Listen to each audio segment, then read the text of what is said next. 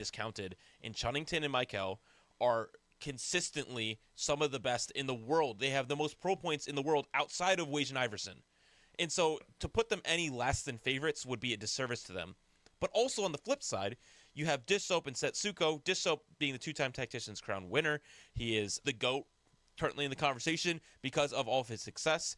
And I don't think there's many in the world anywhere that can beat him when he is really locked in and really enjoying what he's doing. So I have high expectations. Setsuko, on the other hand, Gangly, why don't you tell us why we have him in the favorites with the little bit of lack of success, at least to his standards, this set? Yeah, I mean, we've talked about it on our personal podcast. If you guys want to hear more at length, you're always free to listen to those. Setsuko has had a good set, right? 3 top 16 finishes, a top 8. Setsuko, I think there's two things at play. Number one, when we're talking about the domestic success that Wage and Iverson is showing this set, that's kind of what Setsuko's claim to fame was, right? He still to this day is the player with the best AVP stretch that we've ever seen. He averaged a sub 3.5 AVP over the course of 2 straight sets, qualifying to the Tactician's Crown in the process and making a top 8 there. But the other thing to consider is the patch, right, Jack? I mean, this patch is a highly skill expressive patch that allows you to be able to cap out on level 9. And if there's someone I had to pick, like one person to save us because someone's got to build a board on level 9 and cap out higher than anyone else, that's Setsuko. That's what he's good at. So I think for those two reasons, understanding his domestic history and the patch that we have on hand, assuming that it does click and that he's able to make the adjustments with the little bit of time allotted since this patch has been out, I would expect Setsuko to perform extremely well this regionals. I'm very excited to watch him play and learn how he's going to cap out boards and get there, because that has been his specialty of even playing around the knife's edge of I'm gonna die and go 8th, or I'm going to win out. He is the best in the world at the win out, and so excited to watch him play. The next tier of players is the ones that we can't quite say if they don't make it to the Tactician's Crown, I think this would be disappointment. But the ones that very much we'd say these guys should be in the final lobby, and that is the elite tier of players: Pokigam, Prestivant, Cambulee, Robin Songs, Marcel P, Bosso Skills, and Quintanilla. I would split this category up a little bit. There are some players on there where them being in this list is a reflection of their entire career, right? Robin Songs being the most obvious, Prestivant as well. Cambulee post-merge has been one of the strongest players in general, and even though Cam had a weak set at large relative to his skill level, he came up and had a very strong week 1 performance to re-qualify to the TPC and get his spot here. And then we have players like Marcel, Bosso, Quinta, and I think Pocky is maybe in between, right? Because Pocky is elite long-term career-wise, but has had some ups and downs. I think that these other 4 players in this list is a reflection of how they've been performing this set. I mean, Pocky going into the last Cup was in a position to potentially beat Wage and Iverson for pro points until Wage won the entire thing. Marcel was right up there, Bosso and Quinta. All 4 of these players have had very, very strong sets. The one player I want to highlight of these 4, though, is Quintanilla. I was vocal last set on how I was not a huge believer in Quinta, especially going into international results. And Quinta has time and time again proven that wrong. He has been a very consistent force in the TPC over the last 6 events or so, has 3 top 8 in the last over the course of the last 2 TPCs, and has very quickly risen to be the strongest Brazilian representative in the TPC. So I think that if you are looking for someone who maybe their reputation hasn't quite caught up with their results, Quintanilla has to be that person for me.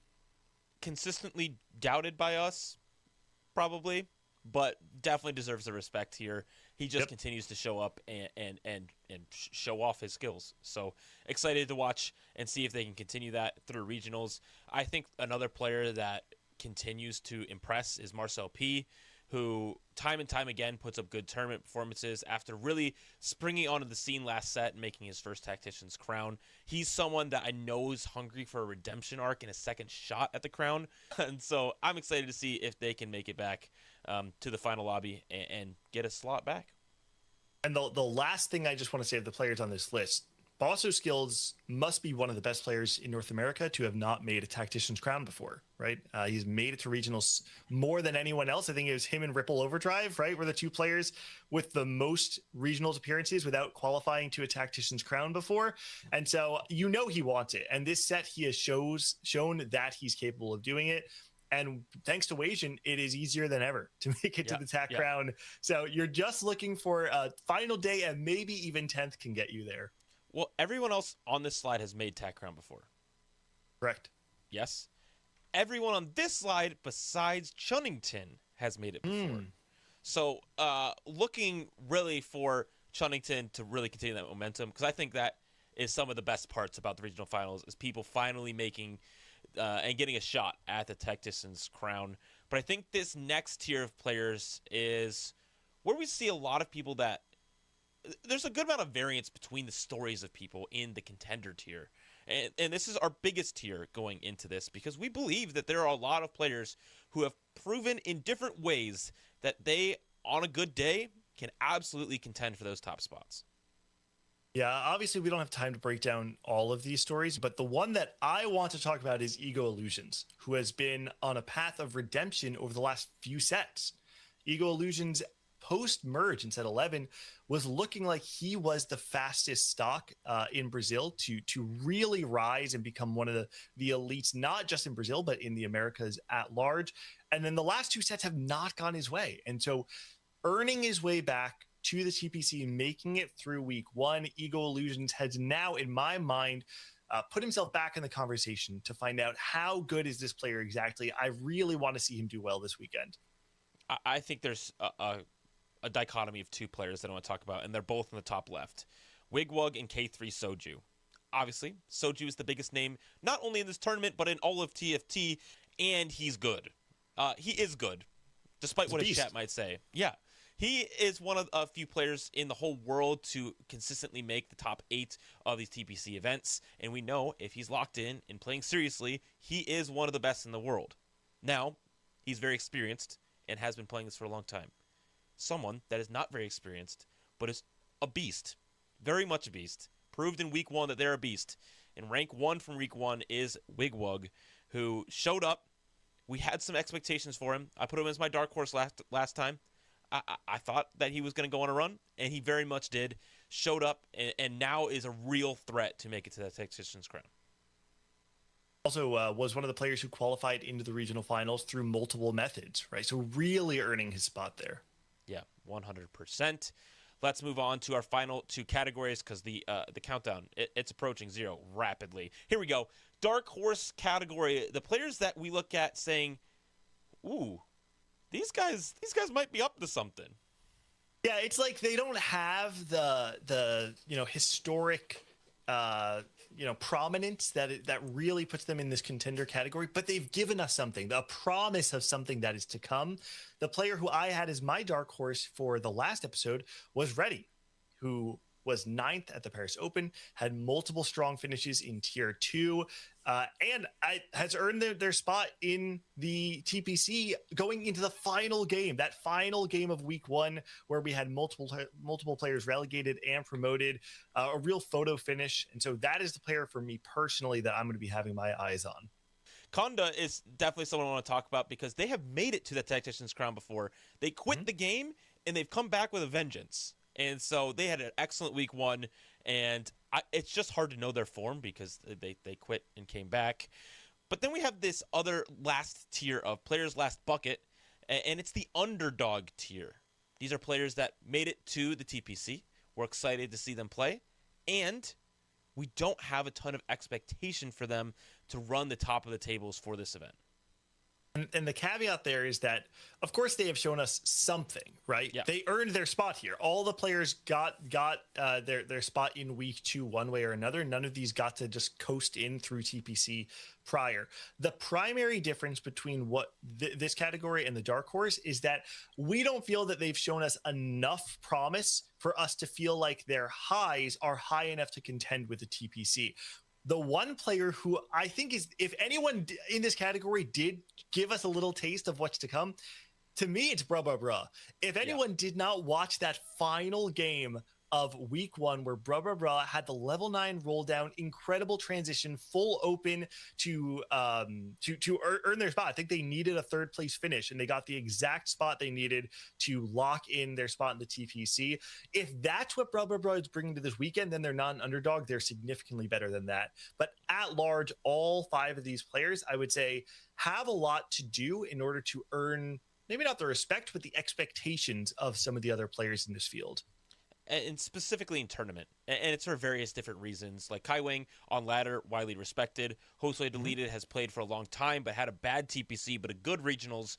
And so it's just these people are just, I mean, I don't know if they're confusing, but they're unproven in different ways. And so that makes them fun underdogs to root for as somebody that we look at as, you know, maybe they'll make a run. We did compile all these in a tier list format just to put them all in here. Obviously, seeing that contender tier is definitely the most full, but there's a good amount. We did a good job keeping the favorites and elites, you know, down to around 10 players that could possibly make it. It's a good look. To wrap up the show, as we do for these episodes, we have our predictions, and it's a little bit similar, Gangly. Let's talk about your predictions. I know we believe in our dark horses. Both of them made it, and now both of them are back, and we believe in them again as dark horses to make it through. But let's talk about our favorites a little bit. Yeah, neither one of us put Wage Iverson as our favorite. I put Dish Soap. I feel like Dish Soap, despite having a strong set, despite looking good the entire time, has kind of been pushed out of the limelight a little bit to make way for Wage Iverson and Michael and Chunnington. And I think it's just time for us to pay respect to the GOAT, right? Dish Soap is perhaps the greatest TFT player of all time. And I think that it is just a disservice to him to not talk about him as the favorite to win the event. Yes, Wage Iverson is chasing the golden road. I just feel like Dish Soap is due for another win, and I can feel it. And for all the reasons I said earlier, Reddy is having an incredible set, has proven himself not only in Tier 2, but on the international stage in Paris. I'm glad that they made it to the TPC, and I'm excited to see how much further they can push this run. And probably the spicier pick of this would definitely be Chunnington is my favorite, someone that has not made the Tactician's crown before. But when you go final lobby in all 3 TPCs, you're only really losing to Wage and Iverson. I think he's got a chance, definitely a favorite to make it out and be one of the 10 players representing the Americas at the Tactician's crown. And so I think there's a good chance that every single one of our predictions comes true. I'm down. I'm down for it to happen. We can handshake it. I'm happy. Let's do it. Deal. Agreed. Here's the graphic that we always end our show on, the competitive roadmap, because this is the second to last time that we'll look at this for this set. It's kind of sad. Yeah, it's been quite a journey from the Paris Open all the way to here, halfway through the regional finals. It brings a tear to my eye. It's a good set. Good set. These open sets are always great. The greatest set of all time is coming to an end, and I know that this is going to be an absolute banger of a weekend. The Lore and Legends regional finals has already been great through week 1, and I know there'll be more legends made through week 2 and the Tactician's crown coming up. So from Gangly, from Sealy, thank you for watching the roll down here on the pre-show. We are so excited for the regional finals and for Tactician's crown. So it's about to start. Hang in there. It's time for the regional finals. Always rises. Cannons.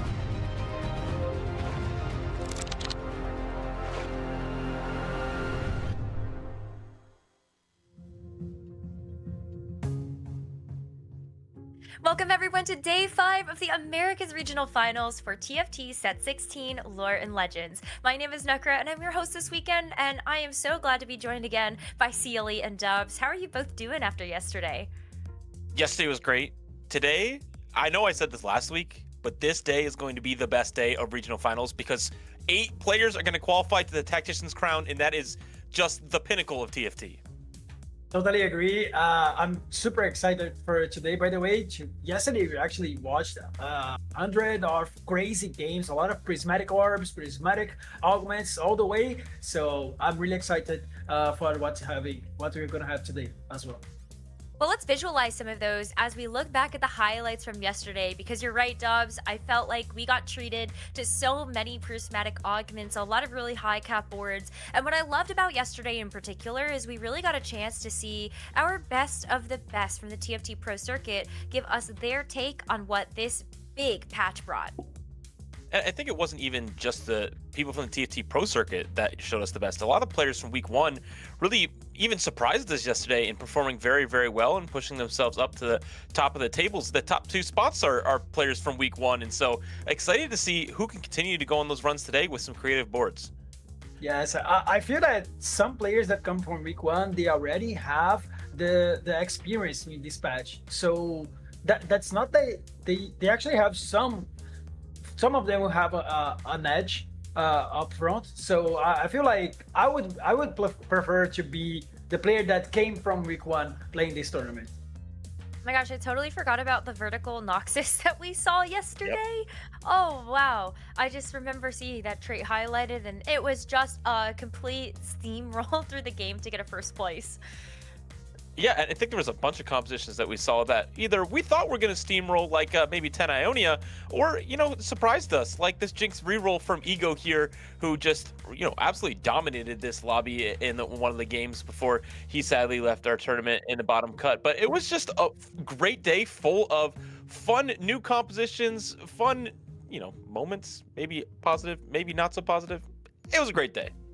Yes, I mean that 10 Ionia round, it was incredible. I mean, I was hyping the Ionia the whole game, and then he just faced it like with a board all of 1 stars, Silas 2, Annie 2, so it was just impossible.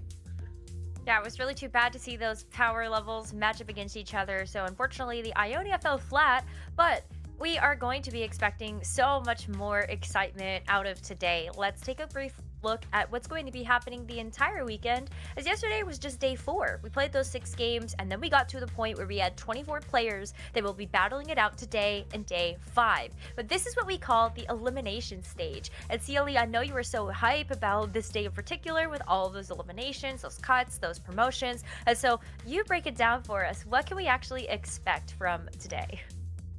The elimination stage is almost always the stage that comes with a lot of decision making according to what your points are, because as we enter the tournament, 8 players have already been cut from yesterday, where we started with 32. Now we're down at 24 players left, and after just 2 games, another 8 players will be cut. So if you're lower down the leaderboard, you need to perform right now. And then you go into the round of 16, where we'll have our first opportunity to welcome players to the Tactician's crown after just another 2 games. 4 players advancing, 4 players cut to lead to a epic final 2 games with 8 players, with 4 advancing to the Tactician's crown and day 3, and then 4 players dropping out as well. And day 3 is going to be really something special too.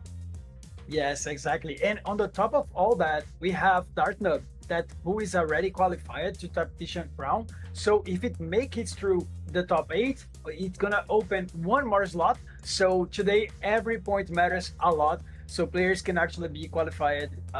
Even the 9th place of the tournament can be qualified to Tactician crown. And it's the hard work of Darthnub and Wajan Iverson that's going to gift us a checkmate format for that final day. So there's a lot to look forward to throughout the rest of today and, of course, well into tomorrow. But now that you've set the stage of what's to come and the intensity of these eliminations, let's take a look at the standings as they sit after our 6 games yesterday. As a reminder, these points are going to carry over into today. So as you can see with JRC at the top with 36 points, that's going to be a nice leg up to get through these first 2 games and maybe even just promote into our final day of competition right off the bat. But as we look forward to the middle part of our standings, this is where you're not out of the woods just yet. In fact, when we take a look at the next page, your work is kind of cut out for you. If you were in 17th to 24th, these are the players that these first 4 games are really important. You don't want to go home yet. Good news is up to 8th place, which is where that cutoff is for moving on to the final day. It's only a 5-point difference if you're somebody like Cambuli, who's at the bottom of that cutoff currently. And so obviously got a good amount of work to do, but 5 points, not too bad. Sad news is we did lose a lot of our great competitors yesterday, and the one we have to mention here specifically is Wajan Iverson, who dropped out in 27th, had some very unfortunate last 4 games of yesterday, and was somebody coming into this tournament that won 3 straight TPC events, which we never thought would be possible even a little bit. So he was very much the favorite coming into this one, not going to be able to complete the Golden Road. Yes, I want to mention as well, Brazil had 5 players into this tournament, and Brazil actually won last time. So first top 1 finish was for CFB, and Sheiko got top 2. But yesterday actually was not a great day for the Brazilians. We lost Eagle as well as Conda and also Quintanilha that played Tactician ground before. So just 2 more Brazilians trying to hold the line and keep the title in this tournament. Well, we said goodbye to these 8 players. We do get a chance to see them in the pro circuit for set 17. And so you will get a chance to see them take the stage against the rest of the Americas players later on. But let's bring our focus back to what's going to be happening today and also what the secret sauce might be.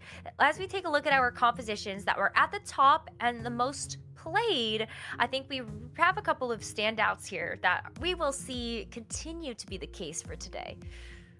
I think the one on the top left of our screen, Vertical Demacia, is specifically probably the biggest comfort comp. It's one of the only compositions right now that's doing quite well around 4 costs, and so rolling on level 8 makes you be able to bail out some fairly bad spots when you're trying to play around AP. But the opposite side of that is Annie-Legendary Flex, which is, hey, I don't need to roll on level 8 for 4 costs. I'm going 9, I'm hitting these 5 costs. In this Annie unit, with all the supporting cast, once you get that online, you can win games. You see there, 46.2% win rate, pretty dang good. Yes, I mean, on the flip side, we have the 3 cost lines. You can't win as much as the lines that CLE just mentioned, but this is some lines that are very consistent. They showed a very good to be very good on the meta, especially on a week 1. But yesterday, at least from the games we watched, they were suffering a little bit, but we actually watched some very high capped games due to the prismatic orbs and the prismatic augments. But in the regular game of TFT, with some gold augments and less resources, they can be quite good. And especially LeBlanc having some good results, as well as the Malzahar. So I still expect them to appear if the players have a good spot for it. And then on the other side of this high legendary cap, we've got Melflex and Riseflex. Both of those compositions ended up having quite a good win rate across the board. And of course, a high pick rate. If you have the conditions, you definitely want to go down those routes. On our next slide, we have some more of these lesser played comps, but still enough to be picked up on our top comp slides. And I think the ones with Flex in it are probably the most interesting ones, and I'll let Dobbs talk about Shurima Flex, but I want to quickly touch on Kaisa and Bilgewater, and these are 2 lines that aren't very played right now. As you can see, only 8 and 9 games respectively, and for them, the idea is really playing around some of this tempo, being able to use unlocks and free resources to really allow yourself to be healthy enough to push for those top 4s. And this is something we'll see a lot today from players that are at the top of our board currently, wanting to play a little bit safer, playing for 4th, playing for 3rd, maybe not taking the high risk strategies.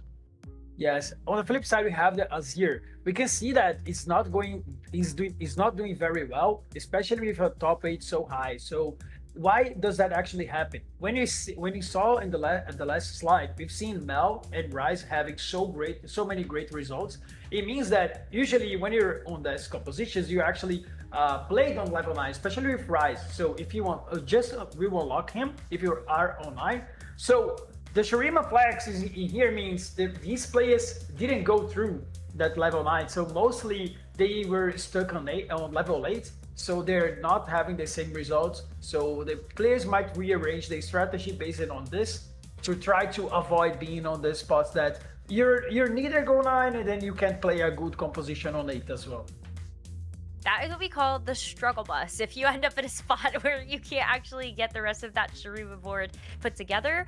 But I think another composition on this page that does stand out to me is the Aphelios reroll. If I had a nickel for every time we saw the Aphelios reroll on broadcast during week 1, I would have had 2 nickels, which is a lot actually. But then there's 7 nickels from this particular day yesterday. And I just thought this was kind of interesting because while 3-cost reroll has been so dominant, and you can even see the Jinx reroll here actually having a 20% win rate and actually quite high usage, the Aphelios reroll is one of those that we've seen kind of go through this evolution, whether it's been with the Scion at the beginning of the set, but now maybe it's a bit more of like defenders or wardens in the front line to give that Aphelios some time. It's a surprise to me that 2-cost reroll is able to stand tall against some of these 3 costs. Probably just easier to get online since it doesn't require as much gold. But these are the compositions that were popular and have stood out to us so far from what our players played yesterday. But how are they going to get through today? Let's talk about how to cap out a board. And these are going to be compositions that are already familiar if you've been watching the broadcast, but these are also going to be the boards that our players are going to look for in order to actually play for a first. And the players that are at the bottom of our standings are really going to need those points. So what can we see and what will we need to see to actually get these conditions to hit these boards? My favorite way to play right now is specifically to play around Mel and that Noxus flex line. And the biggest one you're looking for is, hey, can I get a Scion out of an orb or in my early shops to unlock LeBlanc, which is the excellent item carry and also keeps your HP really high and pushes tempo fantastically throughout the mid game. So that is very much the key for Mel, and that actually can lead very easily into Rise in the late game if you're able to get to that level 9 and start to flex in some of these other traits.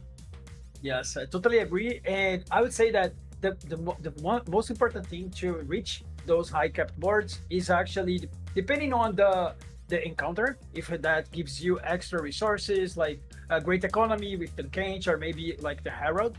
But sometimes it leans towards your augments. If you have the economy to go to reach that level 8 very early, try to unlock the Mel and then later on reaching on 9 and try to cap out your board with Silas, Rise, and other great units across the board. So we've seen the players having much success, but it really depends on if you get the right spots to play this. Well, I'm rooting for Seraphine encounter so we can see triple prismatic lobbies and just be excited for all of the high variants. But there is another champ on this board that we got to dive a little bit deeper into, and that's Rise, because Rise has been the flavor of this patch, and I think there's still secrets we are uncovering on how you can actually play this Rise, because boy have our players gotten creative, and I think a lot of that has come down to a lot of our competitors teching for trait tree, playing around that augment to get these emblems. I think there's so many combinations that can be incredibly powerful. Personally, I don't know if I've ever played Shadow Isles Rise, so I was maybe reading that for the first time. But Shurima is specifically the one where Rise can become something that really helps you win games, because not only does it provide some CC, but you also randomly now, hey, we're farming gold, we're possibly farming items. There's so many different ways that now this Rise can make your board even stronger.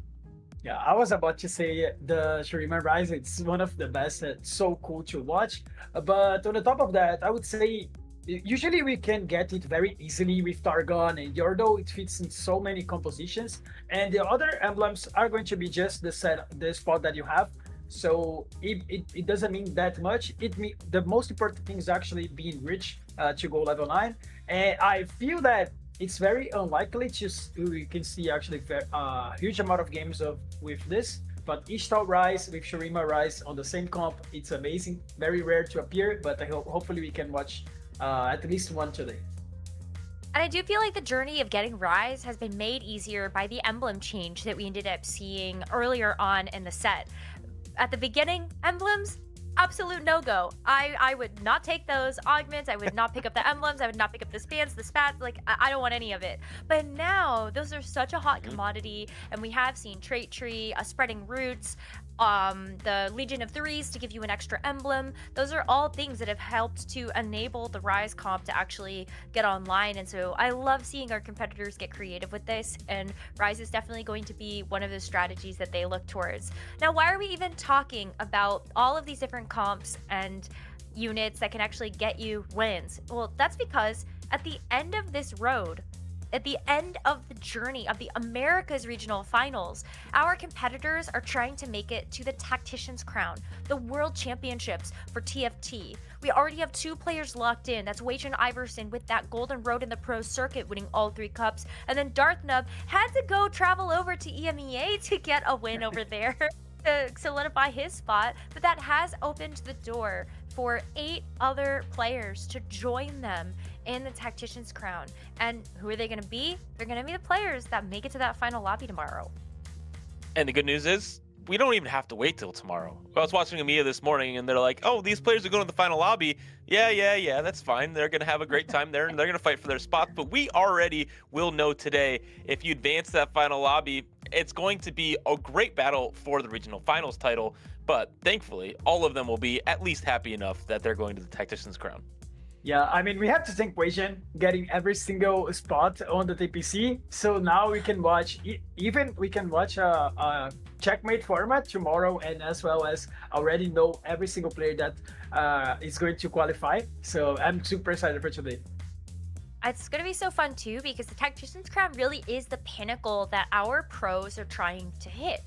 We have only crowned so many champions because we've only had so many sets where we've had a Tactician's Crown. You think about back to Galaxies, where we saw history being made with the very first Tactician's Crown, and how we have been able to evolve throughout the sets and throughout the years to have what we do today, where the Tactician's Crowns are bigger than ever. We have players coming over from 4 major regions within TFT, and it is such a huge honor to not just be there as one of the representatives for the Americas, but also if you win, it's an easy argument that you are one of the best players in the world. And I do think that that is an accomplishment that is lacking for some players and holding them back from being considered one of the GOATs. I think that's why we look to players like Dish Soap, who have won twice, and that's like, oh, easy, best in the world, no question.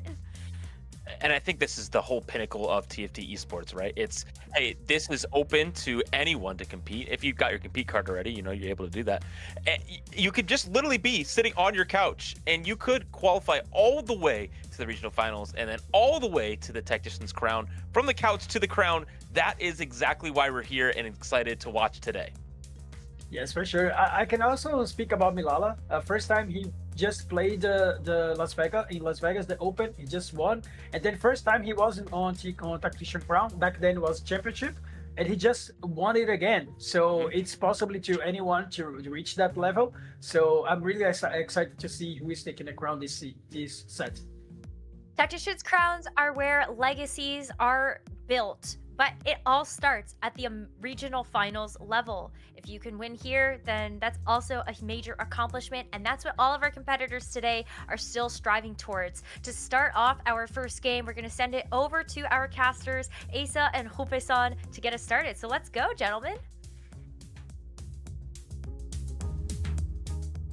Thank you, Des. Week 2, Game 7 is about to start, and Hupeson alongside Coach Extraordinaire, now expert caster Asa. What are your expectations for today, bro? I'm really excited to see how these players adapt to what they learned from yesterday. I think I really got my eye on the 3-cost reroll that was really popular. We saw it in almost every single game yesterday, but it didn't do that well. So I'm curious if players are going to continue down that line and they still believe in it from all their practices, or if they're going to opt to play it a bit less.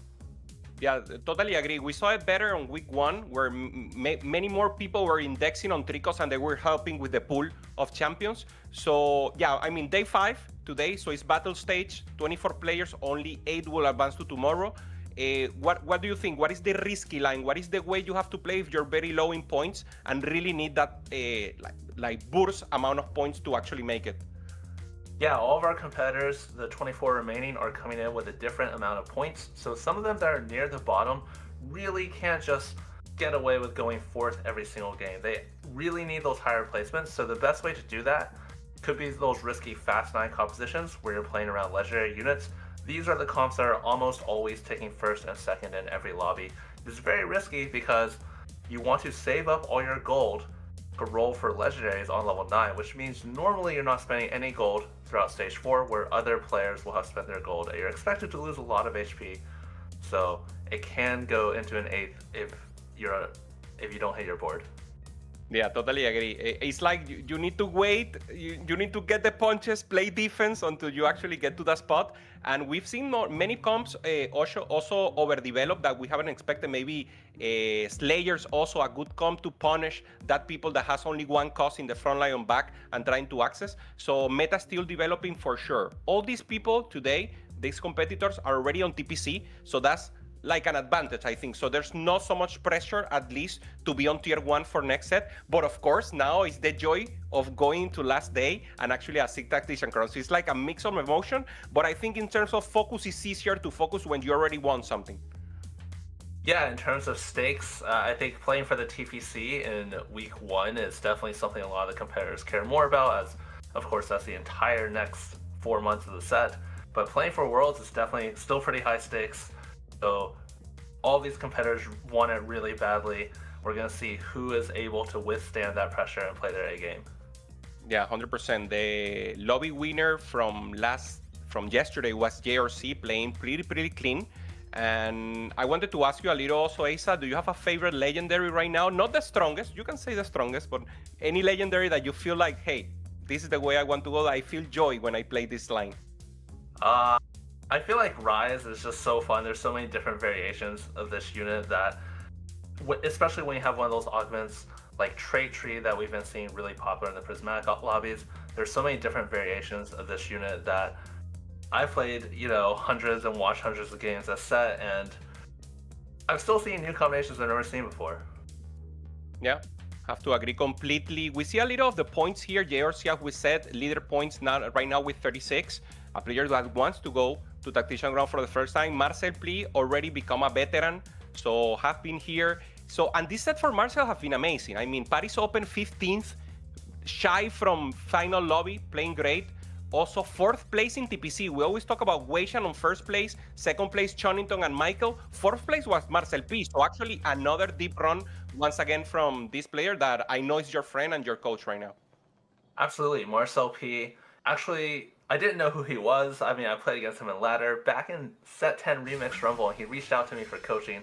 And since then, he's improved every single set. I mean, you did good coaching. You can throw flowers at you also. You good coaching from you.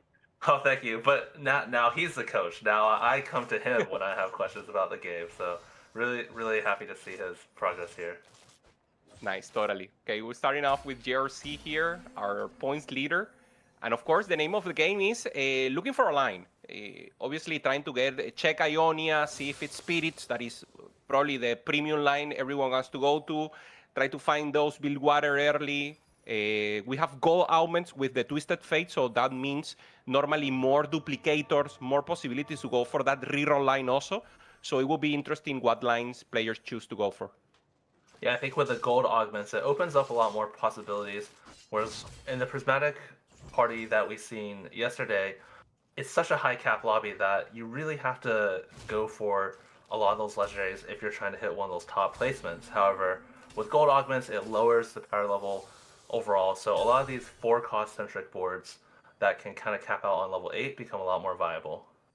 Makes sense. We have confirmation here from our observers. It's Path of Enlightenment. So it's AP and AD. It's good. You have some stats, but you also have the XP side. So it's not the ideal one to go full power. But of course, if you want to go maybe some tempo line into Yone without rerolling, could be a possibility here for players. Jose Deleted, a player that had to fight it out, came into Plains. So he was dropped from TPC at least for a while, and he had to regain the spot to get here. So Josecito, a player that has been amazing on ladders in Latin America South throughout the years, and now finally with a chance of going to TPC once again and going for the first time to Tactician Crown if it goes well today. Yeah, absolutely. We have Deleted from Latin America, and also Shaco from Brazil in a lobby with 6 players from NA. And now thinking about his first augment. A lot of players have been prioritizing Econ on this patch because with all the new compositions enabled by the unlocks, if you can use that Econ just to get to the higher level, that can translate into combat power. And we see Deleted going down that line, taking the advanced lane. Really good in Gold Gala because demoting from a gold to a silver is not as bad for your 3-2 augment. So good pickup by Deleted. 100%. Yeah. We have also Shaco here with Aura farming and a Cillian. Not the best, but also not the worst. We know the Demacia line is pretty good, and you can put in that Cillian for utility. Having it 2-star means that you will also be able to get some presence in. How do you feel about this pick? Yeah, I think aura farming is it's been changed quite a lot this patch, from giving you an item, from appearing later in the game to earlier in the game. I think it's quite good on the current patch. And Zilean is not one of the best ones, but I would say quite good. You absolutely can stabilize off hitting that Zilean, putting 3 items on him, and he can carry your damage throughout the stage 4, which is really what you're looking for with aura farming. Yeah, cool, makes sense. Jonington here, second place on TPC, also a player that, I mean, has been on the uprise in terms of skill, in terms of knowledge, respect from pro players. Right now we're seeing a little more of Beachwater angle here with Hustler. It's Hustler, right? The Yeah. augment? Okay. Yeah. So good possibilities to get additional gold. If you manage to get a 3 cost, it's amazing. Having that chance, but obviously very difficult. Do you try to position to try to get the highest unit, or do you just position to win the round, the highest cost? With Hustler, you want to push levels really aggressively because you can't make econ anyway, so you generally just want to be ahead of the rest of the lobby in levels on stages 2 and 3 and translate that into a lead that can get you a good placement in the late game. It's really good with Bilgewater just because towards the end of the game, you start actually falling behind with Hustler compared to the rest of the lobby in terms of how much total gold you've earned. But with Bilgewater, you can make up for that gap. So Bilgewater and Hustler, great bot for Setsuko. Making sense there. Or JRC, sorry. Yeah. Setsuko was in the front, also going for that LeBlanc line that Jack CLE was saying on the run of show. Ideal to go for Mel, to try to flex around Noxus, and even play the reroll line that we know is very volatile, can be amazing, but if you don't get to Darius 3 quickly, if you don't get to the LeBlanc 3, you're actually in a tough spot. So going for AP items now doesn't feel like going for the Darius. We know when the reroll Darius line, Darius is the most important, so you need the items as priority. So maybe just trying to think about the later stages of the game.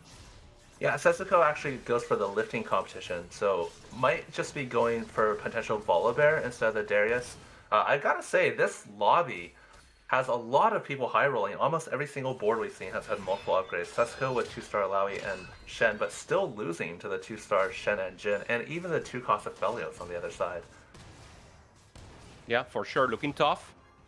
For now, we see Marcel against Deleted, and for now, holding items on the Jarvan, holding strong first Carousel, and we have a chance here to see the rest of the boards. Pocky with a Viego start.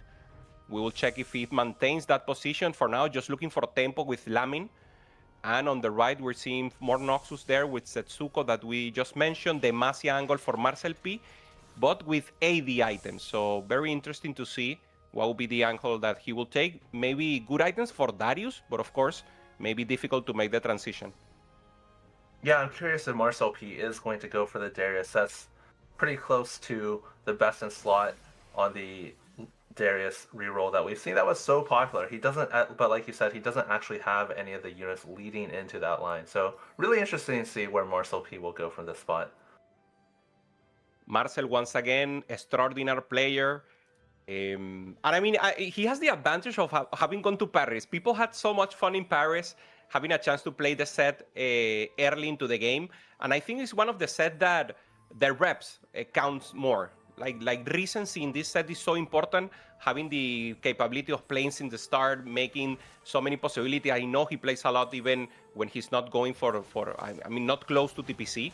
So very important. Cam Bully on the front. Opinions here on Cam, a player that since set 11 has been on the front as one of the elites for Americas.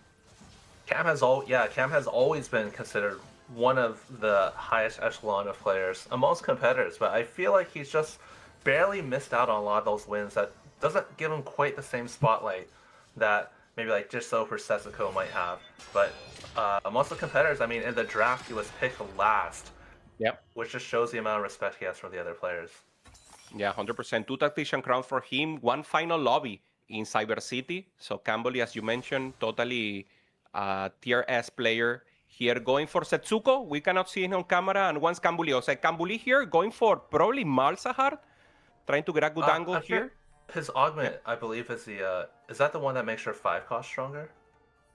Or like, I believe it's late game scaling, but I'm not sure. Okay. If so, then he's probably trying to go for that fast line. But it's really scary with how strong this lobby is. There's just so many high rollers in this lobby. I feel like this is the strongest lobby for sure we've seen all week. There's Yeah, so many cool 100%. upgrades.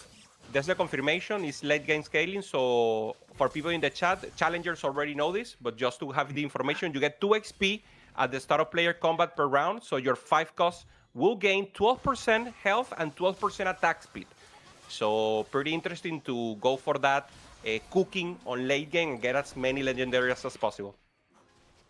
Yeah, normally a pretty strong augment, but it's really scary in this lobby with how strong it is. I feel like Campbell is going to have a really hard time winning any rounds and actually being able to make it to level 9. So he might have to sacrifice a lot of the value of that augment. I'm really curious to see how he goes from this spot. Yeah, makes sense. Wouldn't be happy with his spot. Okay. Yeah, same for JRC here. I mean, having win streak already with Bilgewater in, getting the takedowns, getting the Serpents up on speed. He will be able to buy stats, to buy the units to keep the tempo up, or even go for items. And, I mean, great possibilities here. As we mentioned, he's in Hustler, so he needs this influx of gold, not coming from economy, but coming from the streak. Yeah, JRC was able to go level 6 on stage 2 because of the Hustler that other players weren't able to do. And because of that, was able to pull together a 100 streak and make up some of the econ. Obviously, you cannot make econ with Hustler, which is a big downside. But if you can make win streak gold, if he wins this round, he's going to get 4 extra gold compared to someone with 40 gold in the bank. That's going to be the same amount. And then saving HP at the same time. Great spot for JRC. Not going for duplicators here, doing the due diligence, so obviously not trying to lose the Serpents in something that is not required in the comp. He feels he's stable, looking at the rest of the lobby. And the other one with win streak is Chonnington. So these 2 players, they should face off soon. If they don't, it's possible that throughout this round they don't.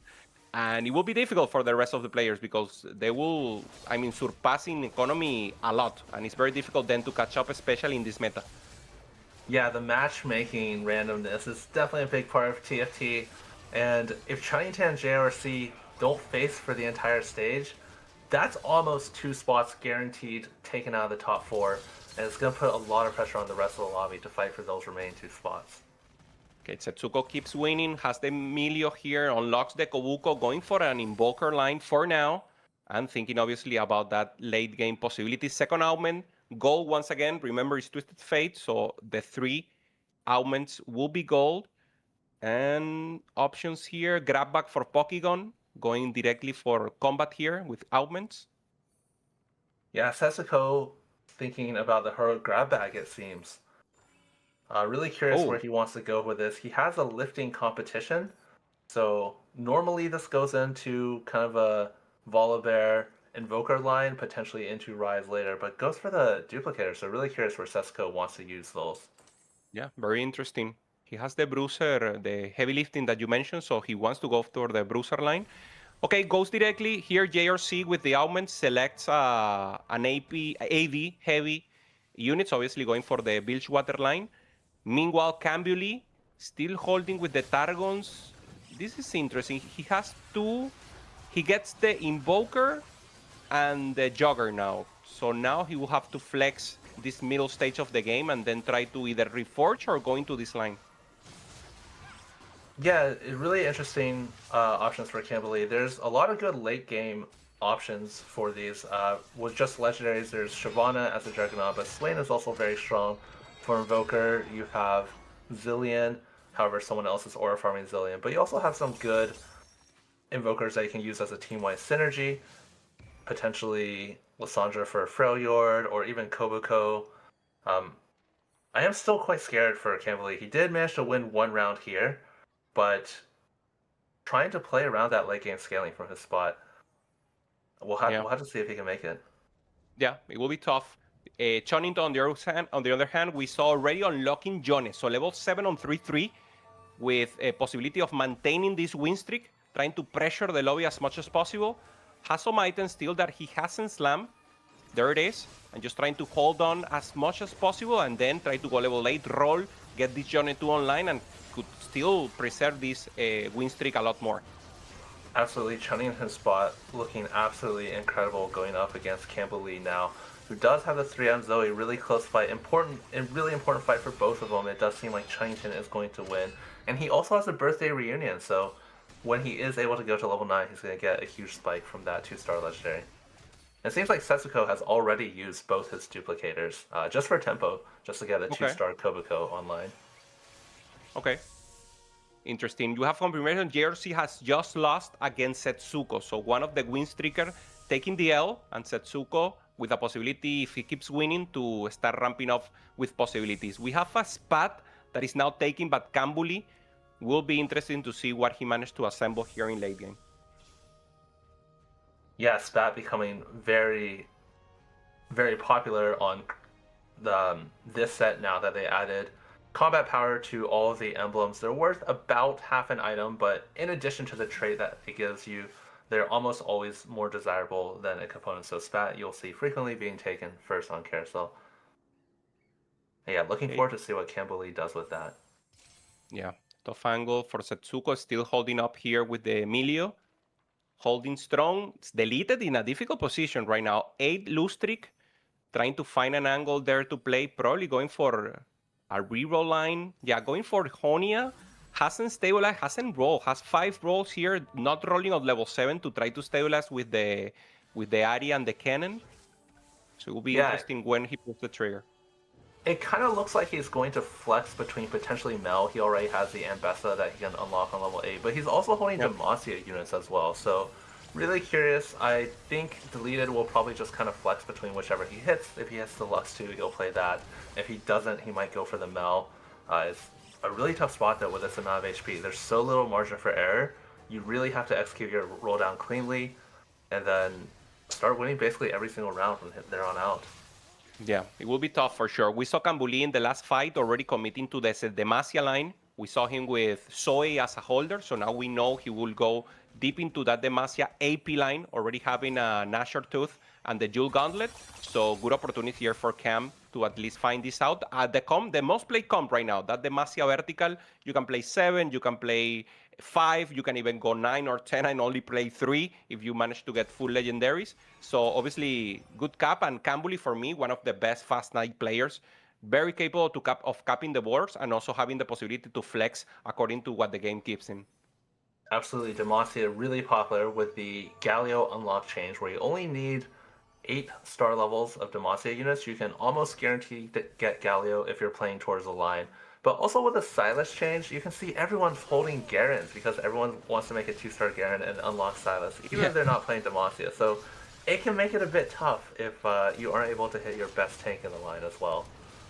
Yeah, 100% agree. I mean, if you play in Demacia, you want the Garen, you will not sell it because you need that buffy tank, and it's very difficult to find it again. But it's as you mentioned, people are hoarding pairs of Garens, so you have maybe 6 Garens around there before you can actually roll. So it's tough, for sure.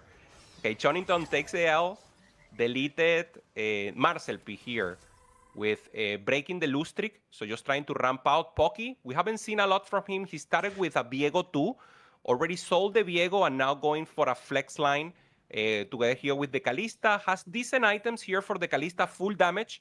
Normally people try to generate to make some mana regen. There's a school of thought that you don't need that mana regen, you need directly to go for full damage. Any opinion on Kalista itemization here, Asa?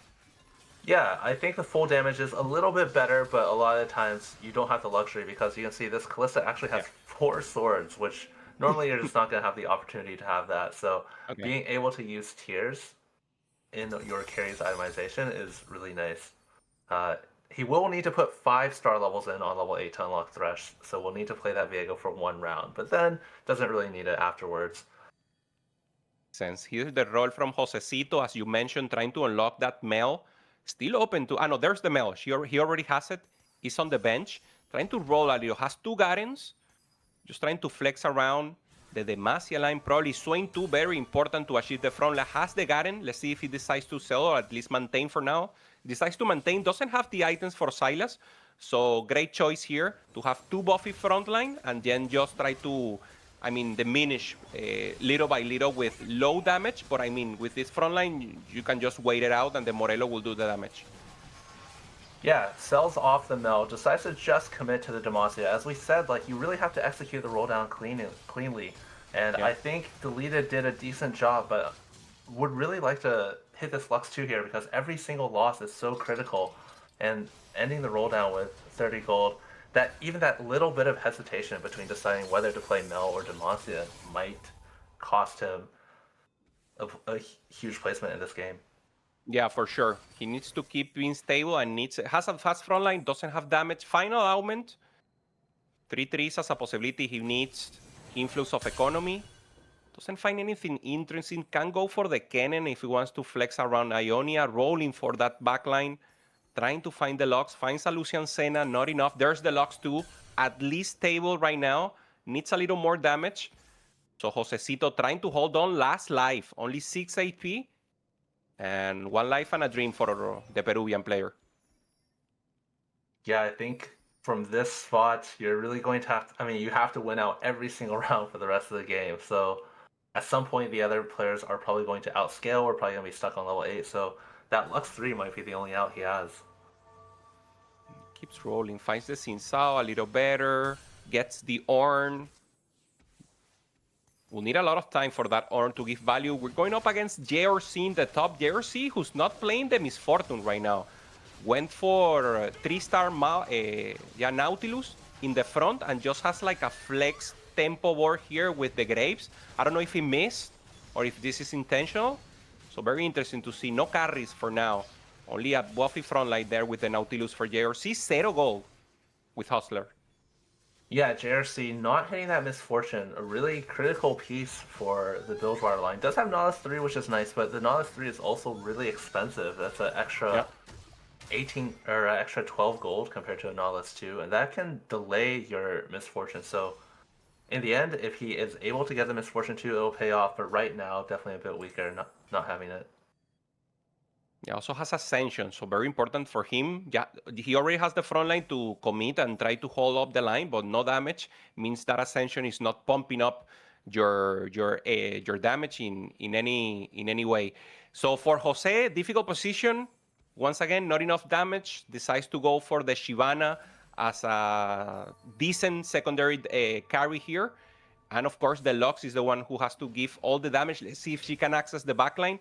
Going up against Slayers on the other side. Slayers Proshonia. There's a set. There's already an Aatrox also on the right. And of course, the Yone, who's still 1-star. Yeah, some good matchmaking for Deleted here, who plays against Chunnington while he's still carrying Graves. Or plays playing against Chunnington now with 50 gold in the bank. So easy win for Deleted. Not even close. Chunnington just trying to go level 9. So basically expecting to lose this entire stage, will go very low on HP. But if he is able to get there, then can maybe win out the game. There's a Senna, potentially Senna too, for Deleted. Yeah, good it's on the wrong possibilities side. here. And Polygon denies it. Oh my god. So difficult here for Josecito. Needs anything to ramp up the damage. That possibility could have been good. Some additional options. We've seen the rest of the board. Josecito with good chance. As you mentioned, everyone prioritizing that Garen. Also Kambuli trying to hold on.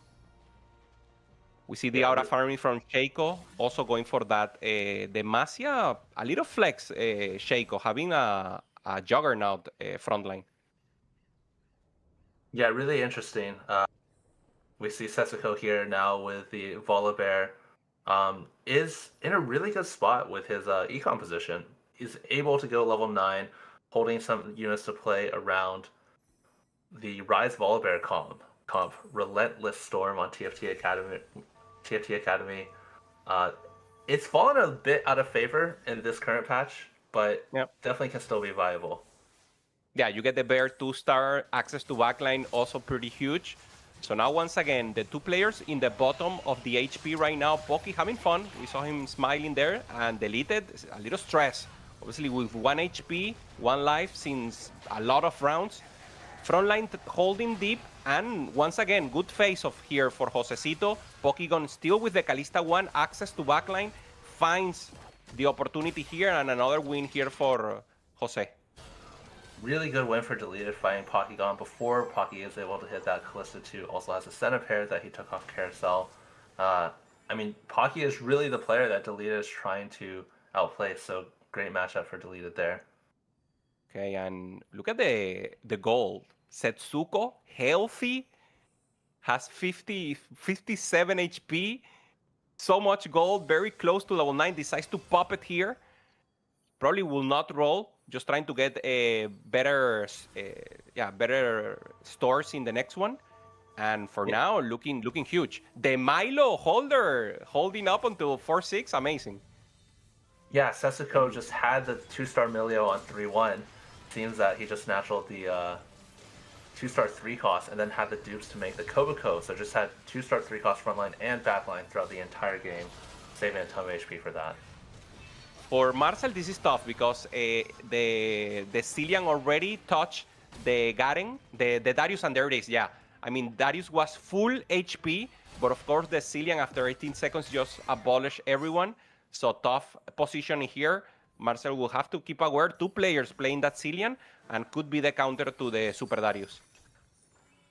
Yeah, absolutely. Marcel P, who did have the best in slot Darius at the start of the game, did end up going for that line based on his items, even without the units. So that is what Marcel ended up to. And we have Setsuko going for the Rise Volley as expected. This has been a pretty prevalent comp throughout the entire set. Again, it's been a little bit less favorable in the current patch, but still extremely viable if you have the right spot for it, which Setsuko definitely does. Yeah, 100%. And great items also. He has mana generation, has the crit to amplify everything that is already amplified on that Rise, and the possibility of scaling AP, raw AP here with the Archangels. Here's the roll from Setsuko. He will roll deep for sure, trying to find that frontline 2-star, finds the Wukong, and now trying to roll for the Rise. There it is. Rise 2 for Setsuko. Power spike right now for the Vitality player. Huge board for Setsuko with a 2-star legendary that we're talking about now. He's probably going to be extremely strong on this stage. Chunnington also going for a level 9 down, looking for a 2-star legendary. Hits the Aatrox and the set. Wow. We'll see if that'll be enough for Chunnington. So huge. And they're fighting against each other. And this is both with Winter. Yeah. It's just like the APM, the speed of which you make your actions here. Both of them with items on the bench, still trying to scramble to get their items on. More scaling and raw power here for Setsuko, but of course access to backline for Chunnington, and that could make the difference. Set trying to hit the backline, managed to take out the Rise. So this is a win for Chunnington. Once again, position. Even if you position perfect, there is a chance for these units to access the backline. There is some randomness there also. So this is something Setsuko will have to keep an eye on and see if he can position a little better, but of course have also a little luck and try to avoid the Rise from being deleted. Absolutely. Setsuko was a stronger board there, but Chunnington set kind of getting into the backline unexpectedly and killing the Rise to kind of scamming him the win there. So huge win for Chunnington. One of the 2 Latam players still alive on day 2 has been eliminated here on 8th place. So Josecito, 26 points. So a little on the downside on points. Getting this 8 means he will be in danger zone. Remember, after only 2 games, players will start to be eliminated. This is battle stage, so it's tough. So Jose Deleted in a difficult spot going 8th will need a first on the next game to actually have a chance to advance. Absolutely. Deleted, as you said, already near the bottom and now taking a bad place. But he's still in it. That's the thing. Everyone can still make it. The point spread was actually extremely tight coming into today. So everyone's still having a chance, even with Pokigon being eliminated now here as well. Shaco with an interesting board. We have the level 9 here for JOC. Trying to roll not many... finds the Shyvana. Not a lot of gold here. Remember, with Hustler, it's very, very difficult once you don't have that streak to keep making gold. Tamkench 1, only Misfortune 1. So feeling difficult. Great start here for JOC. Good tempo, doing what he had to do, but now the comp just doesn't look like it's enough. No damage. Yeah, I gotta be a little bit critical of JRC's play here. Going level 9 costs an extra 60 or so gold. And he used that to play a Shyvana 1, which is nice, but if you just use that to hit at Misfortune 2 instead, it makes your board a lot stronger. Going level 9 does give you a better future endgame since you'll start getting those better shots where you can hit 2-star legendaries eventually. But I don't feel like he's in the position to go for that. I feel like he's really just gotta go for prioritize the Misfortune 2 to upgrade the board string. Yeah, and finds one of the worst face-off here with Marcel P. JRC going 6 and Pokygon also eliminated in 7th. Marcel P with the Ane, access to the backline and being punished, as you said, Misfortune 1 only, and with the burn damage from the Ane, it was just enough for herself to completely delete her. Yeah, JRC, our point leader, going bot 4, but still in an extremely good spot. JRC guaranteed to make it past the first cut, but obviously you want to accumulate as many points as possible as, hey, anything can still happen. I mean, we saw with Wage and Iverson with 2 really strong games at the start of the first game. Start of yesterday, not making it to today. Yeah, and boards now keep assembling. We saw Silas there over here. Probably Marcel P, the only one who has already an... I mean, the board is very difficult to improve here, trying to find the Swain 2. Doesn't he have the pair? So this should be enough for him. Has a duplicator. So a chance here to improve his board, but the game just doesn't want to. Trying to sell here. Different change, and let's see if the Darius is capable to hold the line versus legendaries. Yeah, Marcel P just uses a duplicator on a Briar. Every single piece of board strength matters. I mean, if you die and your opponent has 1 unit left, that could have been the difference. So, not a common sight to see, but let's see how close it is. Maybe it'll be a Briar 2 diff. Darius is holding strong here. Is it enough? Garen also. No access to backline. Master P taking the L here. 5th place, so keep getting additional points here. Not the end of the world for sure. And we have confirmation for the top 4 now. Yeah, Sesko Chernington in amazing spots the entire game, but I really like to call Camberley, who his spot in stage 3 was looking a little bit suspicious, but he did make it to the top 4, did make it to the level 9 with the late game scaling, and now maybe that extra combat from his augments, and he survived just a few rounds because compared to Chernington, who has a lot of Econ augments, doesn't really have any team-wide combat augments. If Camberley is able to hit his upgrades, Annie paired, Galio paired, Shyvana paired, if he's able to hit these, I think he can outscale. Yeah, I mean, it's a beautiful board here for Camberley. You don't see anything crazy. It's only Cillian 1, Annie 1, good front line with the Garen, good utilization here of the emblems. So once again, great flexibility from Camberley, finding his strongest board. And now with a chance even to take out Shaco. Access to backline, Cillian is down, and another win for Camberley. Yeah, huge win for Camberley. With so many pairs, he has such good opportunity to improve his board. Also, again, just with the late game scaling on 2-1, you're making a sacrifice for the entire game. It doesn't give you as much econ as other econ, but when you get to level 9, then it starts giving you combat power as well. For sure. Chonnington here, a player who played also a magnificent game here. Ionia was Enlightened Pass, so his plan was just to ensure he gets the additional HP to play full tempo. Right now, level 9, thinking about going level 10. Already with the set 2-star, has the Yone 2, thinking about Silas 2 when going 10. And just in case, holding an additional Yone to see if there's a chance to make it 3-star if some shenanigans happen in his favor.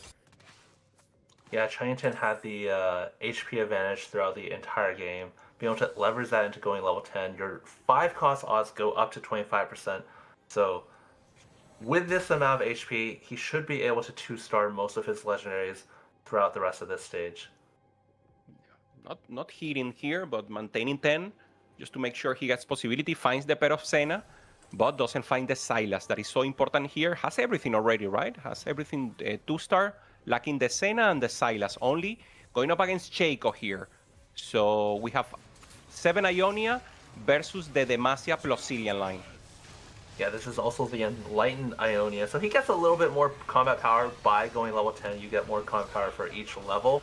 And when you're playing 7, it's a decent bit I would imagine he eventually wants to drop some of the weaker Ionia units, but doesn't really have the goal to quite do that just yet. Such a close fight here. Yeah, so close. And I mean, for Chonington, normally he wants to access the byline. He wasn't needed. And taking a huge win here, Cheiko gets eliminated 4th place. Setsuko losing against Kambuli, and Chonington is the one here. Finds the Lucian Senna, one of the 2 legendaries is missing, so only Silas away from having a perfect board. Full Exodia possibility here for Chonington.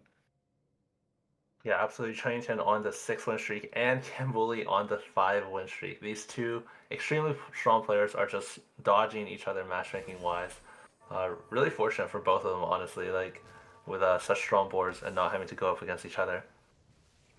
Trying to make a switch there in positioning, decides to stay on the same side, and he's going against Aatrox. So Aatrox against Bolivar, good damage from Bolivar, so first life from Aatrox revived, but now it's easier. He could be able to access very important, huge chunk of HP against the Aatrox. Setsuko trying to access, push-ups there, the sit-ups from the set, is it enough? Lucian Senna making good damage also, and Setsuko I think could be alive, yeah. Takes the win against Chonington, who was on the win streak, and a chance for Setsuko to maybe take a second or win the game. Yeah, it's a really subtle move from Setsuko, moving just a few units that made Chonington think that Setsuko was going to swap sides. So Chonington's set was on the wrong side and didn't get to do the sit-ups in time. You can see when the set came back from sit-ups, wasn't even able to cast because of his last unit alive. Very late. Super impactful. Probably, Nice. I would say, the single most impactful positioning unit in this entire set. So So nice cool. fake out by Setsuko. You call it, fake up. I will integrate. I call it the engaña pichanga. It's like I engaño. Okay, Kambuli up against Chonington here. Chonington tries to access the backline, but the Tivers is holding strong there in the end. First life is down here for the Aatrox, and it's a matter of time with the Cillian already ramping up to the rest of the game. Is it enough here for Chonington? Huge burn damage from the Annie. It's just too much burn. The Annie in the end taking a win. And HP is so close right now. Everyone at 1 life. And final possibilities here is to assemble the board. Cillian, very important here to try to get a Cillian 2 up in place for Kambuli. Yeah, absolutely huge for Kambuli. Already has a Zillion pair, so upgrading one of his 3-item carries. So absolutely huge spike for Kambuli. He was already winning, so it's looking very strong. It doesn't look like Chonington will be able to beat either of these players. Although with the right positioning against Setsuko, if he can get that set to do the sit-ups early, can maybe pull out a win, given how close the fight was last time. Yeah, 100%. Chonington finds another Thief's Gloves. So good possibilities here. Good items here for Lucian Senna. This could make the difference. Going up against Setsuko, we need to check if it will be the ghost or the real one. Setsuko on the meanwhile doing the same. The fake out, the engaña pichanga. Let's see if it's enough and it works again. Yeah, he's positioning so he only has to move half of his board to one side or the other, so his opponents don't know which side he's going to swap to. Really nice positioning by Setsuko. But is it going to be enough against the Zillion 2 that Kambuli picked up and also going level 10? Yeah, great spot here for Setsuko. Chonington going up against the Ghost. And now is it enough for Kambuli? Access to the backline, Rice is down. Lissandra is down, no damage. And Setsuko falls here on 3rd place. Chonington wins against the Ghost, and now it's up to Kambuli and Chonington for the win. Both at middle of the table right now with 25 and 26 points. So these 7 and 8 points will be amazing for them to be far away from the cutoff. Absolutely. We saw Kambuli win fairly convincingly last fight with a Zillion 1, so now with a 3-item Zillion 2. I would expect Kambuli to dominate this fight, but you never know. As we've seen, there's always crazy things that can happen with positioning. Both players have Thief's Gloves. I mean, Chonington has 4 Thief's Gloves, so depending on what the units roll, it can make a big difference. We can see getting the armor shred on the Senna that he didn't have previously for his AD Yone as well. Yeah, double threat here for Chonington. On the right, the Aatrox. On the left is the Yone trying to access sit-ups. Just now, late sit-up once again from the set. Is it enough now? Aatrox doing full damage on his secondary life. Tivers holding strong, soaking all of the damage. Is not enough. Chonington takes the L, and the win goes for Kambuli, the favorite to win, playing amazing tempo, holding on strong, very flexible, taking the first place in this first game. Amazing play from Camberley. I honestly thought he had one of the worst spots in the lobby at the start of the game, but he was able to make it to level 9 and actually get that late game scaling augment online. So it's a really, really amazing game. And it shows why he's, again, the last pick in the entire draft. Very feared player. Yeah, 100%. And I mean, so many things were happening in this game, and that will be breakdown by our analyst desk after the break. Don't go away. 5 more games to determine who qualifies for tomorrow. Top 8 will have a chance to go or will go to the Tactician crown. Don't go away.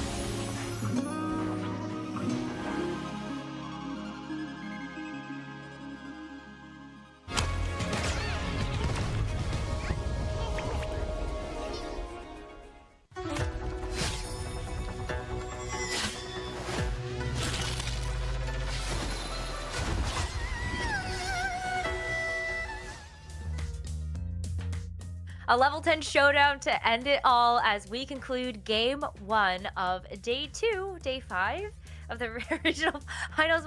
We'll get back to that one. Anyway, CLE Toms, we're watching that game play out, but what did you both think? A Golden Gala being that high cap was really fun to watch, figure out how to use their resources well, and Camberley really just kind of skirting on the knife's edge there and getting to that first place was really cool to watch. Yeah, so I mean, very special set of augments we can say.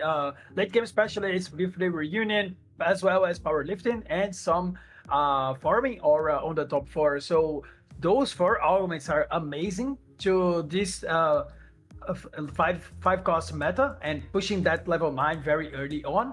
And I also want to mention the Elite actually getting advanced loan. This is a very good augment on the Golden Gala because you do not get much punish when you have a silver later instead of a golden people getting a prismatic, but he didn't have the window to actually punish the lobby with the economy he had ahead. I just want to mention this is now the 5th time on broadcast that we have seen Noxus reroll go bot 4. So I'm begging. I'm begging. I'm pleading. Like, don't play this comp. Please don't play this comp. I'm so tired of it. It's gotta go away. Just not while we're watching. We are jinxing the players that are actually playing the comp. The comp Yeah, was yeah. good, and the stats say that the comp is 0.5 below. And we every time we see players are going bot 4, at least it was a 5th, so not that bad for Muscle P. Okay, yeah, the best of the bot force, but still. Yes. Still not ideal. The real hero in this lobby, though, was not a Noxus reroll, but it was actually Zillion really showing its skills here. Camberley able to cap out around a 2-star Zillion, but also the aura farming from Shaco. We saw doing so much work, especially taking down those super big tanks like the Darius and other, you know, with the ticking time bomb that is a Zillion. Yes, what an important time to play Darius, right? 2 players going for the Zillion. But here comes the standings, and on the top of that, we have Robin Songs and Kai Wang, both players from CTG. I mean, Cieli must be very proud. You must be. I mean, I'm really proud. Look at the boys go. Look at him. And it's not, the thing is Robin is 3 points now above the rest. So not only is it CTG on top, it is, you know, fairly separated from the rest of the group. The problem with this scoreboard is going to be on the next slide specifically, because after the next game is where we cut the next 8 players. Oof. Yeah. So, Brosif. Oh, Dish Soap. No. Oh, it's so tough, especially after the day that Dish Soap had yesterday. I don't want to say that this is mathematical elimination because you can see that Brosif is at that cutoff at 32, but there is a gap forming in the middle, like right around that bubble of 17th, 18th, 16th place, that I am a little nervous now about our players that do actually have 28 points. At this point, I think for Deleted and Crazy Cat, the dream may mathematically be over, but yeah, it's a tough road here, I think, for our players that are on this page. And I think everybody is watching Dish Soap and hoping that, like, he can come back after the streak that he had 5 times in a row to the Tactician's crown. It had never been done before. Dish Soap narrowly missed out last set by 1 placement to actually make it into the Tactician's crown. And now the dream, it's tough. It's looking hard after the next spot 4.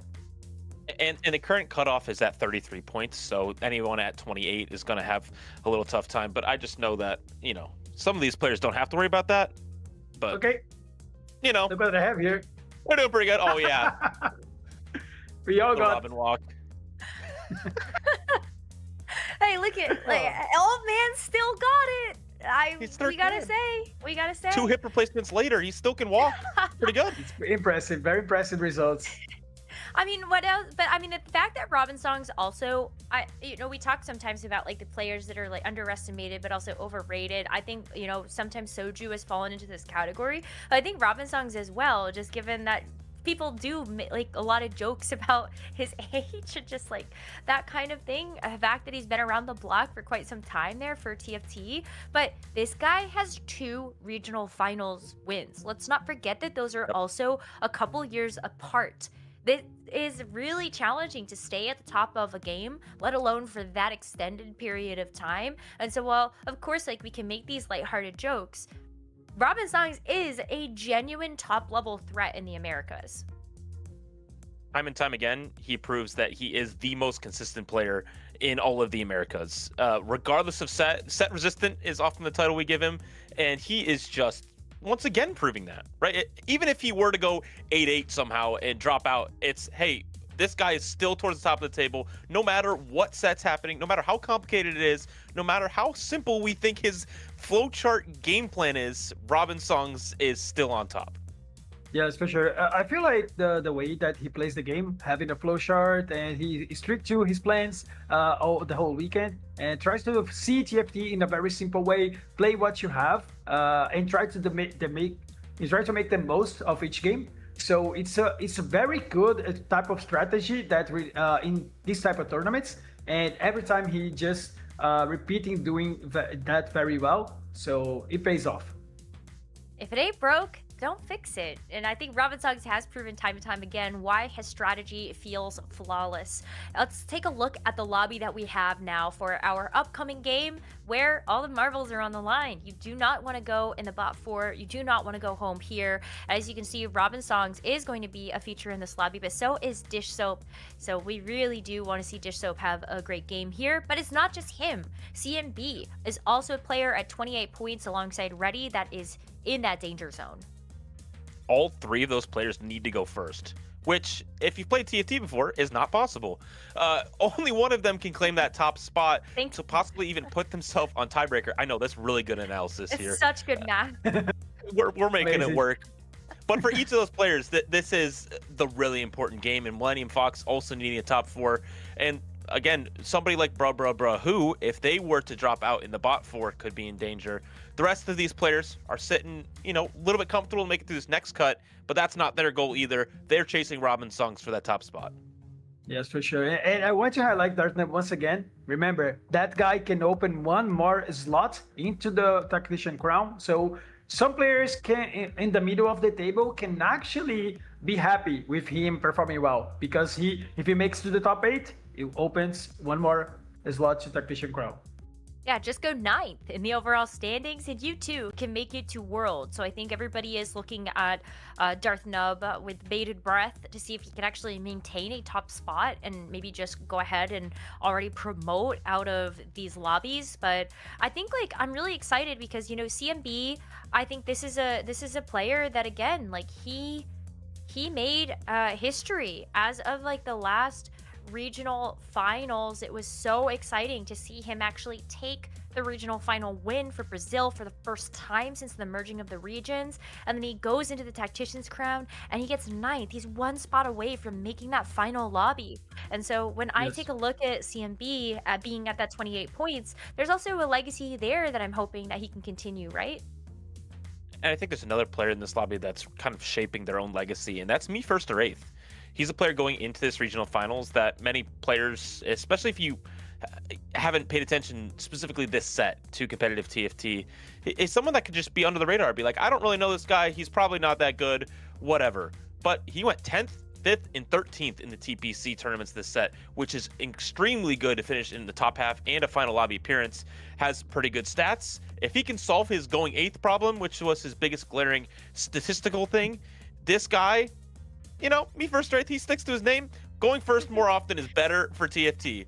I'm just nailing this analyst desk right now. You've got the math squared away. So good. Quite impressive. I feel like this lobby has so many great storylines. CMB, defending champion, Dish Soap, 5-time streak and appearing Tactician crown, trying to reappear on that. We have Robinsons a little bit far ahead and very flowchart, like a flowchart player that is going very well in every single tournament, and as well as the newcomers like Bro. This one is in particular, it's a great lobby to watch even before the cuts.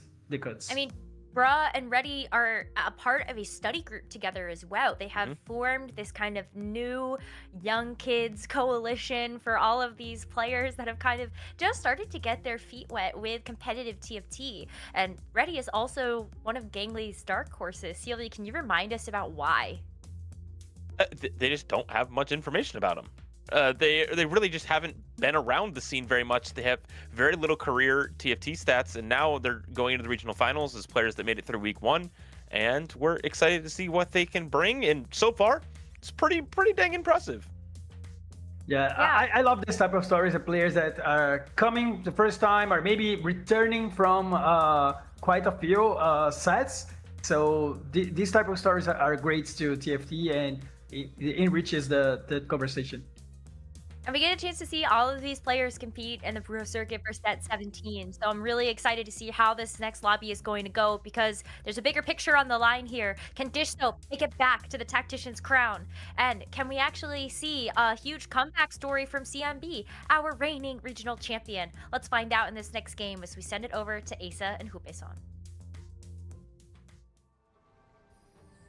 Thank you, Desk. We are back here with Game 8, Hupe-san alongside Asa. Asa, after this game, big cutoff. 8 players will be eliminated. Yeah, absolutely huge. It seems that 3 or 4 of the players in this lobby, we don't really know exactly what the cutoff will be, but between Dish Soap, CMB, I believe Ready, they all need a good placement to make it. Yeah, 100%. I mean, players, right now the bubble is like 32, 33. We could expect maybe 38, but of course this is potential. It will depend on the rest of the players. Maybe the front side are winning too much and the points will be easier for the players in the bottom. So we will have to wait. Right now, as you mentioned, players with less than 30 points are in a very difficult position and need the best of the best to have a chance. Absolutely. The point spread for this tournament actually is extremely tight. I feel like I've watched a lot of TFT tournaments over the years, and I feel like this is one of the tightest point spreads I've ever seen. So really, the cutoff, anything can happen. We'll have to see. Okay, starting up here with Darknoof, with his own possibilities here, Honia, we will check any stars. Stars are born. Good augment here for trying to go tempo, of course. Maybe not the best decision if you're going for a clear mind. Also, we've seen it taken a few times to try to go for that fast 9 angle. It will be Stars Are Born. So let's see what's the angle here for Darknoof, trying to play a little more tempo. Not the units he wanted to there in the shop. Yeah, Stars Are Born, Darknub has some options. It does kind of give you your pick of what you want to go for, or you can just kind of take like the first thing that's kind of acceptable that you're given. Darknub choosing to just make Econ for now. I'm curious if he has a specific line that he wants to play with this, or if he's just going to take the first decent option he sees. So really curious to see what Darknub chooses to get a free 2-star with that Stars Are Born. Yeah, that will be interesting. We have confirmation about the encounter. It will be Reckoning Arena, so Draven. So whenever any player is eliminated, we will get rewards. So players that just maintaining yourself alive means you will have those additional resources. So very interesting to see what is the adaptation. Of course, you want to be alive. If not, you will not get the reward. So you have to think about your own game. Maintaining tempo, more important. And of course, trying to look for the cap out. We saw this show with Longshot and Frazier with his augment. So interesting to see what will be the decision here for this show. Loving the Frazier, not so much the Longshot. So let's see if the 2-time world champion is able to navigate the spot. Absolutely. In contrast to our first lobby, we see a lot of players not even trying to win rounds. We can see that actually only CMB and Millennium Fox were the only 2 players in the entire lobby who went level 4. Everyone else was playing really weak boards, whereas in our first lobbies, I think we saw 7 out of 8 players who had upgraded units. Everyone except Campbell Lee. But in this lobby, it's such a big difference. No one hitting many upgrades. So for the players who did, they're going to have a pretty big advantage with that early health lead. 100%. Yeah, for Brobro here, Ixtal, starting with, thank you, Observer, with earn 5 interest. So for now, he will earn 2. Next round, he will earn 3. So easy cash out here, and then try to go for another late stage 2 quest. Brobro, one of the players that is in a good position with 35 points, only needs a top 4 or even less. Let's check. But of course, he wants to sum as many points as possible because this is not the only cutoff. Every 2 games, we'll have players being eliminated, and of course everyone is thinking about getting to the final lobby, and only 8 will be able to achieve that. Absolutely. Each tall one of those great 1st or 8th lines. The cutoff most likely going to be around 36 points. However, by barely making the cut, that puts you in a tough position for the rest of the tournament. So he's not just trying to barely make the cut, he really wants to get as many points as possible, as do all of these players. And Darknub, Stars Are Born the Vi. Okay, Stars Are Born by already has the angle here with... This is interesting. Okay, buy only for tempo. So now he has still the 1 cost, right? Aphelios, potentially. It looks like he's already bought the 1 cost and probably just sold it for Econ. You can see it's not lining up in his shop. So it looks like Darknub going for the Aphelios reroll, most likely. Okay, holding 4 Blitzcrank also on the bench. Interesting. So for now, just looking for angles here. Obviously, one of the players that is always in a standing desk. Great to see. I'm very interested to know how many steps Darknoof made throughout the tournament. So in case we have an interview, Necra, write this down. We ask him how many steps he makes in a day or in a regular tournament for TFT. Great example here for the rest of the players. Of course, stay hydrated is the normal recommendation. And thanks to normal, also make your steps in a day. Yes, very healthy from Darknub. Yeah, really curious to see. Holding a lot of Zanyu also. I'm curious if he maybe was thinking if he gets a Jinx off the carousel, he could go into Warwick. We saw Darth Nub actually play this line a couple times yesterday, so definitely one of his more preferred comps. We saw also Me First of Eight going for Bodyguard, so probably it will be Warwick. And on the other hand, Robin has taken Preparation. What is your opinion about this augment? I haven't seen it that much this set. Preparation was recently buffed. It wasn't that popular before, but with the new buffs, I think it's quite strong. You kind of sacrifice your early game a little bit. It's not as strong as having an item or an econ augment that makes you be a extra unit, like 5 units versus 4. But in the late game, Preparation, as well as Bodyguard training that we see me first or 8th, if you end up with the same board, it's going to give you a huge advantage in the fights. Okay, we have bad news here. Bro for accident cashed the Ixtal, so he will have to start all over again. He was totally timed out at the end, so he probably in a bad position to get a good value out of there. So in case of Robin, yeah, I love it. Also, we have confirmation that it's Blades, so Path of Blades, additional AP for all the units. Also one of the paths that was buffed in this patch. So pretty good here, and a good opportunity here for Robin to get a good placement.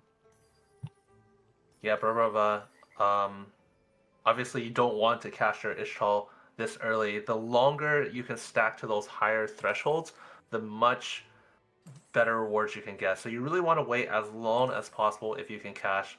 But I didn't really see exactly what options he had. Maybe he just wanted to reroll them, because when you cash, you do get to see 3 new options.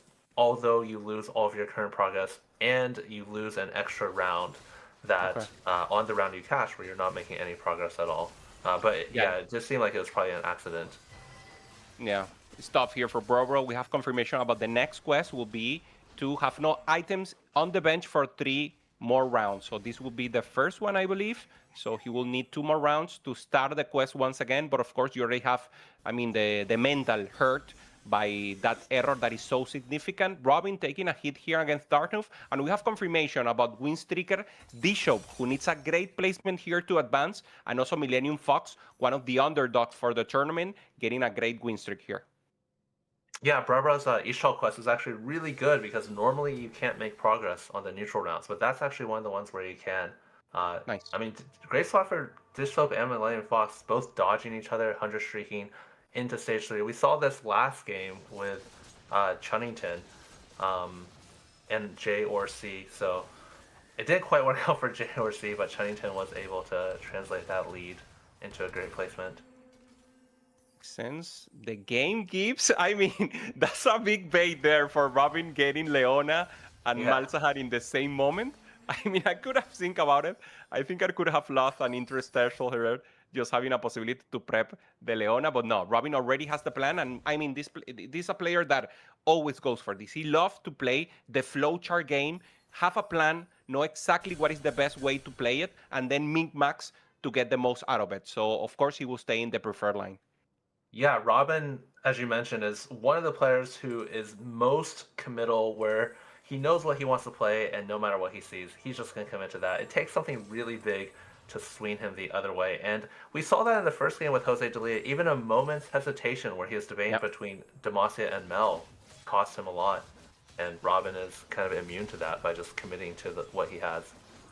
100%. And on the other side, Me First of Eight decides that Noxus will rise once again with the Darius tears in the eyes of Necra, who doesn't believe in this comp. This comp is one of my favorites right now. Of course, difficult to be assembled and hasn't performed well here on week 2 of regional finals, but for sure in good position. If you manage to get it unlocked in a great placement, it can succeed.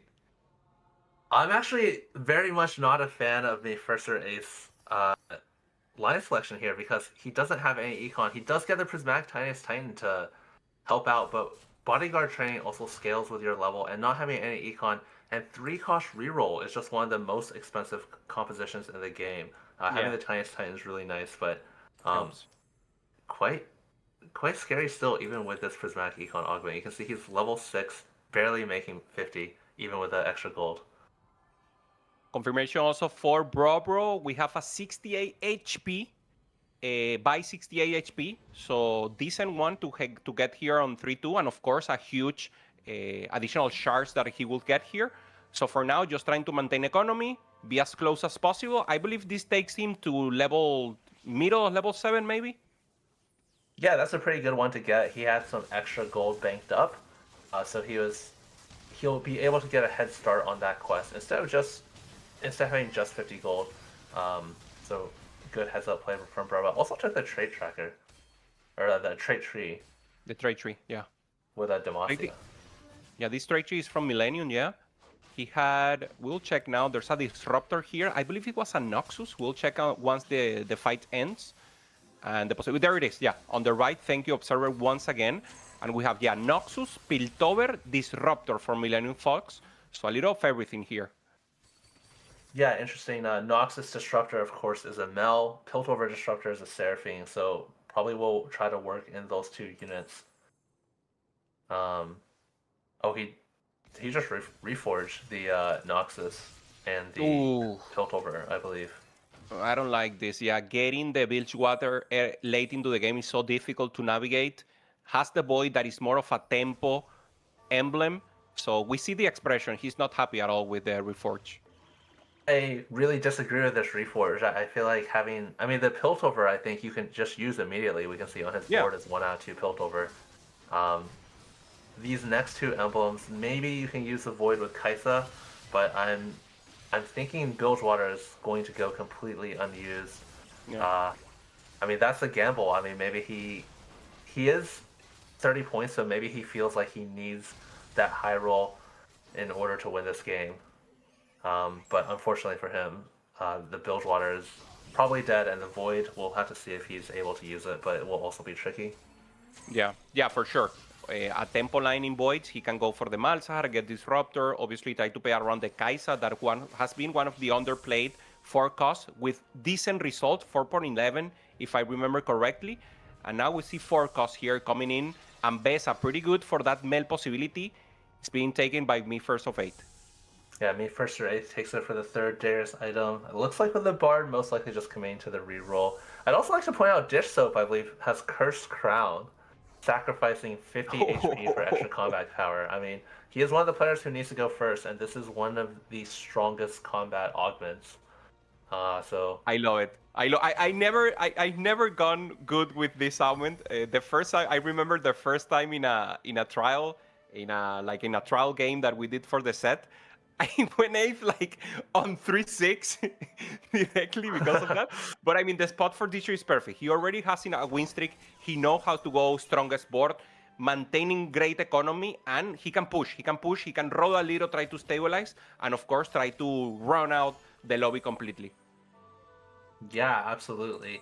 Here we have Brava with the trade tree. A lot of good Demacia units. Demacia plus Longshot, of course, is a Vayne. Demacia plus Juggernaut is a Poppy.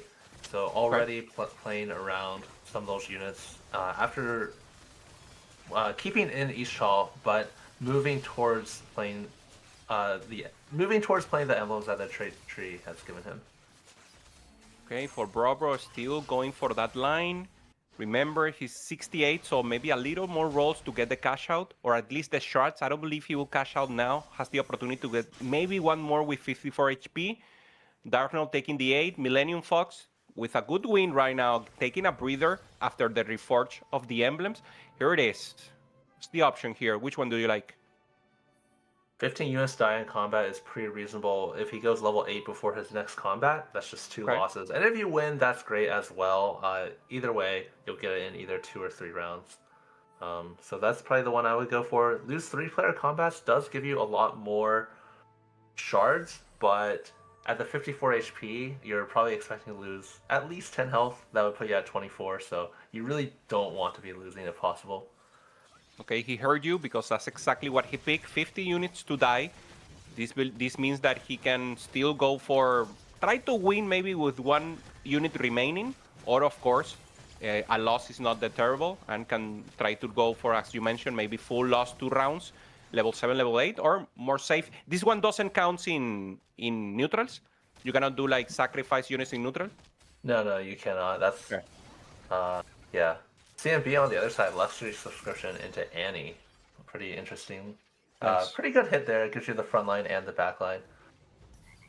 And Disho maintaining the win streak still hasn't been punished with the Curse Crown. And we have Me First of Fate here with the Darius, trying to draw a little deeper here to get more units into position, especially the LeBlanc. Trying to find LeBlanc 2 is so important to stabilize a little the lobby, the board. Finds the LeBlanc, finds also a Sion. This is good enough. And now, once again, recover economy to roll again.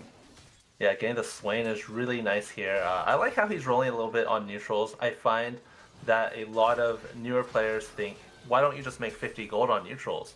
Because you can't just roll next round. Well, that's technically true. We don't have infinite time. Time is absolutely a resource just like gold. So even though he's going to make a couple less interest here, he saved all that extra time. Nice. Okay, now with the opportunity to slam items. Possibilities here. Has the adapted helm. Perfect for the Darius on the front. And now with a chance to go maybe Void Staff here for the LeBlanc. Yeah, I would think he would go Voice Staff here, doing mostly magic damage with this board, with LeBlanc being the main carry. It's just a good item to have. Yep. And of course the other options, Last Whisper, you're not doing that much physical because we don't have Draven items, and then Handed Justice is more like for melee carries would be his other options. Okay, Robin on the other hand, fully stacked preparation here on the Ari. Fully stacked front line also. Has the cannon and the Yasuo just to get that additional stacking value. Access to a backline. Darius is down, but the LeBlanc should be strong enough here. Soaking so much damage the Darius, and finally, good position here. Ari dashing away, but not enough. Bishop keeps fighting, and looks like he could maintain the win streak also. Yeah, I'm pretty nervous for Robin's spot. He's in kind of a similar spot to me, first or eighth. I didn't, sorry. Oh, Disho taking a loss. Pretty critical with Cursed Crown losing the streak there. And of course taking double damage. Oh, look at this! Soul too. He managed to get the Pandora's Bench into the Diana, has the Azol. He's looking in the back. What's going up here? Mordog, where are you, man? He just cannot believe it. And I mean, he's nervous. He's just like, what the fuck just happened here? He looks so happy. I mean, I would be happy too. He had to unlock the Aurelion Soul, and after he unlocked it, got a copy of a 5 cost, which is not just any 5 cost. It's not even that easy to get on level 7, and managed to Pandora's Bench that into an Aurelion Soul, which after that is about a 1 in 15 chance, and of course has a duplicator from his 2nd augment. So 2-star legendary on level 7, really crazy, and excited to see Aurelion Soul here. I don't think we've seen this all weekend yet. So yeah, no, not this weekend. Last week we saw it. I think it was a 3rd place, but I mean the placement here is amazing. Now normally we don't see it with the rest of the Targon, but for now he's just so good, right? He can do full Targon, get additional Stardust here for the Aphelios. He's just so strong that he doesn't need to pivot out of Targon. He can just fully stack the Aurelion Sol and try to win the game all around. absolutely. Normally you'll drop units like Aphelios to get better board strength, but you get less scaling. But he's so confident that he's going to win. You might as well play the Aphelios, get them more scaling. And also, we were talking about the Aurelion Soul too, but he also had a Taric 2, which is not that common. It's already, just having the Taric 2 alone would be considered a pretty big high roll on this round. Okay, CMB, who already had the Annie with the Augment, has Annie too. So great position. Also, the boards are fully stacking. And for Robin, difficult position here because he needs the Kennen 2 3-star, he needs the Ari 3-star, and no economy here for him. So difficult spot. His board is decent, but if he doesn't get any 3-stars soon, this will not be enough. Robin had to roll all the way to 0 to try to unlock the Yone on this round. So pretty brutal spot for Robin. 0 gold, pretty weak board, losing despite the fact that he's 0 gold. I don't think Robin's going to win very many rounds for the rest of this game. Okay, Bro on the other hand, going for that Void line, Ixtal. Yeah, he pivoted out of the Ishtal, took his cash outs, and just playing around what the trade tree gave him. Nice. Has the Lux 2 with long shot, so getting a little value of the range there. And of course, the Kai'Sa as a secondary carry. Darius is winning. I have faith, Asa. I have faith in this champion. Noxus has always been, I mean, for me, my favorite Yeah. region always, meritocracy, as the most important value for the region. And now, I mean, we have an Ornn. What's the other legendary? An Asir could be interesting. CMB is the one to take it. Has already the Annie and can easily go to defender to get more value on the soldiers. Yeah, I'd also like to point out we see CMB actually has the Annie too, so luxury subscription gave him 2 of them, but where did that third Annie come from? That's a lot of pressure on the rest of the lobby, having to go against Aurelion Sol and Annie too. And honestly, an otherwise pretty standard lobby. It's these 2 players who are just hitting legendaries way ahead of schedule. So good, yeah. And I mean, this is a great placement because he can stay on the Demacia line for a while. He can pivot later when he gets the Sylas into maybe 3 Demacia, maintaining the Galio. But I mean, everything is stable. Of course, we need frontline. We don't have the Garen 2, but we have the Tivers 2 that was given to us for free, really. So, I mean, great spot here for CMB.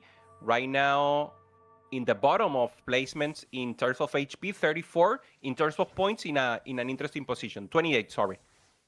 Yeah, CMB did take a loss last round. Maybe to Aurelion Sol too. It's looking at this board, it's hard to imagine it losing it. It looks so strong to me, but going against Robin, who I would expect to be taking another loss here against his Tivers 2, which is still full health. Yeah.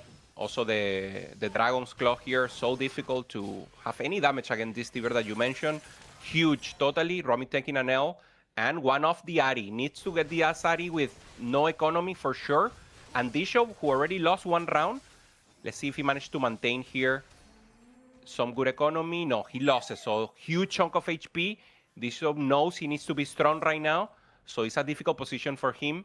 The rest of the world are just too strong. Me first of 8. What is he proposing here? Far away? No, 2 off Del Blanc. Yeah, he does. Me for sure does manage to hit the Darius 3. Honestly, pretty ahead of schedule given his econ situation. So we'll have to see if this becomes the game where Darius can finally pull out the good placement that Necra has been missing all weekend. You don't have to think. You have to have faith, Esa. Do you have faith or you don't have faith? Tell me the truth. Do you think you will succeed or not? I'm a little scared of Aurelion Sol too. I'm not gonna lie. That's not an answer. Come on, man. Yes or no? No, I don't have faith. I don't have faith. Okay. I have faith. You don't. It's fine. It's perfect. I love it. You see until the end what is going to happen. LeBlanc trying to give additional damage here for the Darius. Darius holding strong. Only Garen 1 for now. Access to backline, both with the Annie and the Lux. And LeBlanc just holding there. She got a little healing there. Is it enough? No. Oh, me forced her 8th. Almost 5 streaking into neutrals, which would have been absolutely huge for his econ hitting the LeBlanc. I think we're seeing a huge gap between the players at the top and the bottom. The Annie 2 from CMB, the Aurelion Sol from Ready. This is really bad news for Jishsoap, who takes double damage per loss. Yeah, 100%. We see him very far away there in second place with HP, but I mean, this is two rounds with the Curse Crown that you just mentioned. So yeah, very difficult position. We have to check if he has a board to improve, and maybe this will be the pivotal round for him. We haven't seen Darthnob's board too much recently, but he does also have the trait tree. Not able to use a lot of his emblems though. Does have the Piltover with Vi, but he's playing 3 Piltover actually right now. Has the Invoker, which isn't doing anything, and also has the Vanquisher, which isn't doing anything either. So Darthnob actually not using any of his emblems. Finds the Jinx, has the Duplicator, trying to find also the Sejuani. Oh, perfect. Has the Jinx, has the Duplicator for the Sejuani, Power Spike right now for Darthnub. And of course, he will wait to try not to scare the rest of the lobby or maybe people to position against him. Yeah, you might as well wait on it. I mean, you gotta make sure you use it. Don't forget it, man. Oh my God, no. He forgot. No. Oh, wait, it's a Bilgewater duplicator, I think. Is it? Yeah, it is. You're right. You can tell the colors. He has like the little thing. Yeah, of course. I mean, Darthnub already qualified for Tactician crown, a player in the highest level. We will not forget about this. And now having a chance here to go against Millennium Fox, who's in a difficult position. Only Cillian 1, Lux 1. No significant damage, but it looks like it's just enough. With good front line there with the Swain. Oh, really Jinx! Close. The Jinx. The Jinx cleans it up. We're seeing a lot of our players here getting into that 2 life range where a lot of them also kind of have weaker boards, honestly. If they go up against some of the high rollers in this lobby, like Brubra, they might just get knocked out. Although, we did see the Aurelion Soul and the Annie to both losing. Yeah. Yeah, for Millennium here, no, Brobro, trying to carry the Shyvana here will be a priority, and of course, good damage with both Annie and Lux. Is it enough for him? As you mentioned, 2 life, CMB totally strong with the Annie 2 and Tears 2, and we see a Veigar once again. Veigar flex, love to see this. This is not Veigar with the normal Jordel, this is just Veigar together with Freljord. This is what I wanted to see from Veigar, the possibility of people trying new things and maybe maximizing the composition. I feel there's still something to leverage or to find to get some good chance and get the Veigar. Maybe only, I don't know, some way to get value out of it. And for now, great position here for Bishop, looking for that angle and of course, getting value at least for now. Yeah, such a close fight. Really important win for Bishop with that Curse Crown. And Veigar with a long shot emblem. So just playing Veigar and Teemo together, activate his traits. And Yordle is actually mostly an econ trait. It doesn't give that much combat power. So we've been seeing a lot of 8 Yordles, 6 Yordle Veigar, but really to maximize his actual power, you don't really need to be playing all those Yordles. So that's what we can see Bishop doing here. Playing around that long shot emblem that he got on 2-1. Makes total sense. Okay, Darknob, difficult position for him. 1 HP or 1 life together with Brobro and Millennium Fox. These are the players in the danger zone. Of course, for Darknob, already qualified. He wants to go to day 3. Going up against Reti, who is the boogeyman right now, having that Aurelion Sol 2-star. Yeah, this will be an interesting fight. Can the Jinx 3 fight against the Aurelion Sol 2-star? Reti is sitting on 50 gold, so, I mean, he's not weak, but if you are going to fight him, this will be the time. Reti probably looking to go level 9 next round, but he is still too strong. Yeah, 600 stacks here of Tardos. Do you have a threshold when you say, okay, this is Exodia Aurelion Sol? Yeah, I don't remember exactly what the threshold is. I believe it's 400 that gives you the stun on the star, and it's already makes Aurelion Sol quite strong. If you're able to make, I can't remember, I believe it's around like 700 or so, if you're able to make that, that doesn't meteors, the damage just becomes 800. I'm checking here, 800 for the meteor, 550 for the true damage. I don't know if it's updated, but this is what I'm finding here. Yeah, Aurelion Sol has been changed quite a lot throughout the set, so it's hard to keep track of. There's so many different breakpoints. But yeah, when you get to the meteors, it becomes almost a guaranteed win. And it does seem like Reti is going to get there. If he's already at 600, it seems almost guaranteed that he's going to get to those meteors and most likely lock down the first place in this lobby, which is really bad for all these other players who really need that first to even make it out of the next elimination cut. Oh, and this is a tough one for Bishop. He has a Curse Crown, so this could be the final fight for him. 18 life, ready, so strong going up against Robin. Yeah, Robin actually on a 4-win streak, so I thought Robin wasn't going to be able to do it, but he's proven me wrong, actually winning quite a few rounds, but going against Reti, is it going to be enough? Already one more cast? The Johnny goes against the Aurelion Sol. Is it enough here? Ah, no cast. Oh, nice. Huge win for Robin. Okay, so Bishop won. He's not in danger, but I mean, 1 life for him. Me First of 8 also in danger zone here. Millennium Fox already eliminated. 30 points and only a 6th place means he's probably out of contention. Brobro probably in that cutoff range, so with a good chance. Me First of 8 has everything because of the Darius board.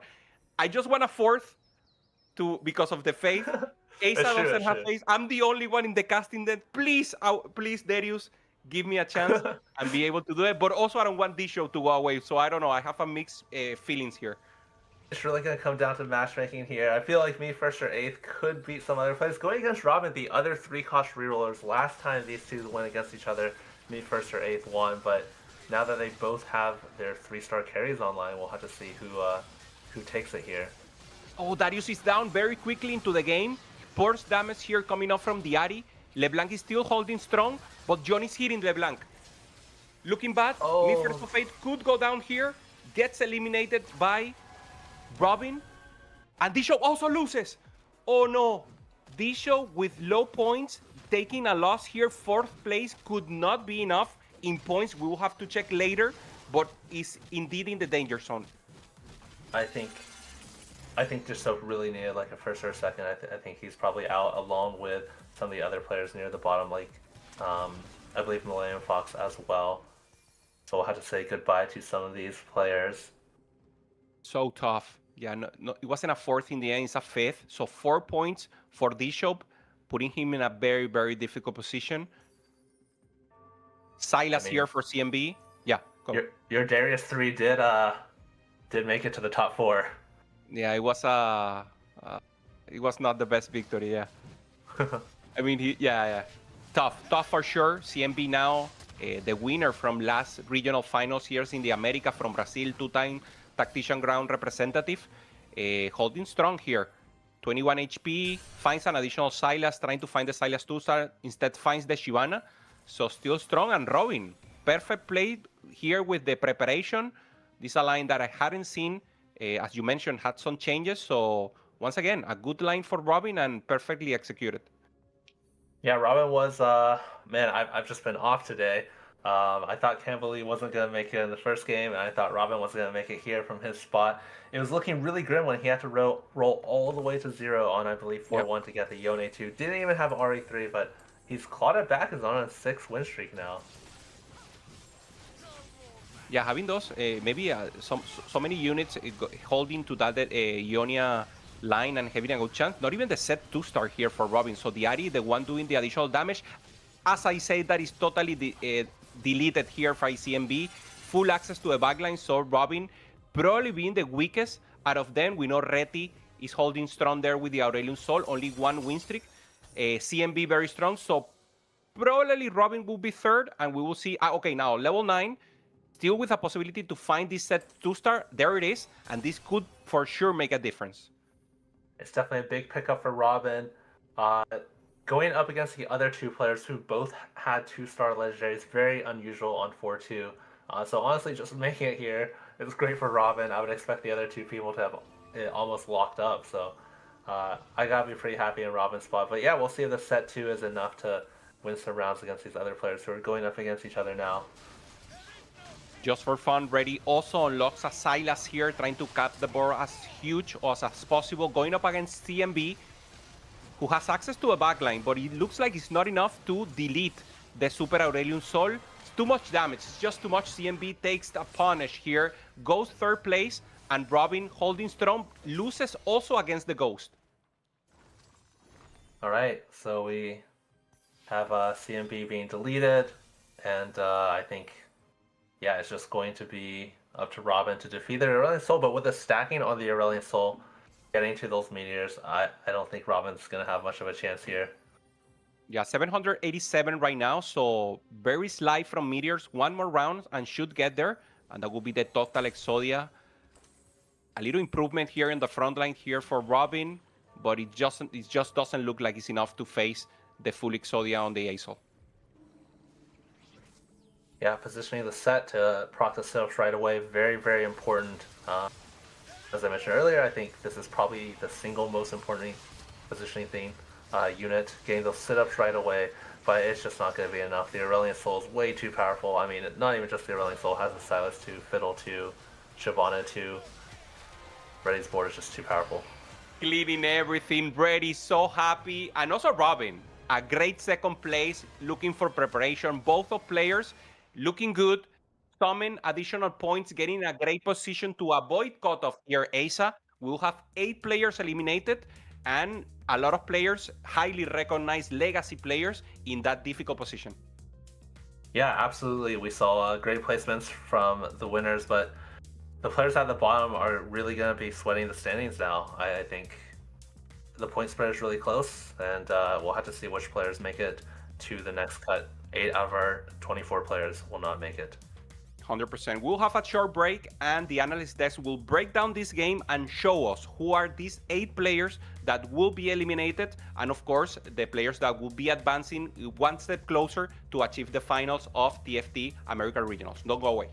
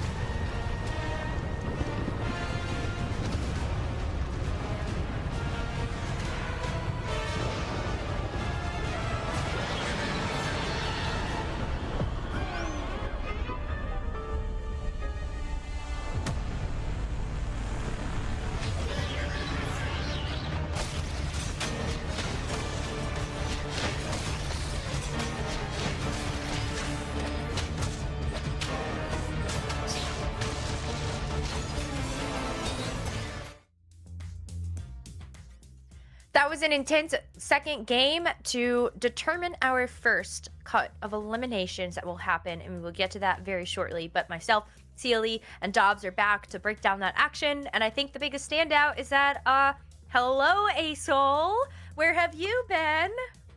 I mean, there's been saving all the luck and all the Asols to be found an Asol 2 on 4-2. It's pretty good. It turns out when you can get stacks early and have the powerful dragon on board, that can also win streak you through most of the game, and you get a first place because of that. Yes, I'm really impressed. I mean, of course, getting that ASO 2 on 4-2 is very good, and having like up to 780 stacks, his ult was so strong, and he was able to not just have the ASO, but as well as another great legendaries like Silas. But on the top of that, we had Robinsons playing that reroll, and he was able to score a lot of points, and he's already very good on standing. So we have to keep in mind that he's one of the players that are favorite, have a very good chance to qualify to Tactician Pro. It was a very interesting lobby though, because while the RE reroll did end up getting second, there was a couple of other rerolls that took place. Me first or eighth going for the Noxus reroll, and then we actually did see a Jinx 3 from Darth Nub as well. Did not go as great, but I think the Prismatic Augment honestly threw kind of a spanner into the works for a lot of our competitors getting that second. Yeah, and we saw multiple of our players obviously take Trait Tree, which has been one of the most popular in all of the tournament so far, but also the success coming from those players taking Tiniest Titan to give them some extra HP. We saw Me First or Eighth and Robin Songs both take that augment, and that pushed them both into the top 4.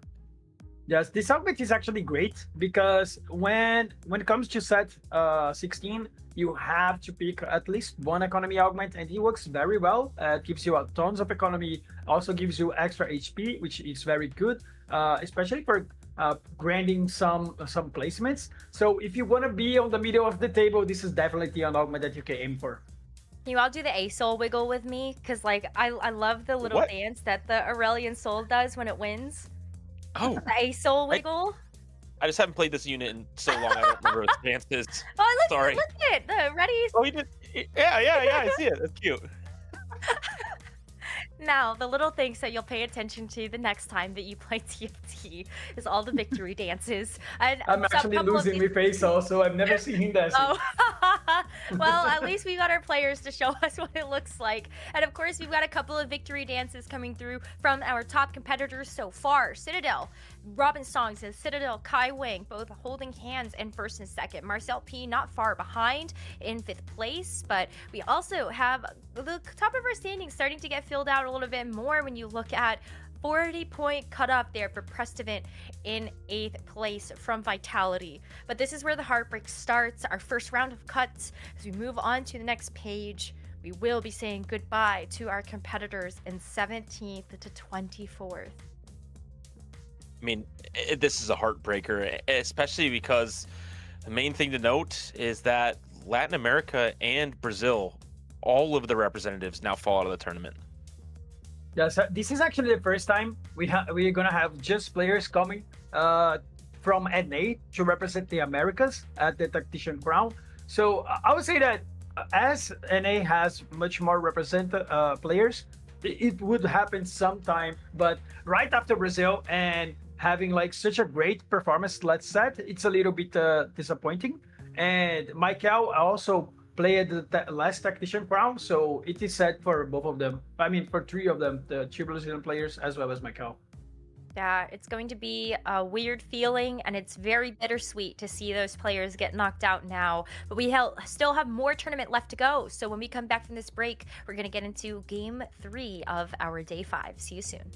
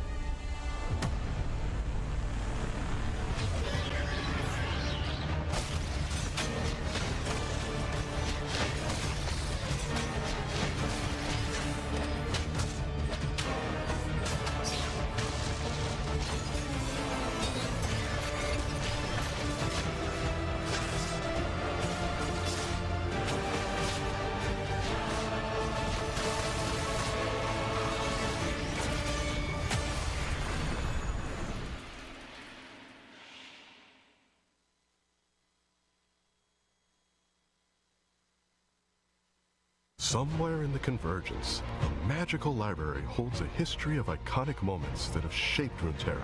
Moments you will bring back to life in the newest TFT set, Lore and Legends. This is TFT's biggest set, with 100 champions total, but you'll only start with 60. You can build plenty of comps from that initial pool of champions, or you can complete quests each game that will unlock new champions and comps. These quests reimagine epic Runeterran legends. For example, you might want to unlock the hot-tempered barbarian, Tryndamere, but you'll need his Bloodsworn, Ash, with 2 items before he can fight by her side. Not every quest is that simple, though. With 40 total unlockable champions, you'll have many paths to victory. Maybe you have a 2-star Lux, Garen, and Jarvan IV, but get the sudden, intense urge to betray Demacia. No judgment here. Sell them all and you'll unlock everyone's favorite manacled mage, Silas. Want to know if you've discovered every unlockable? That's what the Lore Finder is for. Each time you discover an unlockable champion. Long time no see as we get ready to go for our next game. CLE and I are now going to take over, and hope you're ready, CLE. I'm excited to see this next game. These are really good games. And I said this at the beginning of the day, that this is my favorite day, but this is my favorite cut. Am I allowed to get that specific? I don't know. Anyway, 4 people advance and 4 people are getting eliminated after these next 2 games. And so there is so much at stake, not only for those who are towards the bottom of the table, but those at the top. As Hoope likes to call it, the sandwich cut, where we just shave a little off the top and the bottom. And you're right, that's going to leave us with the best part of the sandwich, which is the middle. But I'm really excited to showcase this lobby. Why are you laughing at me? Is the middle the best? I don't know. I'm a big bread guy. I kind of like being on the top. You know, that's the best part. Being able to advance to the Tactician's crown, that's what we're shooting for. Okay, you're right. You've got to be the top bread. But you don't want to be the bottom. You want to be the bottom bread. Listen, I Anyway. can't even eat gluten. This is the worst. Oh, but this is the Here we best. go.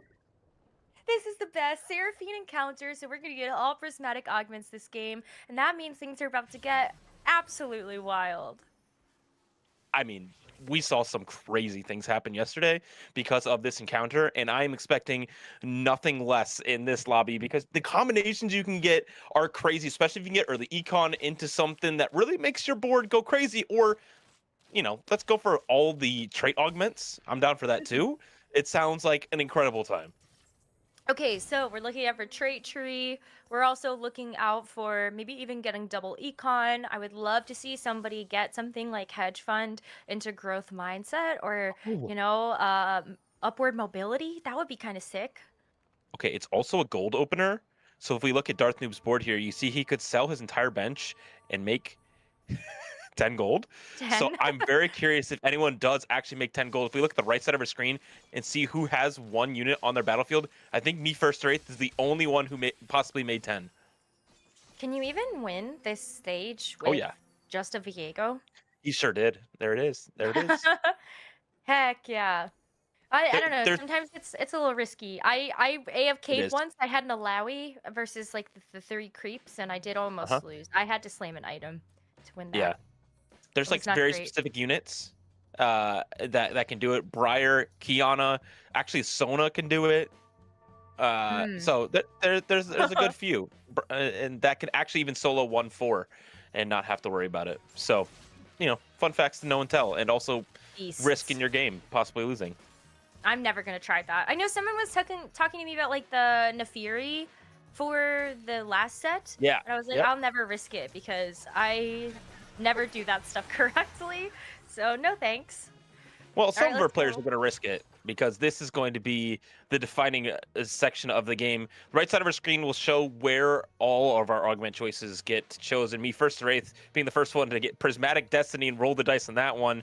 For Reddy here, after going first in the last game with Acel sneaking back in. Oh, I was gonna say hedge fund was on the table, so I feel like you could take it. But yeah, this Prismatic Destiny is actually gonna give you starter kit. How do you feel about this? I think it's fine. Lux is a good carry. It's a good top 4 composition. If you're Me First or Eighth and you're currently sitting kind of in the middle of the table, it's not a bad play, but it's not what I would have chosen. Galio. It could be. Could be. Oh. Oh, We got wait. some big choices coming through here. It's going to be Void, Longshot, and Disruptor Emblem from the trait tree for David Ace. But we did get Upward Mobility from Ladder Slayer, so there's going to be some high levels. And I think I look at this and I just see Kaisa and Void as a vertical to be played, possibly, but we're not buying the Voids in our shop. So I'm not sure exactly what his plan is right now because we had a Void package as well. So we'll figure it out. The ones that I want to call out right now, I want to see what Reddy got from his Tactician's Kitchen. I also want to see a little bit of what happens with J or C and Setsuko in their setup specifically around Prismatic Ticket and where they're going to end up. Already got a Bruiser Emblem, and so that's going to be pretty versatile. Ends up trying to remove the, the little Void staff to at least give that over to the Lulu, but this is an early Yordle start. Maybe this could be tempo Yordles into Arcanists. I think that's a great plan. Playing around Bruiser is great because you can play that on so many boards. There's so many units that want that Bruiser trait. Just even having the 2-piece makes your board significantly stronger. But, right now, no need to commit too much because guess what? There's more Prismatic Augments coming and they're going to shape your game plan every single time they show up. So true. That's why I love seeing Seraphine. It's going to give players a lot of direction as we look forward to the rest of it. But I think, Starter Kit's not so bad either because I think you're going to get nice wins. Me First or Eighth is going to take a pretty easy win over this Lulu. As I say that, it still looks pretty close, but... I've Just seen to prove Lulu me do wrong. some crazy things. So I'm never willing to count Lulu out here. One of the things I do notice is that across the lobby, people are pretty rich. We're staying around 20 gold, making our interest thresholds, but me first or eighth is very much the player who has that starter kit, now playing around a win streak as well, has 38 gold, possibly even 40 here if he decides to make it. So not only is he powerful, has a good game plan because of starter kit, he also is really rich. Instead, he's going to level, try to keep this streak going, and still be at 30 gold. So great spot from him. JRC on the other side, playing around Bard, and I'm very curious where the reroll will end up. That is Splitting Spines, which isn't great. It's the second best for Targon Malzahar reroll. And so I know him and Setsuko are kind of like Spider-Man meme, like, what are you going to do? What am I going to do? Not the same thing, hopefully. Pointing at each other for sure. And I hope that they will end up diversifying what they go down. But I feel like for me, first or eighth, he has a bit of a better pick. Because you said about the gold, the fact that you were able to level, maintain 30 anyway, you are going to also keep your win streak. I think there's ways that me first or eighth can start to run away with things. And definitely that extra gold from the Prismatic Destiny helping out to make sure that you can have enough to accumulate in the bank. But for Kaiwing, you're also going to be looking at the gold generation coming through from Mogul's Mail, also from Gambler's Blade a little bit later, and that's an early Jinx. This is the comp that plays best with this setup is around Jinx, because Jinx is the primary attack speed carry currently in the set. And, you know, any tanky unit can take the Mogul's Mail as well. So farming lots of gold is the name of the game for that composition. And so I am sure they're excited to make that happen. The board I want to take a look at is Ladder Slayer and see, Darth Noob playing around Comeback Story, which is a fun one as well because you want to lose HP. But Ladder Slayer specifically is playing a unique augment that allows you to push levels, stay healthy, and really just, you know, take your game to the max cap, which is really what wins right now. And playing around Noxus is the best way to do that around Mel and around Rise. And so we just got to get there. I hope that means that we will actually see the level 9 instead of trying to reroll for the Draven and the Darius and, you know, all the other pieces. That would be a little sad, but I think you're right, especially when you do have the extra gold and 8 XP. It is just so much easier to be able to attain those levels, and so I really like the way that you can use those resources efficiently to get to that end goal. And we are getting destroyed by Reddy's board on the other side right now. It's That was so a big good. loss. LeBlanc, though, being unlocked here, this is a great spot because having that Draven early as well means that we're going to be able to unlock Darius as soon as we get to level 5 also, which they currently are. And so 5 Noxus on board gives you a lot of combat strength because of the Otacon coming in. But a big thing about 2-6 is who can keep their streak and who, whether it's win or lose. And we have 2 people on 4 loss and 2 people on 4 win. All right, so me first or 8th and Kaiwing, they're kind of hoping that they can avoid each other so that one of them doesn't snap the streak. On the flip side of things, of course, Darth Nub and David Ace also don't want to face off against each other, but it does look like we are going to get a matchup between Kaiwing and J or C. So that's going to be pretty okay. Now I want to see where Kaiwing ends up and also where Darth Nub and David Ace have fallen. Do they actually play up against each other and lose out on those valuable econ streaks? Yeah. Very good for Kaiwang here to be able to maintain that streak and also farm a few more gold. And me first or 8th also won. Darth Noob and David Ace also lost. So it's looking quite good. This is going to be a very, very high resource lottie. Lots of people getting gold. You also get to see how me first or 8th is taking shape. And yeah, we definitely see that Demacia board starting to come together, playing the Poppy that has been unlocked and also holding on to the Xin Zhao on board. It does lead me to believe that this is going to be a Demacia Arcanist flex at some point in the near future. But that second augment is definitely going to dictate how quickly that comes. I'm actually pretty curious about the slamming of items here for me first or 8th because Morello is a great item, don't get me wrong, but if our game plan is to play around Annie, which applies in all board burn, we don't want this Morello on our board because Annie will be doing the same exact thing. So I think he's probably just sticking around vertical Demacia, which is a good game plan, just not quite high as cap. It could still be a Silas later, I think, is where I'm thinking about, like, the extra Arcanist getting flexed in, but you're right. I keep forgetting that Silas, while he looks like a mean baddie, is actually still a Demacia unit. So I forget. But yeah, that would fit under the vertical Demacia tree for sure. Also, items are very awkward here. He really obviously wants to win. Now leveling to 7 here on 3-1 without having Econ to really help him get there. Facing off against Kaiwing, so this is going to be a very important fight for both of them. Ooh. And Kaiwing now has that extra item with the Gambler's Blade as well from his augment, helping him get some attack speed and maybe some extra gold. But 2 Luxes on the other side for Me First Wraith. We do end up slamming an item to help give it that extra power, but Kaiwing, it's looking like he's going to win this fight.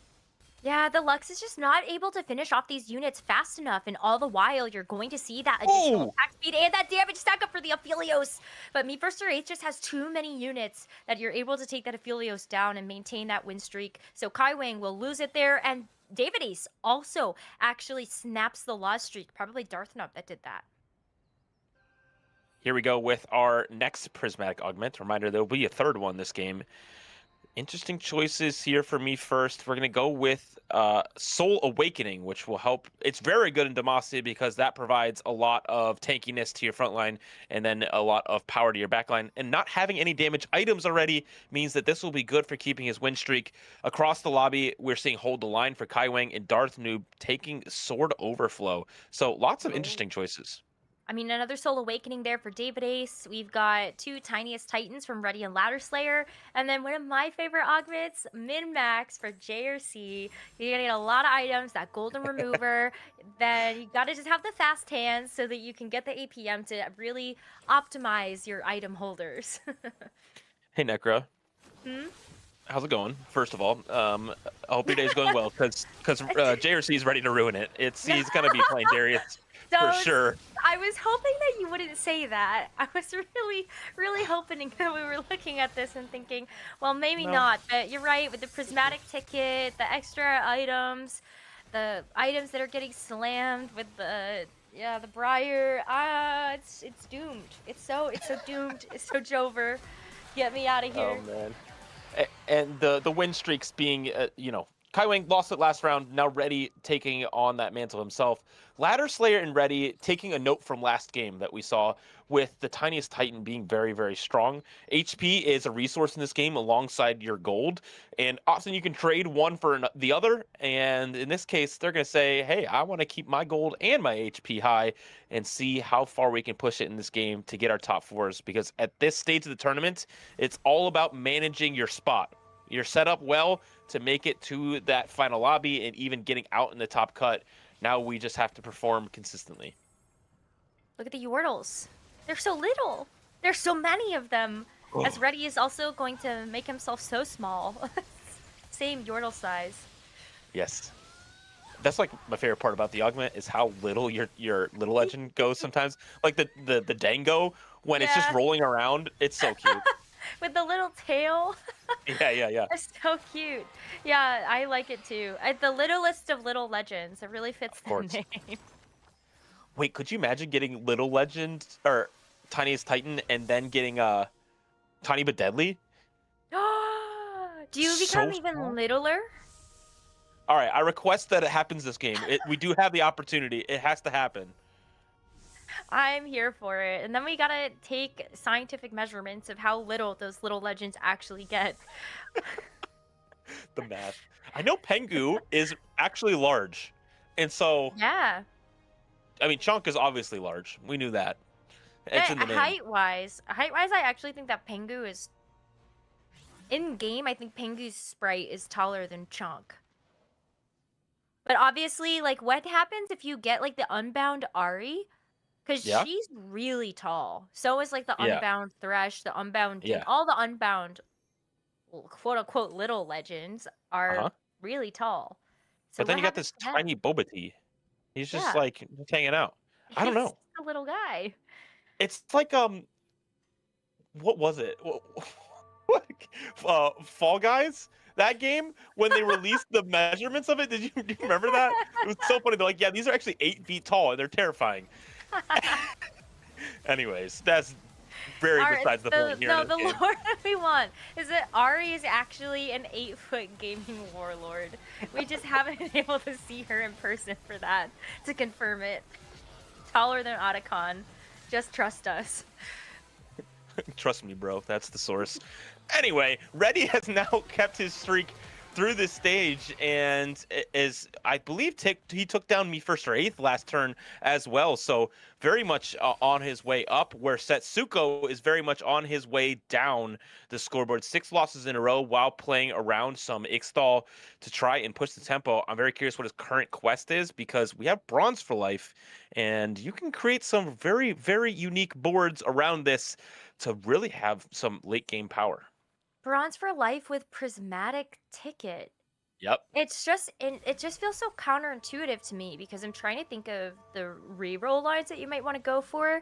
Is this something that you actually think maybe he's stacking the rolls to try to roll on 8 or 9? His current quest is have 16 or reroll 16 times, and it does not look like he's rolled maybe even a single time yet so far, because Bard is stacking up rolls, and he also has Prismatic Ticket alongside that. The board that would immediately make me think about that is that Tundra Wolf board. That is great for Bronze for Life, but his items are AP, so he's not playing that. He's just going to cook. And so I'm very curious to see where he ends up. He'll definitely roll on 7 for some kind of 3 cost. Lysandra.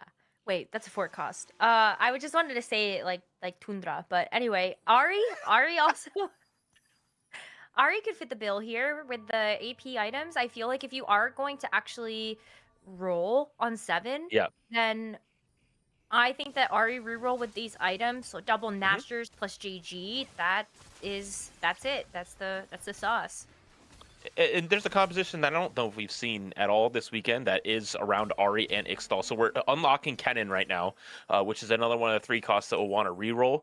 And we're also unlocking right at the end of there, unlocking that Skarner as well. So we'll roll here very, very deep, I would imagine, be able to take out the Kiana in order for a better unit. And now reroll around this board, and look at that. Look at all those traits and they're all bronze. It is just Bronze for Life. I hope that he's able to take that one to the bank. Maybe get a couple more Kennons in here. Wondering how deep he will also roll in order to actually try to find these units. But I like that he's stopping just to try to accumulate a bit more interest. Gets to stack some of these re-rolls for later. But he looks pretty stable with the Kennon 2 and at least the Ari 2 for now. Ooh, but this soundboard is a little scary. It sure is. We're slamming great items here, which will be, ideal for this situation, because we really do want to start winning right now. We're going to be able to get a new Ixtal quest next turn, but also a new augment coming through, because we're in Prismatic Party. It will be another augment to shape our game. Oh gosh. Oh, too close. Setsuko does lose that. Oh yeah. Okay, sure. The 8 loss, 40 gold econ loss. I think though you're right. Just like stabilize and then see what happens. Ooh. Wand Overflow, pretty good for Setsuko here, because we have so many AP carries. 2 people already clicking Call to Chaos. We do. JG slammed already. Could be good. Oh, trifecta. Oh, okay. Yeah. That makes sense. Because if you're gonna keep this board with the Kennen, the Kobuko, the Melio, the Ari, then like you have a lot of different options for that trifecta to actually help. But let's keep rolling. Setsuko's gonna have to roll pretty deep here. I wonder if he feels any of the pressure. Since there are a couple of other players in the lobby that are holding some of these units, he might not, given that Reddy does have the Yordles, so that Kennen and that Kobuko are actually already a couple copies out of the pool. That might slow it for just some time. Good news for Setsuko's, we did hit a lot of our pairs, so most of the upgrades coming through now, it won't get much better until we get to 3-star, and so that is probably what we're waiting for. Just, trying to position and figure out the rest of our board while slowly rolling for whatever else we can find throughout this stage. On the other side for Ladder Slayer, we got Retribution being the choice for the last augment, which is an interesting one because Hand of Justice now gives spell crit. So your spells can crit. No need for JG, but instead you can just build Hand of Justice on all of your units. But probably the story of right now is Call to Chaos for 2 of our players. And what did the Chaos bring, David Ace? That's an egg. That is an egg. It was a golden egg and a completed item anvil for David Ace. maybe helping. I mean, David Ace does have a couple of upgraded units there, looking at the Malzahar, but on a 4 loss streak, so I don't know if that golden egg is ever going to get cashed out. Meanwhile, on the other side, Darth Nub, you were seeing this correctly, is it level 8 with some additional XP? He got 64 from that call to chaos.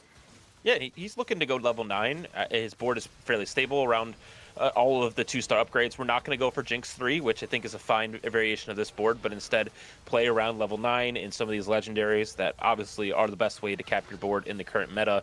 But I think we see the tale of 2 Call to Chaoses, right? One that is, okay, I got a lot of gold resources, and another one that said, you need to win rounds. And he's not winning rounds. So it's just not ideal. No, that's very unlucky. But that's the chaos. That's why you call to it. And you hope that it gives you something good, but sometimes it can also be a downside. And so for David Ace, it's not looking great with 12 HP remaining. That egg is definitely not going to get cashed out this game. But as we look at the rest of the lobby, there is another 3-star 3-cost. J or C did end up finding the LeBlanc, but is still missing that critical Darius and Draven. Then for our other 3-cost rerollers, I'm looking at Setsuko, still not yet with that RE3. Gonna have another quest come through here. He's gonna cash out instead. 2 Thieves Gloves is going to be very good to stabilize this board. We do Emilio 3, and we're 1 off Ari and 2 off Kennen. And so the rerolls will commence 1 off Kennen. And as soon as we get 1, sometimes the others just follow, but Ari now shows up. Look at that. It's like a it's like a little wave theory. It was just a little tide. Well, it's also just kind of how the shop odds work too. Once 3 costs are removed from the pool and you 3-star some of them, you can't see them anymore. Nah. I like the wave theory better. It is more fun for sure, no doubt. Now it's looking really good though. You got the Emilio itemized. The Skarner also, of course, being able to get at least like sometimes a tank item will also be very helpful, and that's gonna hopefully be Setsuko stopping the loss streaks. Only up from here on David Ace actually does get a win as well as JRC, so I think both of them also finding a good stabilization point. And that's of course because JRC did actually get the Darius on that round, still looking for the Draven, and that should not be too difficult now with all of those 3 costs out. Yeah, and I think his setup is quite good. We have 2 tanks, which, you know, not great in this line, but playing around, if we get a glove and we're able to get spell crit onto this LeBlanc, it will be so much better for this composition. But Silvermere Dawn on Darius is going to be quite strong. David Ace now facing off against the board we just looked at. It's the battle of the 3-star 3 costs. Oh, but one of these boards looks a little better than the other, and this Silvermere Dawn may be able to come in clutch. The biggest upside is that this Zoe does actually have those emblems to try to make her a little bit stronger for this Malzahar, but it is just a complete swarm. David Ace didn't stand a chance, and that is going to be our first elimination of this game as David Ace goes out in 8th. Silvermere Dawn gives an incredible amount of stats, and your solo frontline on an AD champion that, you know, with the ability that does so much, but also alongside that we have the adaptive helm. And one of the underrated things about adaptive helm is that it gains additional 15% mana from all sources. So when it gets attacked and it gains mana from being a tank, it also is going to allow you to cast more. So not having attack speed, no big deal, because we're just going to get hit a lot. That is the point of a tank. That was expert analysis, thank you. Making it better. It's true. It is very interesting though, because I think that is definitely one of those items that I feel like, oh, you see what it provides and you would love to actually put it onto an AD carry, but the fact that Darius has been kind of scouted in a different way, I really like the adjustments we're seeing there. Now, one of my favorite champions, the Veigar, has come and gone. That was sad. What? How dare you? No, he's on board. He's on board. We have 2-star on board. No. But CLE, listen. It could have been a Veigar 3. It's true. It's true. In my head, it's girl not. math is that was 5 copies of Veigar. Because there's one in his shop, and he sold the other one. It's the same one. Don't say that. Why do you have to ruin it like that for me? Holy moly. Look at Oh my god. board on the other side. What? Wow. Okay, we're gonna see some high caps this game. We knew that was gonna be the No case kidding. with Triple Prismatic, but both of these boards are absolutely crazy already in this game. We have so many players holding Garen on bench to try to unlock Silas as well, but 2-star Annie already here on 5-1 alongside 2-star Mel that's ramping up. Hopefully gonna get a Radiant item later on in the game. It is crazy, and David Ace on the other side of that, not really having the crazy board. No, unfortunately, David Ace was knocked out, so he's definitely not having that crazy board this game. But yeah, let's take a deeper look at this Ladder Slayer board. Even holding the copies of Garen, just so you have the ability to get that 2-starred and then sell it, get the Silas unlocked later. Maybe that ends up replacing something like the Nico. It's so cool. Or you just get a full 6 Arcanists in and then go crazy. There's so many options. For me, first Wraith here, he's the player that we saw go into starter kit, get Lux out of that starter kit, and now is really just playing the game. He's 2 copies off. He's 2 He copies sure off is. his Lux. He's getting pinged. You can hear it. You can hear it in the game. The Luxes are getting pinged, but so many players are trying to play Arcanist as well, so I would not be surprised if people already have these copies. Yeah, but then you're still holding them in case they get knocked out, and you get to actually roll and get the 3-star later. And you're denying them a 2-star. That's true. I mean, he's in a really good spot. Now it's a pair of Galio as well. Regardless of hitting 3-star Lux, he's in a good spot to possibly top 4. But Setsuko is the player that we will watch out for alongside JRC. Those are the players that are playing around reroll. But JRC, Necra, I don't want you to be right again. Please. I don't want this to go bot 4. Say that again?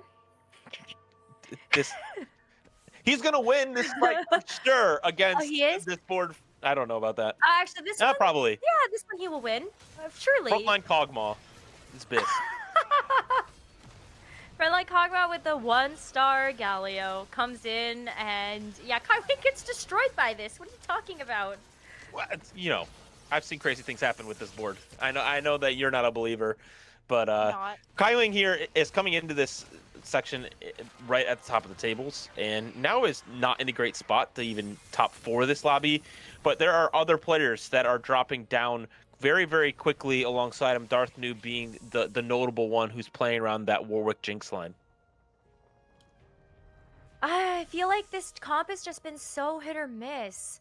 Sometimes it works out really well if you are able to get the right read on the lobby, but then sometimes I feel like just going for more of like the vertical zone can leave you kind of in a spot where you're not able to actually keep up with some of these big ranged attackers, and especially when you've got Ladder Slayer ready. Both have the Annie 2 already. The Mel 2 has been unlocked for Ladder Slayer for quite some time, and then Setsuko's 3-cost reroll is so giga stacked. I think it's going to be tough for this Warwick to keep up. Darth Noob having good upgrades, just not having the strength of all of these legendaries quite online because they're not upgraded. We have 1-star Shyvana, 1-star Kindred, 1-star Senolution, and 1-star Ziggs here in the backline as well. It's really difficult to be able to win these kind of lobbies when, you know, something like an Annie 2 walks up and just burns your whole board. True. It's why we're seeing players actually build out things like Gunblade. So Darth Noob actually does have that Hextech Gunblade on the Jinx. It's going to help to at least stave off some of that burn damage, but you're going to have to hope that you can also kill everything else fast enough. As the Annie gets the cast, the Mel is starting to take down their targets, and the Jinx ramps up. But can this front line for Darth Noob actually stand tall as the Warwick starts to chip away? That's going to be another tank down, and in fact, Darth Noob is able to get the win and stay alive. JRC also very, very low and at critical HP totals holds on as Kaiwing inches closer to being eliminated. Good news that was a ghost fight because versus real, I don't think that goes the same way. I don't know. Gotta believe. Here's the good news, though. Comeback Story is his first augment, and he is at 9 HP, meaning he's got Yeah. a lot of power on board, lots of stats to work with. But it's just a matter of positioning this Warwick because it doesn't have immediate CC immunity, and also will struggle early on in these fights to ramp up alongside the Jinx. So if we're not winning Oh. fights and making them go a little bit longer, we will lose. Well, that's not great. The Warwick is going to be in front of the LeBlanc and the Dravens. You gotta hope that your tank is actually able to get through that before the Warwick gets taken down, and it's just not good enough. This is 07 here for Darth Nub. Yeah, and it's great for JRC, who will now push himself towards that top. Kai Wing also falling out here, one of our current point leaders. The top of this lobby, who's going to go out in... Darth will go out in 7th and Kai Wing in 6th. So not great for Darth, who is already going to the Tactician's crown by winning the EMEA Home Cup for TPC2. But Kai Wing, you know, salvaging a 6th there, not too bad. No, especially with the spot, I feel like he did get a little bit trolled by the fact that there were so many Luxes out of the pool, but also with the comp that he ended up having to play with the Kaisa and the Vayne. I don't know how popular I've really seen either of those carries really be outside of like the vertical in this patch. So I think he did make the best out of a bad situation, and so I think he should be pretty happy with a 6th. JRC trying to find any last-minute power he can. Swain 2 will be a huge upgrade for this board if you can find it. Shyvana also being found, possibly being a spot on board, will not find its way this time. Shyvana coming back, showing their face again. Oh man, where is this Swain 2? It is Nowhere. on somebody else's board, actually. I'll just show you the copies of the... Okay, so look. There's at least 3 Swains out of the pool on Ladder Slayer's board, and 3 out from Me First or Eighths. There's not that many left, and unfortunately, I think GRC is seeing firsthand where those Swains have gone as he looks across the way from Ladder Slayer. Silas 2, Mel 2, Annie 2, Radiant item printed from Mel, Azir 2 as well. Ladder Slayer has the captain board of the current patch and is on an absolute rampage. The only one that could stop him here is Setsuko, but Me First Wraith and JRC both drop out this round. Ladder Slayer proves my point once again that the Darius reroll is only actually destined to have a bot for. As Me First or Eighth does fall out in 4th place instead, and so that's just matchmaking for you. But that's all of the Luxes back into the pool for our Arcanist players. True, very true. Wow. He didn't quite get to what he was looking for. For Setsuko here, I'm not sure how this board gets that much stronger. Obviously, we're now playing Taric on board, which gives you some magic resist team-wide as well. But on the other side, we're seeing another Annie 2. We're seeing a Zillion 2, which we've seen do quite well today as well. And also a Bruiser on Tibbers, making the tank that comes with Annie very, very powerful. It's going to be really difficult to be able to beat these boards, especially because Annie just kills your backline. She does it pretty quickly. So I think for Setsuko, unless you're able to get a bit more targeted damage that you can burst things down, I think this is going to be a rough one. At least for min-max, you can actually take those save skills off, put them over on the Taric. That's going to be a lot better for you than having those items actually be on your other your backline carry. That's why I like this augment. I agree with you. I think that this is going to be a tough road for Setsuko. I think Reddy and Ladder Slayer, this is the battle right now for 2nd place, as Reddy is standing at the top. Reddy was able to steal around off Ladder Slayer just previously, even though we have a Silas 2 in all of the big upgrades for this board, but it looks like it may have been even a ghost fight. Ladder Slayer versus Reddy now facing each other for real and not quite being able to do all of the big damage that they're hoping to get here. That Tibbers will not die. And that's also a level 10. Reddy spent all of his gold to actually get to level 10, and that's going to be an overwhelming amount of damage. Setsuko is also going to take another hit, and yeah, it's all on matchmaking now, CLE. Could be a double KO for Reddy to take out Ladder Slayer and Setsuko in one fell swoop.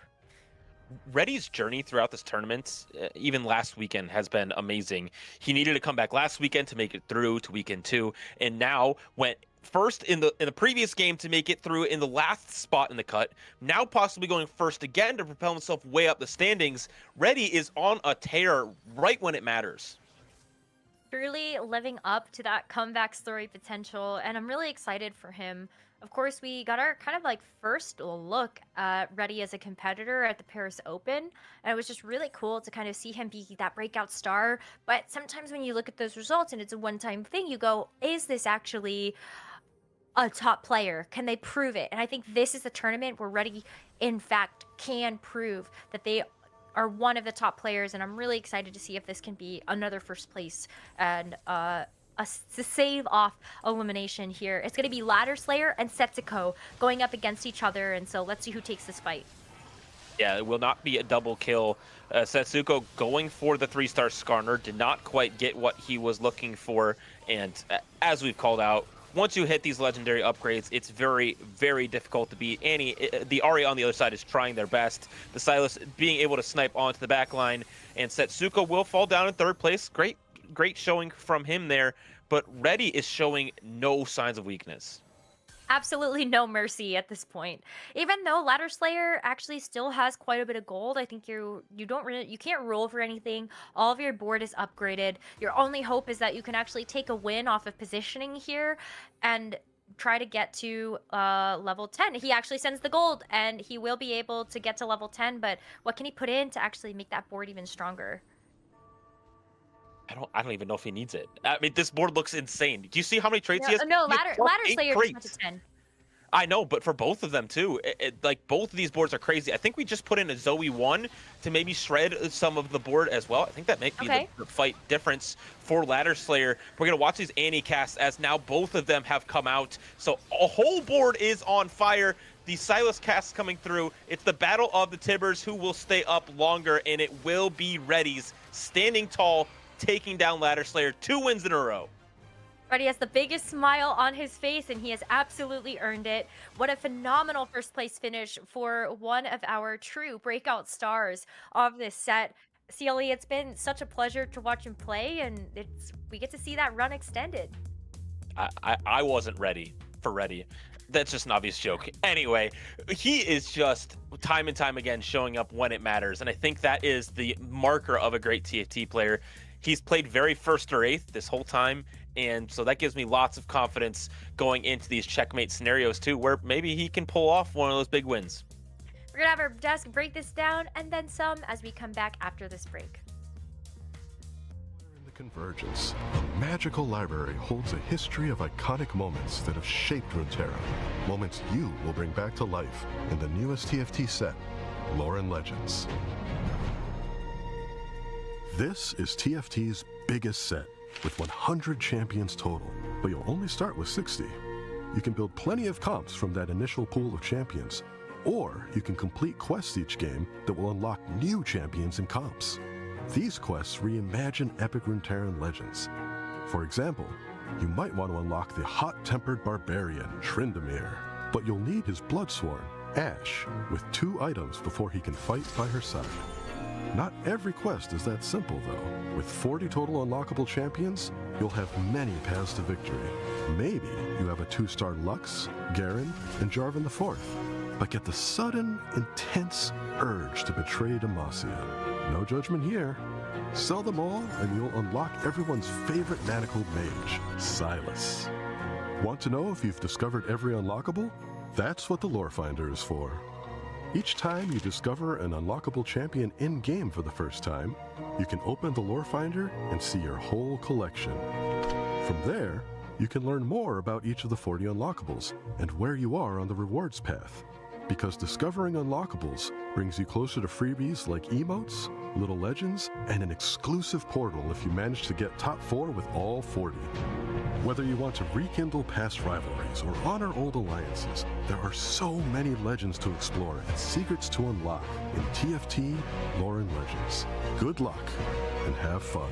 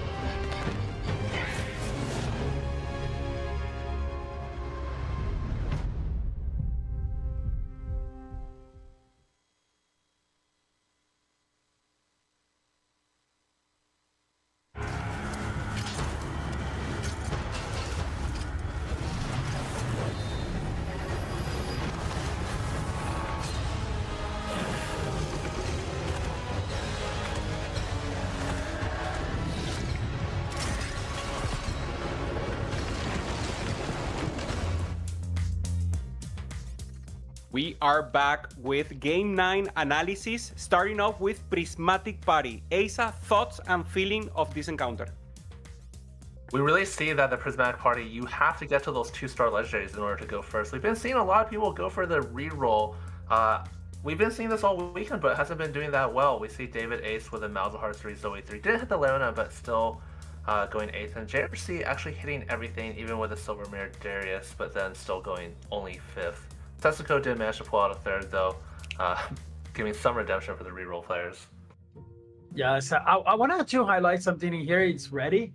He was like very low on the standings, and right now he's sitting on just last 2 games that he played. He went first, and then another first.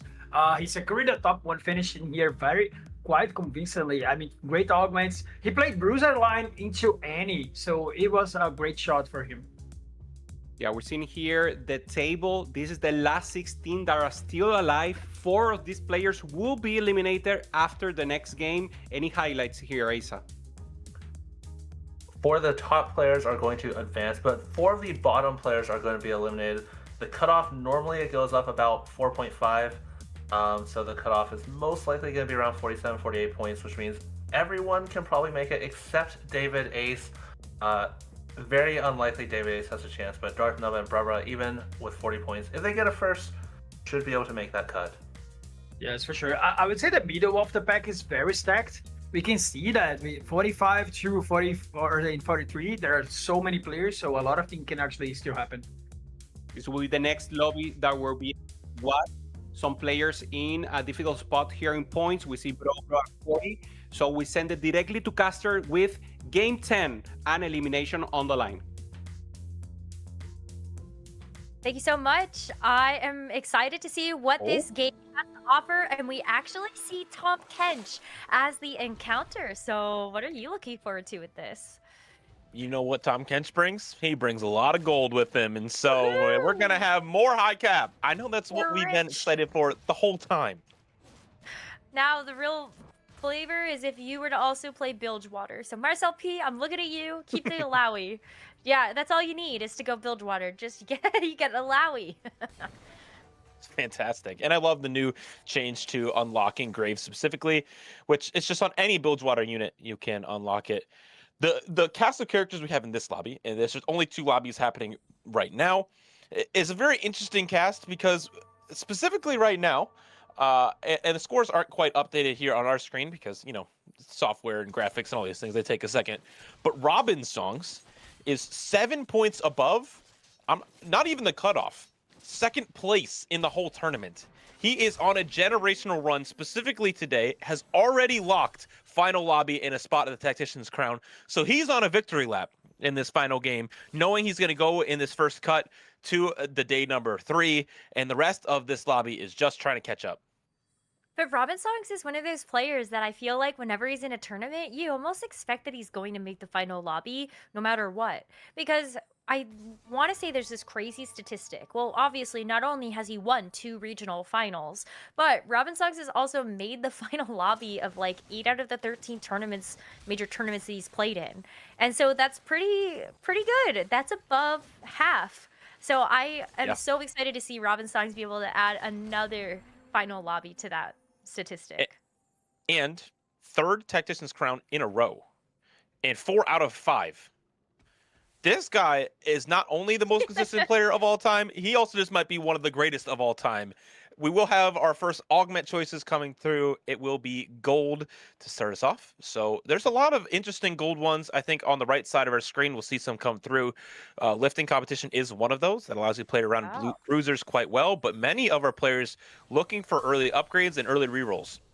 Oh yes, the shopping sprees commence. Brosip and Bra both took Commerce Core, and you also have Pokegom that took Stars Are Born, so in some capacity, you are going to be able to get a little bit of econ generation. That way you're hoping that your board is going to be really strong. Prestament takes Calculated Loss. We see a secondary Stars Are Born from Cambuli. He's going to be locking into this Demacia line, but already having the Poppy upgraded, and he's really just missing out now on the Jarvan. He gets his pick of first 1 cost units. This is like one of the best parts about Stars Are Born, especially with the unlock conditions. You can know that a two cost you want is going to be in the shop that is currently there. So hey, automatically 2-star, sign me up. I'm going to take that, and we're going to try to make a win streak out of it. One of the most interesting ones I want to call out, we do have 2 people trade sectors, so getting some rerolls, but it's Marcel P with savings account. And this is, especially with gold subscription, going to be a very multiplicative for him, because as soon as you can get up to that high interest mark and make 50 gold in interest, you get 30 more gold. So, hey, you're rich. The rich get richer. Let's get you some more gold and help you get to those high levels. Thank you, Tom Kench, as well. We got all of the influxes of gold from different sources in this game. And we're seeing Kambuli still have a chance to make a decision here with what to do with that one cost upgrade. I was going to say, Jarvan's right there. I would have thought he would have just spotted immediately. So I kind of wonder what he's thinking through in terms of actually trying to make that upgrade. Or why it took so long. I think there's a lot to think through, especially because he's level 5 already. This is a very, very fast tempo spot. And Kimberly now unlocking LeBlanc as well here, being level 5. And he got the Demacia opener with, you know, the 2 stars there, but now playing maybe around Noxus as well, using LeBlanc as your mid-game carry. It's looking like a really good, at least in my opinion, mastery of early game in the current patch. Kambuli is sitting in the middle of the pack right now, so this is a game that he's going to want to be able to keep a top 4, since he is just up above the bottom 4 elimination cut with 44 points. And so I think if you're hoping that, like, you've got this strong early opener, maybe preserving enough HP is going to be plenty for you to actually get to a point where you've got the Mel unlocked, you can get your Silas, you can get your Galio, all of these big legendary units that are going to be really important for you to even steal a win, let alone a top 4. Kimberly has escaped the cuts twice now. He was the one right above the cut for going in today, who's one right above the cut for the previous bottom 8 cut, and now is, with a first in the last game, propelled himself out of possibly that contention and into contention to possibly make it into the final lobby tomorrow. And so a player of his experience, it's not surprising to me at all that he has come back even when his back has been against the wall. He has just had so much international presence. When you think about all of the competitions that Kambuli has actually done, I already think back to the Tactician's crown. He had to kind of bounce back from that, you know? Not necessarily the performance that he wanted, getting a 26 there, but he is so smart. He came back into the pro circuit with a bit of a vengeance, and I think has hopefully given him a lot of confidence to actually move forward. I mean, he got second place at the Cyber City Golden Spatula too. He's just been so close to being able to get this major win. And so for Kambuli, I think this tournament isn't just about proving that he is one of the greatest in America, but it's also about, like, proving that with the result of actually winning the regional finals. And so this game, really important for him to keep that up. 100%. And also 3 Tacticians crowns in a row appearances. That's no small feat. And, you know, might want to join Robin with that achievement going into this Tactician's crown. Robin playing full open basically alongside Prestivant, you know, also playing that savings account line. Both CTG members in this lobby are going to be very, very rich. And for Robin here, hoping to lose, but he won't lose this one. Only a Bard on the other side. Well, that's the calculated loss for you, because Prestivant is still hoping that he can actually string these losses together. So fortunately, Robin Songs is going to have to snap that streak, but you know what? I think it's still a pretty good effort. And now he can maybe think about, like, using this gold, or even just, like, saying, just don't worry about it. It's just a fluke. I can still continue to lose after that. It's definitely unfortunate, but it's much more important for Prestivant to continue losing, because that's what his whole augment is. Obviously, Robin making more gold is great, and he will continue to do so, but being able to lose and lose and lose is the name of the game for Prestivant. For Pokygom, he's one of these players that has been around for a very long time, playing TFT at an elite level, has qualified to the Tactician's crown once before, and has really had a fantastic set. Going into the final TPC tournament, he was somebody that was in the conversation to possibly steal the qualifier point spot from Wajan Iverson, but had a really bad tournament.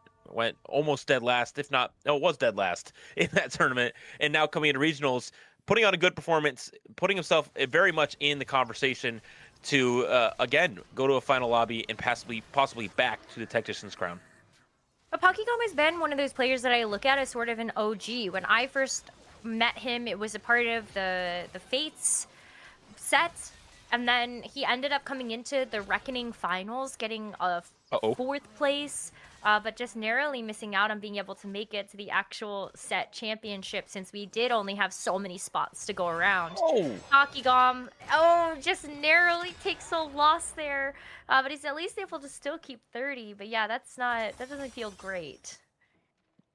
Not exactly what he wants. Obviously, the win streaks are important, but he already had that broken by Cambuli, who is maintaining that 5-win, and so him and Prestivan are the only ones with a streak to help really push the econ even more. But again, Tom Kench being the gold subscription encounter, we don't know what's going to show up on 3-1. If it is a lot of gold, it changes the game and the tempo completely. We already have a couple of players that are approaching or have surpassed that 50 gold checkpoint, and that's going to be Robin Songs. Of course, Prestivan is at 49. Marcel P is also going to be quite rich, and so let's see. Tom Kench, what do you have for us? Maybe you bestow an even bigger blessing on your Bilgewater player here. You know, how crazy would that be if the encounter gave you a little bit of an extra benefit if you were playing like the trait or like the champion? It was only 5 gold, 4 gold. I know, that's why I wasn't excited about it, because like, you know, I know. It's gonna be stage 4. Stage 4 is gonna be a prismatic orb. Oh yeah, I wanted a prismatic orb right now because that would just set this game into hyperdrive before even this augment showed up, and just makes people do some weird things like having to level to 8 Fair. on stage 3. It'd be really fun to watch. But Cambuli is very much in the driver's seat when it comes to this lobby right now, and I'm not sure where he's going to end up on this board. His items are pretty flexible, but Sterix Gauge, you want to know what that tells me, Necra? No. No. Don't. He has an Invest on bench. It. Don't say it. I don't think he's going to Noxus reroll. I think in this spot, you really want a tempo and not stay on level 7, but instead play around the upgrades that you do hit and then possibly play around Mel, just get to level 8 as fast as possible and, you know, sacrifice the Investa there. But we'll see. Yeah, I mean, I think it's a better plan. I think so too, because he's 100 streaking. He's gonna be quite rich. He's already at level 6. It's also a silver augment. Oh, it looks like it's gonna be it's gonna be at least a gold. Not prismatic. Not prismatic. The augmented power. Yeah, some special caster information that we get here because we can scout around, and Cambuli will know this as well. I have even better news for you. It's 71% going to be a gold augment for the third one, or 29. No, it's 71%. Oh, it's guaranteed. Sorry, it's guaranteed to be a gold augment. You can't even be silver when you get gold into silver. Oh, 90% nice. is going to be a gold augment. Yeah, you're welcome. Thanks, little buddy bot. We love little buddy bot. Shout out Mindful One. Brosif taking one of the most interesting of the augments in the current set and of all time, maybe, in taking Dumbify, wiping his whole board clean, making a giant dummy in the front line just be an HP shield. So we'll see what spot he ends up in, because that's gonna be interesting. Wait, dude, what is with the Avatar The Last Airbender happening here? Do you see all the hexes? The water axiom for Bruh, the earth axioms for Chunnington and Robin Songs, and then the air axiom for Prestivan? Listen, We're just the missing set. fire! Did you play set 2? No. Okay, well, it was all about having hexes. It was Rise of the Elements. And so right. it's a really big throwback. And if you aren't an old head like me, you know, you wouldn't know that. But here is Dumbify on this board. And this is where all the chatters say dummy bottom right. Not on board, but Brosif, he's pretty smart, so I wouldn't say that. Look, I think it's so cute that this dummy gets to be the shield for all the little Yordles. It's fantastic. It's so tall. I think the dummy looks to me like it is 3 or 4 cannons tall. Maybe it's a Or might little be- taller than that. Someone needs to give me the actual like perspective of. Oh no, Kennen walked right upside of it. It's 3 times There we go. the height of Kennen. Why is this all we want to know is the size of things? Little 'Cause legends, it's dummies. fascinating. I think so too. I think we need to get the TFT socials team and pitch them on some of this stuff. We need official measurements on these little is there, legends like, and things. Because it's like I think about how we have like the lore decks for Yeah. lore and legends where you have all these unlockables that you can unlock, and it's very satisfying to actually see them show up in your lore decks, and then you also get the crown if you get the top 4. I need like an actual champion dex so that I can see lore and things about these champions as I play with them more throughout the game. Your Pokemon is showing. Maybe. But don't Yeah, tell yeah. them that. No, not at all. You want a little legend dex. I'm Yeah. down. That sounds fantastic. I need more information on these on situations here. Most interesting thing to note here in this part of the game is who's on which reroll line. I think we're gonna see a lot this lobby. I know Robin Songs is playing around Malzahar specifically, but Prestivant having calculated loss means generally that you're going to reroll something. I think he might be on the Jinx line and playing that. Robin rolling a little bit here, trying to stabilize his board, finds the Leona, because Earth Hex actually in this front line does continually stack. And so the earlier you can get these units on the board, the more HP and stats they'll get. Wow, that's going to be a Malzahar reroll lock-in for Robin, and we're going to see some additional rerolls happening here as... ooh, what is Pokygom doing? What is this? Is this just build water, or is he going to do something else with this board?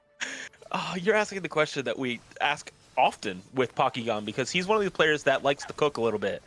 He's unique play style. He plays stuff that other people wouldn't necessarily play, like Blue Buff Graves here in the mid game to work around. But the HP is proving to be high in this, where who rolled down to 10 gold, is strong right now. But Poky's just playing some creative TFT, and I love it. So this has come back to bite Pocky in the past. Sometimes he plays things that we are not super sure why he's playing, and then we get the answer to that in game because it doesn't end up going super well. But hopefully for Pokygom it fares a little bit better, especially looking at the point total. 43 is still okay, but as we talked about before, it's kind of the middle of the pack. So everybody that in this lobby that's sitting at 43, 44, 42 even for Prestivant there, this is a hugely important game. They have to get top 4 or better in order to actually keep themselves out of the cutoff zone. Prestivant on 9 losses in a row. Playing calculated loss makes sense that you want to continue to lose, but 33 HP is not a lot. We have to start winning here on stage 4, or for Prestivant, it could even mean his tournament life. This could be a Jinx reroll. We do actually have the Warwick that's going to be unlocked, but the fact that Prestivant is sitting at 50 gold leads me to believe that maybe he wants to go level 8 and actually try to roll for the Warwick instead. But I think it's going to be tough. You don't really have items to be able to itemize both the Jinx and the Warwick as of yet. Maybe the drop at this PvE round is going to give you a little bit more to be able to itemize both of those units, but that's really where a lot of our players are suffering. They all took money. They all really need to have the... Oh my god! Wow. I was going to say the items, but like sometimes you just need the combat power too. That Zoe went crazy. He went crazy, but also like got knocked up to like the moon there for a second. It happens. The spectator bugs are always fascinating to watch. Marcel P looks like they just got a bunch of their gold from possibly even their savings account cashing out. We'll be playing that Demacia line as well. Definitely want to check on Prestivant, who is level 7. Maybe rolled a little bit here. 10 losses in a row. Has to stabilize now, or will drop to 1 life. Yeah, he's on that Zon board, and so, you know, as I was saying, Oh, I he think is there rerolling. are... Yeah, I guess so. I didn't realize he had so many copies of the Sejuani on his bench, but it looks like he is going for that full Tundra, Voltamos, you know, Freljord, Warwick board. And so he's really got to try to hit here, and he's got to hit now. So as we see this roll go even deeper, he's thinking about also holding the Loris because you want to be able to have that worded synergy in. But that's going to be another Jinx. That's going to be 2 more that he's missing here as he ends up trying to get that Freljord in with the Braum now also active on the board. But with 1 copy away from the Sejuani and 2 off of the Jinx, doesn't have a whole lot of gold left to roll with. Oh, there's at least a Sejuani. Okay. Oh, we sold Warwick pair, which makes sense because we're really not playing around Warwick carry at this point. Yeah. It's just another unit to tire our board altogether. We don't really have items for it either. We also don't have items for Sejuani. It's going to be... Oh, he's going to be praying for an item augment here at 4-2 to save this board. Well, at least we know that it's going to be a gold augment. So there are a couple of things that I feel like Wow, look at you this can Jinx kind go. of start to look for. But yeah, oh, Jinx is crop firing so fast, but the spin to win from the Garen is just going to buy too much time for that Lux to get that final cast off. And then Precedent is in a hugely perilous situation. Reinforcement is not going to help unless he really thinks that this Warwick is important, but he's got to roll. I don't even know if I would take the Jeweled Lotus here. Oh, Duo Q is a little better, but what 5 cost do you even put in this comp? There isn't really anything. He's plot armor. Yeah, he just needs combat strength. More time for the Jinx to ramp up and do damage. The problem is it's not doing much damage, but 3-star will be very helpful for the damage numbers. Across the lobby, though, we're going to see people playing interesting lines across the board. I think Pokegom's maybe the most interesting. Taking Gilded Steel, which gives you some durability to your 1 through 4 costs while you're playing a 5 cost on your board, but also gives you some 5 costs. So he will continue to cook on what his board will end up being throughout this stage to make sure it's as strong as possible and be able to hold up in the late game. But for Precedent here, 12 HP in a Dream and a Mel on the other side. Looks like he should take this round because of lack of upgrades, but it's scary. I would definitely be scared whenever I see a Mel and a Lux, and the fact that they do just have access to the backline from that Lux cast. I always get a little nervous, but the Jinx positioning feels really good. The Lux hasn't attacked it just yet, but the Sejuani feels like it's melting despite how much damage is getting pumped out. That was way too close for comfort there. We have no tank items. Like, that's so the big problem here. It says 23, but yeah, it has no stats alongside it to help it stay alive. And so for Precedent here, there's so little he could do besides try and make it to this carousel to finish out his items. But the open components that he has have me a little worried. You know, you have the bow, you actually have the open cloak that's going to be on the Sejuani. And with the Quicksilver that we saw in the Jinx, I actually see like you might have wanted to have the Sterix plus the Quicksilver on the Warwick. Couldn't hit the Warwick, so now you have to split up those items. And then an open rod, I think you need, I don't know. It's looking a little tough. That's all I can say. Robin songs too. Ew. He's playing so greedy right now. I mean, he's already, he knows he's on a victory lap, but he's sitting above 70 gold because savings account allows you to have more interest, even up to 70. And so he's just slow rolling 70. Classic Robin Songs gameplay. But Precedent here looking pretty good against this Chunnington board who's playing lifting competition. Has that Scion 2 early, which has continued to ramp up and grab more HP. But again, we're seeing the problem. We don't really have a true tank because of a lack of items. And so these fights are so close. But that's what I mean, right? Like, what do you do with the open, like, the open cloak has to make some type of tank item, but then what do you do with the glove? Ugh. I don't know. It doesn't look amazing. Let's see though, because yeah, the rod is on the Loris. Rest of it does okay. Take the other cloak so you can take a Dragon's Claw. But that still leaves you with an open glove and an open rod. Yeah. I don't... Jeweled Gauntlet, Sterix, D-Claw, Sejuani. Turbo bits, as the kids say. I don't know. That's just not going to work well. But the thing we do know is Robin Songs is at, you know, maybe 2 lives if we're generous, and needs to absolutely send it here. We have 70 gold to spend and a lot to upgrade. Getting a 3-star right now is a great way to start. We will continue to roll all the way down. We get that Seraphine in that really completes the straight web of this board, but have a lot more to upgrade. The Leona is the main thing that we want. Or one off both. So satisfying. Oh, he rolled. We skipped Leona. He actually skipped the Leona. He's too old. He rolled past the. Oh, Robin. Oh man. It's fine. He didn't see another one, so it didn't even happen.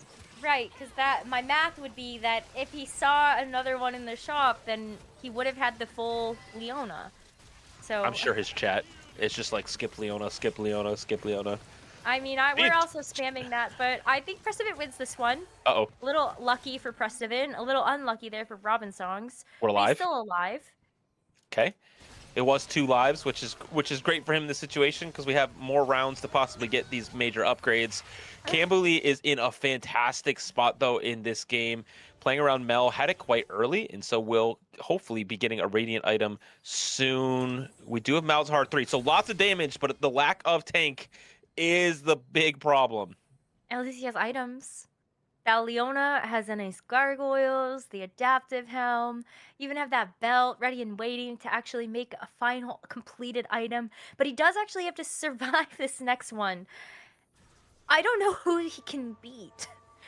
If he couldn't beat Prestivan, which was who was struggling to actually get those 3 costs online, he's got to go up against Bruh, Okay. who does only have a Yone 1, but the set 1, no items. I don't know. This one actually might be kind of close. It might be kind of close. Depends on what this Yone does after he kills something. Wait, the Yone's gone.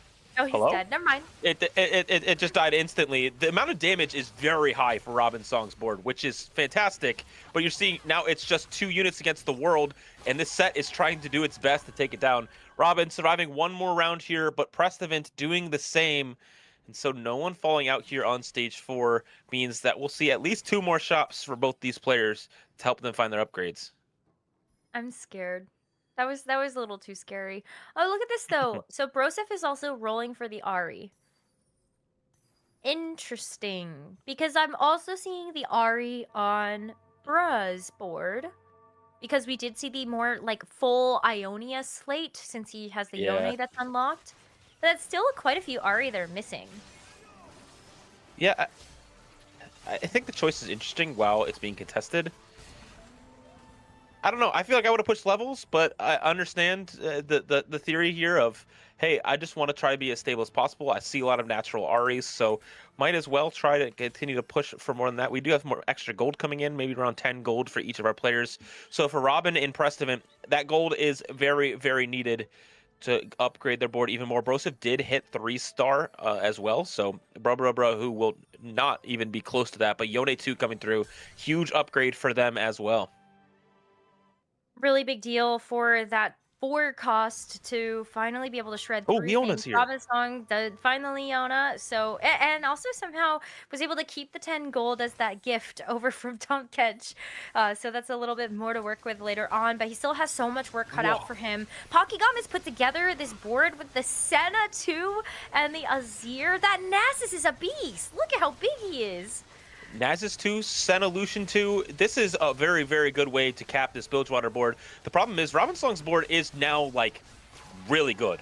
Like not only is it stable, but Leona 3 makes this board a threat to top 4 this game, and that's exactly what he's searching for, even though he doesn't need it anymore.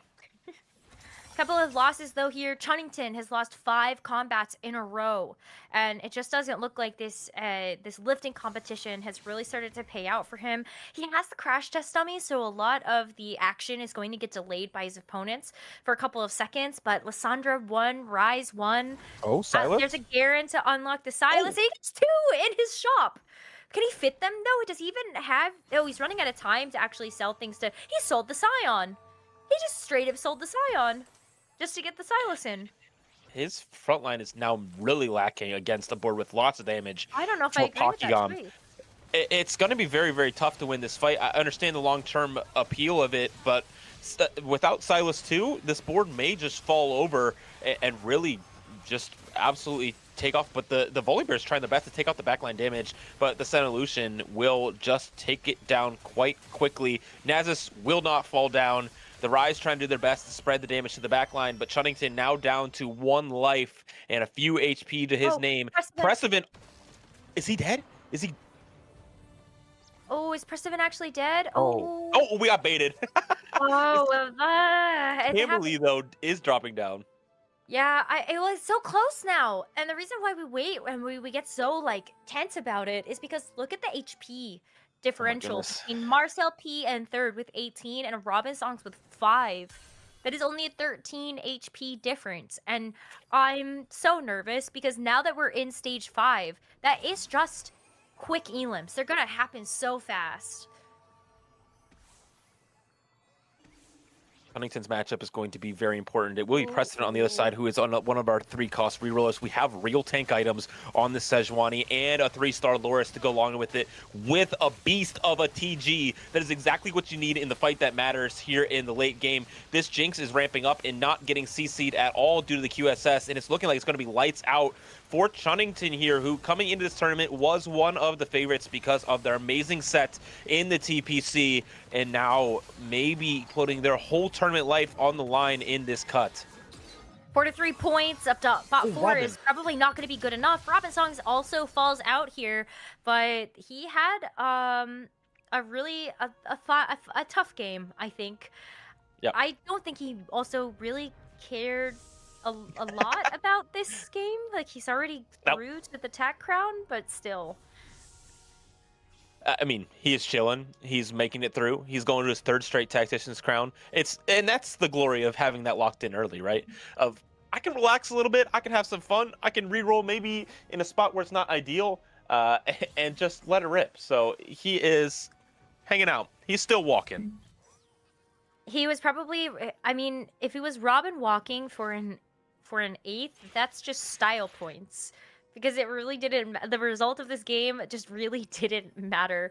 Pokygom, we get another look at kind of the board that he's been putting together. That's going to be the Bilgewater board, still trying to find that max cap. But Kambuli, he's sitting on a 2-star Melnath. That is a huge upgrade for him to have found. That was a 1-star just last fight, so he rolled pretty considerably in order to actually get these units. And this might be able to be a win for him versus Bra. And he's at 211 stacks on his Mel, meaning that maybe this next fight you'll have a Radiant item printed for free from the amount of mana that Mel has spent. This is a pretty good matchup for him if he can take down that Yone early, and it sure does. The Rise finishes off the job there. So Kambuli now hanging out, searching for that top 4, but Pokygom is going to be the one to watch the HP bar and see if he falls out. Prestivant does fall out. It looks like Pocky is going late in this fight and will also fall out. The Nasus the only one left alive. Yeah, the Nasus just can't stand up to this Demacia board as they're able to win out another fight. And so top 4 this lobby has been decided. For Prestivant and Pokygom, I fear that a bot 4 here is just not good enough with their point totals to actually get them out of the elimination zone. But we don't know how the other lobby has done yet to show you the overall standings. But it's not looking good. It's not looking good. No, it's going to be very tough, but I think about the players that are currently in our top 4. Brosif, Marcel P, and Kambuli are both all, if they get a first here, could make it out in the top cut. And for Bruh, who is one of our players that was an underdog coming to this weekend, is trying to fight back into that conversation, and this is a great showing to possibly get there with a solid top 4. But Brosif is just cooking on the other side with this Dumbify just being his solo frontline, now playing around RE3 and Yunara, which we don't see very often, now securing a top 3 for himself. Yeah, Yunara is, as I remember, being a beast from like several patches ago. So much so they had to actually tune down some of the items that she was holding, and also just her as an actual unit. It's going to be another KO as Kambuli also gets knocked out alongside Bruh, and now it's a showdown between Marcel P and Brosif. For Cam, top 3rd place here is definitely going to help keep him out of elimination. What a fantastic board this is. I'm not sure if it is going to win this game, but no matter what, I'm learning. He's just playing around what he hit in this mid game, and now just really pushing levels, trying to figure it out. He's still stuck on level 8, where Marcel is level 9, trying to figure it out and cap there, which is obviously much better to unlock Rise and Silas and those kind of things. But for Brosif here, depending on what this gold is from Tom Kench, could join him at level 9. Oh boy, it's a blue orb. Okay, just like, you know, Not too bad. 6 gold, 6, 7 gold. But we got another item that's also going to come out from the Creep's Eye with a Bloodthirster. I guess just, yeah, it's another tank item for the Wukong. Sure, why not? Marcel P's board is kind of what we would call a top 4 composition currently, because it's just playing around the Lux. Well, look at what Brosif did. He took out the Zoe to get the Bard in. He's gonna use that for a turn to get some econ, and then go to 9 and roll for the set. Okay, yeah, that makes a ton of sense because he knows that he's probably not going to win this round, but going to 9 is going to be the way that he can win. Obviously, he doesn't want to lose by a ton of HP, but sacrificing 1 unit to get a few rerolls, because it is Sage 6, I believe it's 3 or 4 rerolls from Bard. There you go, 3. 4. 3? Oh, well, whatever. Or It's one gonna from be Trade level Sector. 9. Yeah. Yes, yeah. I was like, that was 4 rerolls. I swear I can count. But there you go. There's going to be a pair of sets. I guess you could make the Nico if you want. But I feel like at this point, you're really hoping to get something like the Silas in. That's why you're holding the pair of Garen. And I guess it's nothing. Nope, At least nope, he's got nothing. one more life to work around.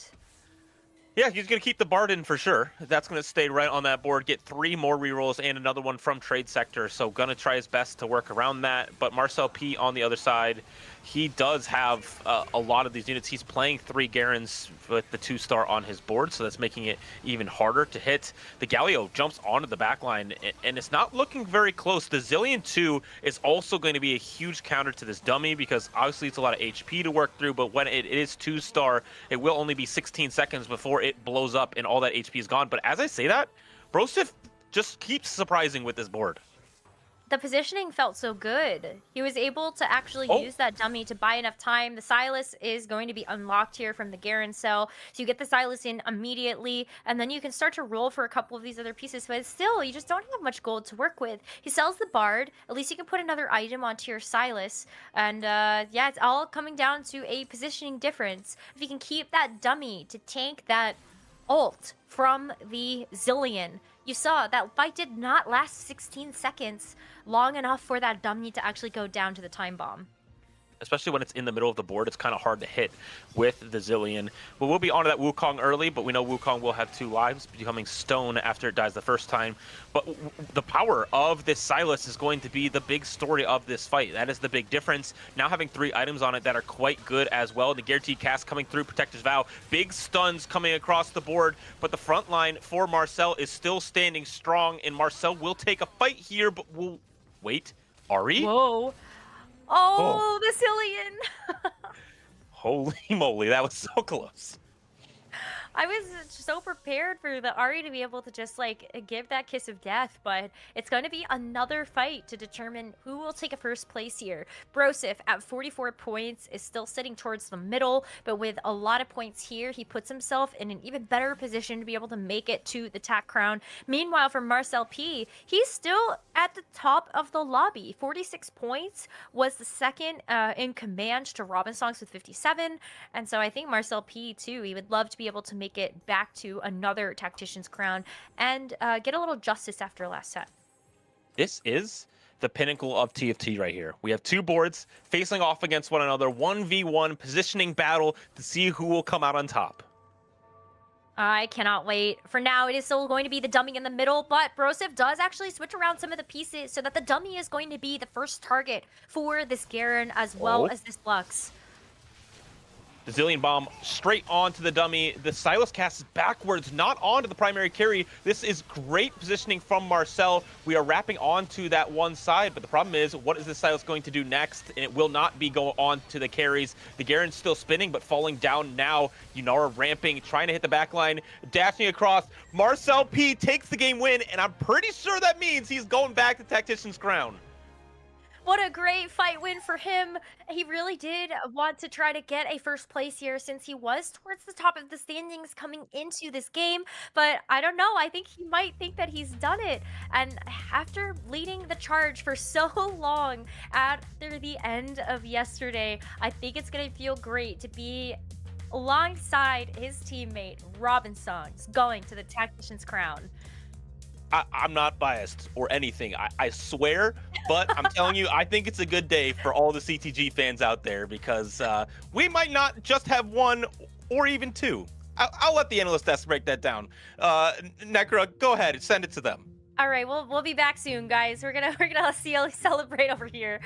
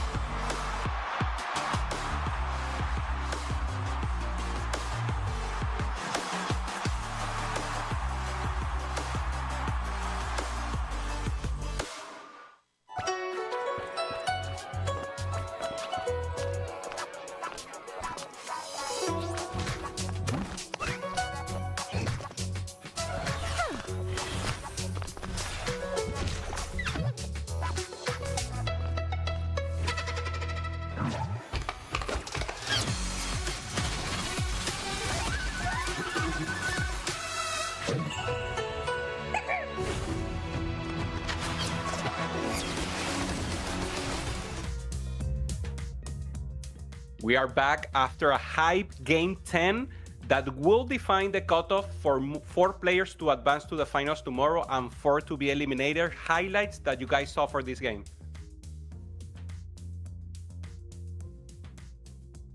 Well, especially for me, I've seen Brosev taking the dummy fight, which is an augment that it turns everything you have into a very huge dummy. Personally, I feel the Golem is it's way better because it moves and gives extra damage. But Brosev did show that it pays off, so it had just a huge front line for his RE3. Very impressive, and Marcel P actually grabbing that win. Very good result for him, aiming to secure the spot at Tactician Crown as he played Demacia alongside some Zillion, some unit that's very strong right now. So well played after this game.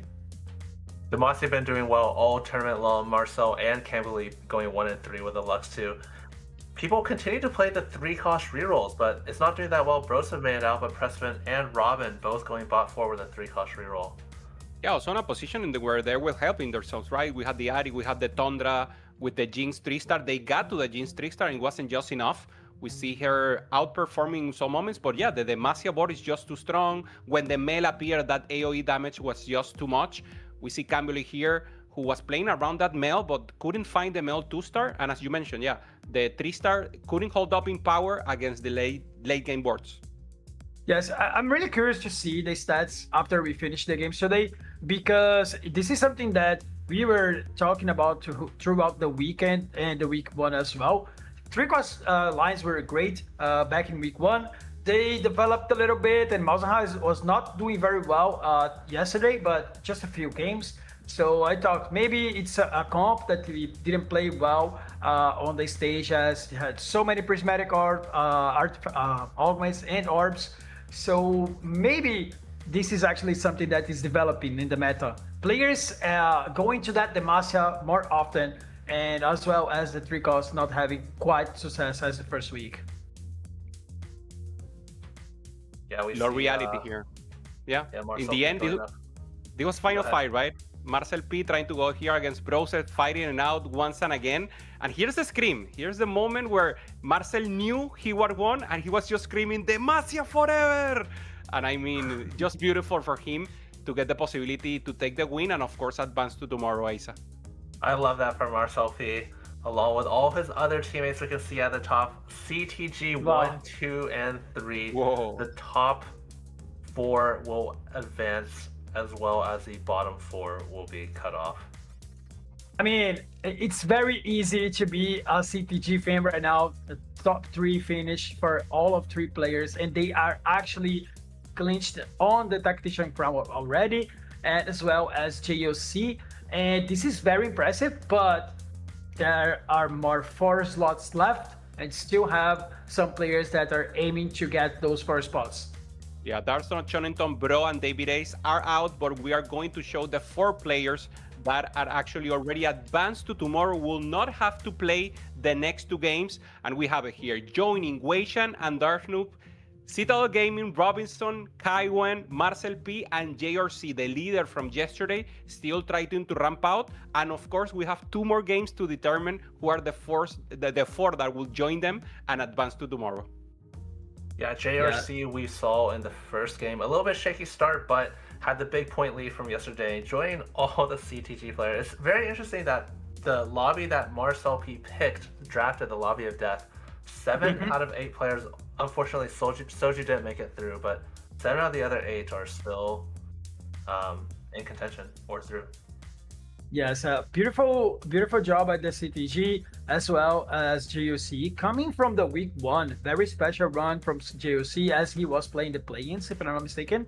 So making all the way to the finals here in the regionals. So well played, and congratulations to him. He's going to represent Americas and the Tactician crown. 100%. We'll have a short break just to get the players ready and be ending with the last 2 games of today. Don't go away.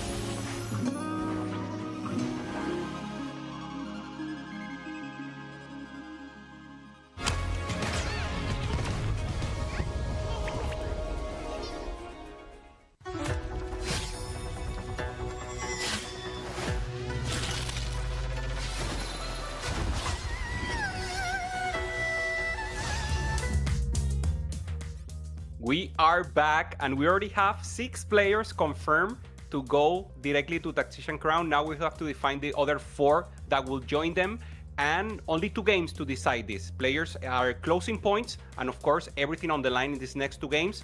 And it's great to see because every time in this type of format, they have something to fight. And now in these 2 games, the long road will be decided.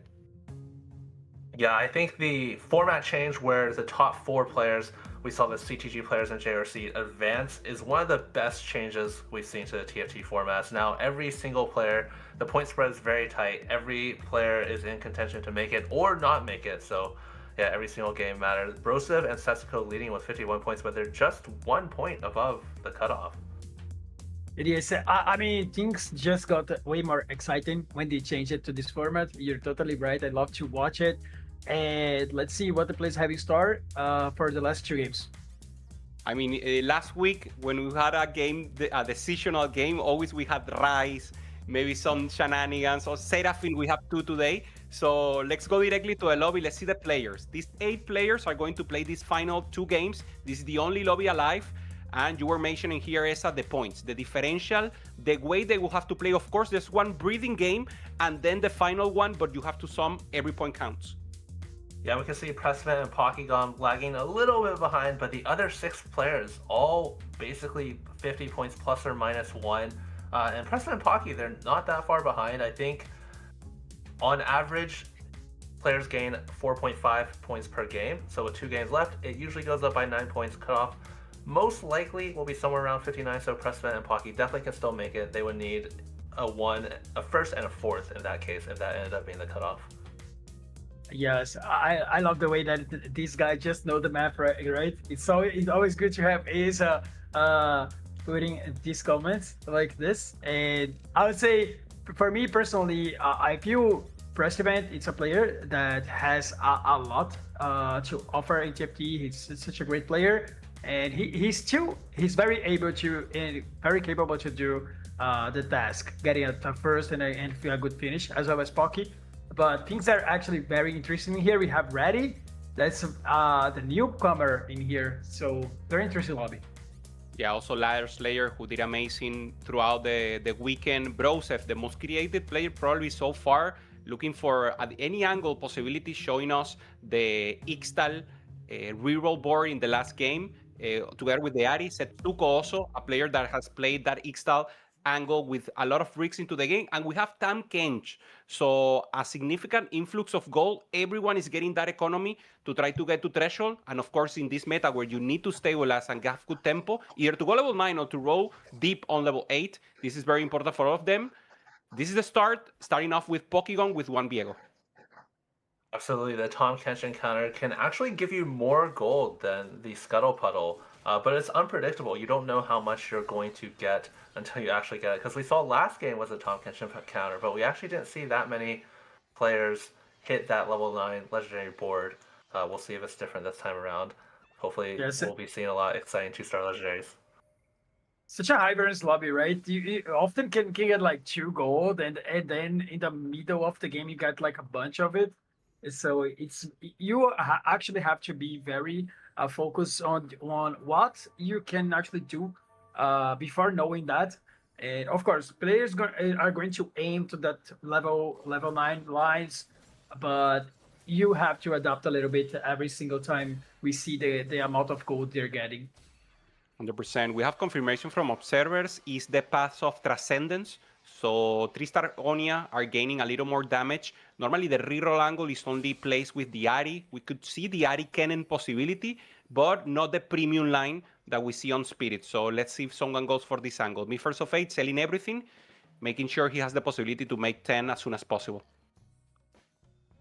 Yeah, the Transcendence buffing the 3-star Ionias was buffed recently, however, is still not considered the premium Ionia. So we'll have to see if the players opt into using it. Will be interesting to see how they value it. Yeah, I feel like depending on how your opener goes, you can go for it and be good at it. It depends on how are you on the standings, right? I mean, for Brosev, this might be a comp that he can repeat. He just played Ari last game, so Yep. for him that doesn't need to get any risk. He's a little bit ahead, and the standings he can go for that comp, I would say. Okay, we start with gold here. Ready is slamming AP items, already has a Scion, so probably going for that LeBlanc angle. Very good in the early game and gives you so many possibilities to go for that AP flex line, trying to think about the Mel in the late game. So good thoughts here. Gold for Me First of Fate, and we see the augment selection there on the right. Looks like Ready thinking about the hefty rolls, which was buffed just a couple patches ago to give an additional 5 gold at the start, which 5 gold might not seem like a lot, but it's quite a lot of gold. Entire gold augment is probably worth about 17-ish gold on 2-1. So basically like a 33% buff, pretty big. Yes, it's very good when you have like extra gold. You can accelerate your thresholds and make economy very soon in the game. And also, when you need to roll a lot to actually get value from that augment, this extra gold is very powerful. Bodyguard here for Kambuli. We've seen it normally premium on Warwick. Also, we've seen it on the Draven reroll side. And on the other hand, we see Setsuko with Bilgewater and Sound. What do you guys think about these possibilities? Yeah, it doesn't have any Bilgewater or Zon units yet. It's a little unfortunate for Setsuko because he slammed the Shojin on stage 1 in order to unlock the Oriana, but now might not want the Shojin. You can use it on Misfortune, so maybe he'll try to play around that Bilgewater in that case. Alternatively, you could just pray for a Reforger going down the path he's on right now with the upgraded Demacians in the front line. Yes, I feel like he doesn't have any units besides the graves that he fought, and I feel like that might be help him to get into a rise maybe later in the game if he can actually get more economy throughout the last augments. Maybe he can streak a little bit. So it all will depend on how his mid game goes. Interesting. I like that thought. We haven't seen it much. I don't think if we've seen it, but yeah, Bilgewater Rise is a pretty decent comp. You get the additional AD damage, so Rise becomes more of a hybrid, if you will. So you can index more into that AD. So it will be interesting to see if that line is assembled, and of course having new toys to play here with the players, creative player, and one of the best so far into the tournament, Broseph, trying to find an angle. But of course, so far, a little steady. Kambuli finds the Kiana, just trying to tempo out with the combat augment. So far, losing. Yeah, back on Setsuko's board here. Like you pointed out, he's a very creative player. There's a lot of things you can do with these two emblems, as Dobbs mentioned. Maybe you could go Rise. Maybe like you compare Tom Kench and Mundo together as your front line. Maybe you could do Nautilus and Singe for Juggernaut. Really curious to see what Setsuko ends up in. I could see him going, honestly, anywhere from here. Yes, it's always a player that is nice to watch because he's very creative, as you guys said, and also he likes the play style, right? Going to that level 9, try to cap his board with a lot of legendary units. This is the play style that we have seen him performing in very different sets throughout the history of TFT. So I really doubt to see how he's going to end this game. Yeah, Ready on the other hand prefers to maintain himself in the Demacia line. He had the chance to play around the LeBlanc and the Scion, but no, he goes for that possibility. Poki is the one playing around that LeBlanc. Cluttermine there for Broseph, just trying to ramp out and go for that level 9 possibilities. Prestiven also playing around the Bard to get additional rerolls, not committing still to the reroll line. Yeah, quite a lot of economy augments in this augment. In fact, only Kambuli with the bodyguard, maybe going into some melee composition or Slayers or Warwick. Setsuko, we've already talked about a lot, and then Pocky with some extra items, but everyone else mostly has extra econ. Ready has a reroll augment, but doesn't have Bard. Actually, this is the first time we've seen someone take hefty rolls, but not roll for Bard. We've seen hefty rolls quite a lot, but it's always been paired with Bard. So it'll be interesting to see if Ready goes for perhaps Malzahar or Zoe, or just chooses to use it in a more standard 4-cost line. Yeah, the interesting part about hefty rolls is that you have to roll a lot, and the more you roll, the more your augment gets, the better your augment goes, right? But having a Bard seems to be a very good trade-off because they buffed the way that you actually unlock Bard, just 3 rows now. So I wonder what he's actually aiming to do in this game. Yeah, makes sense. Me, First of Aid, we know exactly the plan. Try to index a lot more in his augments. Almost fully opened here. Just trying to get to the threshold of 50 as soon as possible. And Setsuko, even though he's not getting any value of the augments, of the emblems, keeps winning and has a possibility to air with Poki. One of them could maintain the win streak, even both. But Poki, as I say, that takes a loss and won't be able to maintain a win streak. Setsuko, the only one with this possibility. And of course, that goal will be so helpful in the middle ground of the game. Yeah, Broseph hitting the early Taric, being able to snap Hockey Street. The early Taric is so strong, stronger than any 2-star 1 cost that you would normally be able to get on this round. But Broseph having the clear mind, able to hit that level 5 early and get that 2% chance for the Taric. Yeah, I mean, Clear Mind did an augment that's very interesting because not allowing you to put units on your bench. When you high roll a very good forecast unit like Taric, you actually in a very decent spot because I mean you're not being able to. Oh my God, I'm just They messed both up. have a Taric. No, I mean I thought he was Clear Mind instead of Cluttered Mind. Just never mind. He's still good with the Taric and very good solid augments that can help him make him extra economy. That is such an important thing to do in this set. Both with Taric, that premium unit that you mentioned just now, Asa, and I mean the top win here for Setsuko. Amazing, because now an additional Taric here. my so God. probably Oh my he will God. play too. And just index a little more. I mean, what chances does he have? I mean, Probably a Taric's just result. Taric Yeah. is just on sale on this game. It's on sale. Yeah, 3 Tarics found already, and 2 Yeah, just on left to go. stage 2, that's crazy. Yeah, definitely one of the best units to hit. You can just play him on any board, and he's already your strongest frontliner. Yeah, such a great unit. I mean, very flexible, and the fact that he gives you extra MR for the whole team is very good as well. So, and he gives that Targon trait that helps the rise. So it's very useful unit. Once again, here, Setsuko, the only one with a win streak.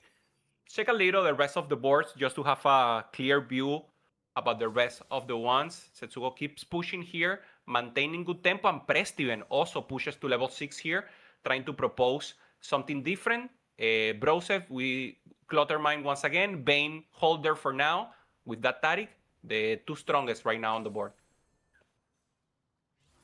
Yeah, Broseph with the Gunblade Vein, most likely going into Demacia. Demacia, of course, the main tank is Defender, giving you a bunch of resist, as well as the trait itself gives a lot of resist. So the Gunblade basically giving you extra HP, scales with all of those resists. It's by far the best line for that item.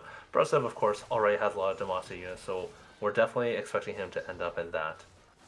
Yeah, I like this game plan for Broseph. He's sitting on a little bit of an edge across the board. He's 2 points ahead of Reggie, that is outside of the cut.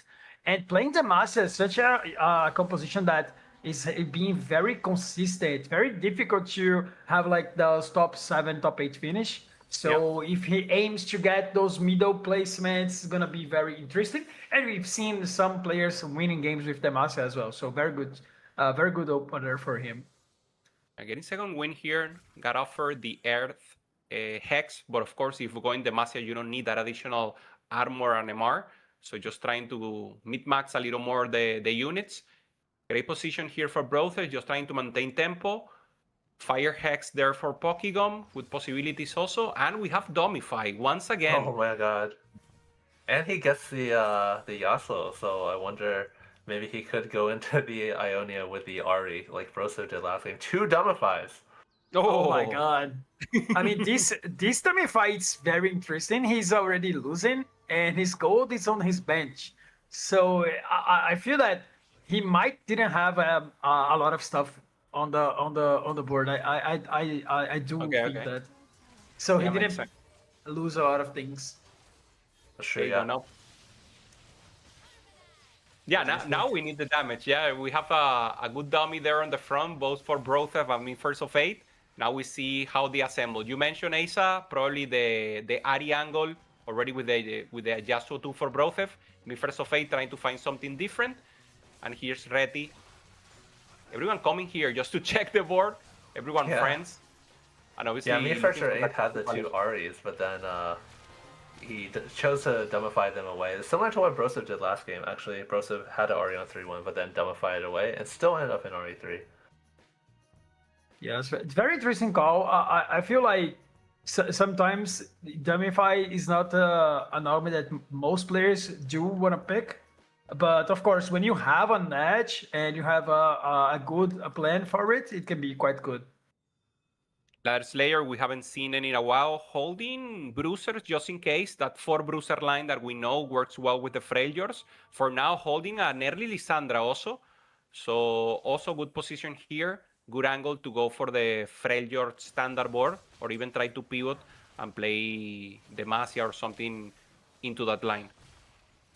Yeah, it definitely seems like there's a lot of econ in this lobby. Ladder Slayer going to be able to go level 7 next round and still make 50 gold, especially with the extra gold he gets from the hard bargain augment. So really curious to see if these players are going to choose to skip level 8 entirely and try to stabilize off those legendaries like Rise or Mel or Annie, Zillion, or if he'll choose to roll it down on level 8, which is more consistent, but wouldn't really be a Me First or 8th play.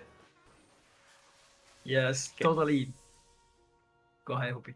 Setsuko finally takes a loss, so the win streak ends here, losing against Prestiven, who is holding strong with that Lissandra that we saw just now. So good position for him. Finds the Lissandra, finds the Wukong, and still has the bar. So gaining additional rerolls every turn. Good position also for Prestiven to punish the lobby later. Yeah.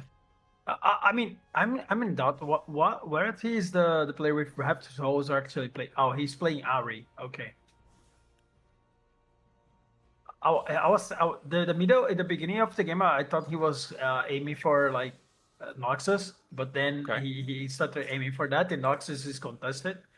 So maybe Ari is a good choice. Yeah, well, Pocky put his stamp on the Noxus line pretty early, making AP items as well as Titans, basically signaling to the rest of the lobby that he wants to play this Titans Darius. So other players, being contested is just so bad. I think even on the ladder, players are starting to recognize this, that you just really want to avoid it at any cost possible. If you are contested, it's basically as if you're playing down a full Prismatic Augment. So many of your units are out of the pool, and then it just costs so much more gold for you to hit your board. I just love the comparison. You just like amazing. Even the ladder players are starting to catch up to not being contested. For now, Me First of Eight still holding on the Ash, probably trying to transfer as quickly as possible. Has the opportunity here, holding the Aris, trying to go for an additional line. Has the Trindamir, but of course, almost impossible to go the Quick Striker line. Yes, I mean, of course, when you have an Ash, this is not the items you are aiming for, but as he got it from the golem, I mean the dummy, this is something that you have to work with. But he's, as you said, he's actually changing, and now he's putting the items on Ari. It uses these AP items way better. Yeah, it'll be really interesting to see what line Me First or 8th goes for. Last game, I believe Brosev went Ari with with Spirits, which scales throughout the fight, getting stronger every single time the Ari casts, which had really good synergy with Dumbify, but Me First or 8th does not have that luxury this game. The Ionia is Transcendent. So we'll have to see if he does want to go for a reroll or just push levels and carry a different option. Actually, it looks like going up against the hefty rolls, it looks like potentially Ari on the other side. Yeah. I mean, he would be down augment if he doesn't roll too much on reps and rolls. I mean, you can do the math, Asa. I mean, sometimes you being on 7 actually is very worthy because there are so many rolls that give you that will give you a lot of HP. But maybe he will think, okay, I already have front line enough with this dummy, so he can change his mind. So I'm really down to see what he's going to aim for. Oh, I mean, yeah, absolutely. If you're going level 8, that's an extra 60 gold we can see in the lower left corner. that means 30 less rolls, and that means so much less value you're getting from your augment. It's even less if you're going level 9. So when you do have the hefty rolls augment, you really, really, really want to be rolling for a 3-star unit. Did you guys just see something? He skipped he skipped an any, and like on the very first rolls, and he has like this huge front line. He couldn't he like pivot into any line in here, like playing on level 8. He was very rich. Yeah, I mean the way he was rolling is like he's fully committed to re-rolling here. So very close right now to the cannon, trying to get closer to the Ari, and keeps rolling here at level 7. He had so much gold, he could do whatever he wanted, and this is the decision. I mean, more of a commitment, right? He saw the line, doesn't try to be much creative, doesn't find the Yasuo too. He's being very shy here. Very important to unlock the Yone as soon as possible. Yeah, I agree with you, Dobbs. I would have just played around the Annie here, but I mean, we talked about how Robinsons did this earlier, where, you know, he has a line he wants to play, and he commits to playing it. You save a lot of precious time, because even a split second of hesitation could be the difference between not unlocking the Yone on this round. And yeah, he just commits to the line that he knows he wants to play, and we'll see if it works out for him. But I do agree that Annie was a potential out. Yes, I felt that if he didn't find any, like right now, it would be weird because he would have like spent all the gold he did. But like he was like with 70 gold, and it still would have the gold left from the portal as well. So it could be a line, but I respect that he's actually following his game plan. He's strict to his guns. He said, "I'm gonna play Ari in this game, regardless what unit the game is giving for me." So this is something that you have to do in tournaments. So it's very important to be strict to your game plan. Yeah, there's pros and cons of both. Anytime you deviate from your plan, you're a bit thrown off, and you might not be ready. And TFT is, I mean, some say it's a turn-based game, but you really don't have a lot of time. In fact, you have very, very little time in TFT, which is why we frequently see players rolling during neutrals and things like that. Speaking of Annie, Setsuko's got the Annie here. Yes. Yeah. Doesn't let it pass. One of his favorite units for sure. Plays so much of the Annie flex line starting the set. Fast 9 as a possibility, and now no Reforge to have a chance maybe to try to go another line. So for now, still no value out of the two emblems. Just playing tempo here, Setsuko. Yes, very interesting pick. We've seen he playing a Bronze for Life with Ishtal, and now we're seeing it once again. So he might showing that he actually likes this augment.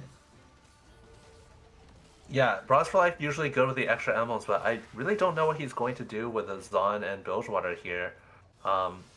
Yeah, I have no idea where Setsuko is going with this Bronze for Life. As we can see on his current board, he's getting very little value from it. You really want to have between 7 or 8, I guess 7 or more traits active in order for Bronze for Life to basically become a good augment. Poki, on the other hand, finds the LeBlanc 3, finds the Draven, but no Darius. Still very far away from this Darius. This means that he will lack a lot of frontline. Atakan is also damaged, so he will not help a lot in that phase. So let's see if he tries to hold up. Darius hasn't been significant or a true menace here. Normally the best we've seen today probably was at the 4th in the last 2 games. So let's see if he managed to accomplish something better. Prestiven here with the Demacia vertical line. Great spot for Prestiven. Demacia was very contested in this lobby. Despite that, Prestiven was able, with the double econ on 2-1 and 3-2, to get to Lux 2 and Garen 2. So very, very fortunate for Prestiven. He's got to be really happy about that. Even has a little Sandra too. When he gets some more items for her next stage, that will be a nice secondary carry. Yeah, I mean, the spot for Prestiven looks very, very good.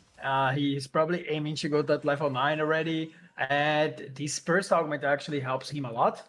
And as well as the goal that the encounter can still give him. Maybe he can cap out with a Silas as well. When you reach that level 9, if you get a better front line, you don't need much the Karen. You can sell it, get the Silas going, then finding the Garen later. There are so many possibilities for him. Yeah, there was an Annie there for Setsuko, but immediately gets taken away by Brosev. Not getting any additional value here. There's also an Ambessa with Mel possibilities, but no one looking for that angle. Brosev's spot looking very suspect. As we saw earlier, Brosev was interested in playing that Demacia line, but looking at his board, it seemed like he didn't hit any of the units that Precedent hit. So sometimes that's just how TFT goes. Sometimes you get your units, and sometimes you don't. Yeah, you kind of have to adapt a little bit. So I mean, sometimes you end up in bad spots due to the fact that your opponent just bought all your Garants and still have one on the bench, but you still can make it through if he. I mean, as Broseph has a little bit of a points ahead, he maybe going in. He can try to save placement and still have a shot on the last game. Yeah, for Reddy, on the other hand, he managed to stabilize a little with good HP, but he's not even close to getting everything 3-star. Not the Malzahar, the Zoe, not the Leona. So from now on, it will be bleeding time for Reddy. Yeah, these 3-cost rerolls, when they're sitting between 3 and 8 copies of their units, they're usually going to lose rounds just carrying 2-star 3 costs. But until Reddy is able to hit those 3 stars, then he's in quite good shape because he does have the Dumbify and the Hefty rolls, which are both really strong augments. So if he's able to get to the board, has 50 gold in the bank, Reddy should be in a good spot. Yes, for sure. And I feel like look at Broseph playing. He was unable to get the Lux, and he doesn't have the Garen as well. So he's sitting on Loris and actually playing some Vayne flags with Kaisa. So this is a comp that was great back in the first days of the set, but it fall off a little bit with the changes. And if he can make it through, a Ziggs would be great, but he's still very far away. So he's just trying to save some placements in here. Going up against one of the other weakest players in the lobby, me for sure, Ace sitting on 8 Aries, so it's just 1 Ari off from hitting a power spike. So really fortunate for whichever player wins this. Both very weak players in the lobby, and just Broseph steals around. Me for sure, it's just so close to spiking, but just not quite there. So tough here. Me first of 8, only 1 life, maybe 2 with some luck. Reddy decides to roll a little here, but still far away. Me first of 8 waiting a little, of course, doesn't have any gold, and trying to wait for the other players to get the other 3 cost, and then maybe an additional possibility here to get the Ari online as soon as possible. Guys, fun fact about Miss First 8, he didn't go any 8s of the tournament, and he might get one right now. Oh man, yeah, being potentially only 1 life. He is only 1 off of 2 major upgrades. Yone pretty hard to hit on level 7. The odds for 4 costs are only 10% compared to 30% on level 8. So basically hitting 1 Yone is 3 times as hard, but should be able to get the Ari. Odds being 43% pretty likely to hit with this amount of gold. Yeah, there it is. Getting some additional gold also from the Tamkench. So good possibilities here to go level 8. For now, stable with the Ari, but needs that Yone to get the additional threat here, Dubs. Yes, for sure. I mean, he was very rich, and he actually missed the Yone on the first roll down. He didn't fight the Yasuo 2. He had some difficulties to hit the Ari as well. And now he's facing such a great board. Is he capable of passing through the front line? He might be able to beat Setsuko here, who also still has that bronze for life. Setsuko did find the Reforger. I don't know how much value he's getting for it. I see he has a Yordle emblem. Didn't quite see what his other emblem is. But Setsuko's sitting on 30 gold, so hasn't quite hit his full spike yet. Okay. So close. Ooh. The fight was so close. I mean, maybe it was a matter of positioning. So Tsuko was with the Seraphine in the same side as Hari. So he didn't help much with the AoE damage. Makes sense. Yeah, making some changes here. It was funny because me first of 8 reforged the IE and got the additional Dew Gauntlet and just placed it there on the Johnny. Hybrid damage, so almost the same item for him. Let's see what he prepares for us now. Probably, yeah. Okay, leaves free the additional Jewel Gauntlet. Not really someone to hold it, so just give it to the Mundo.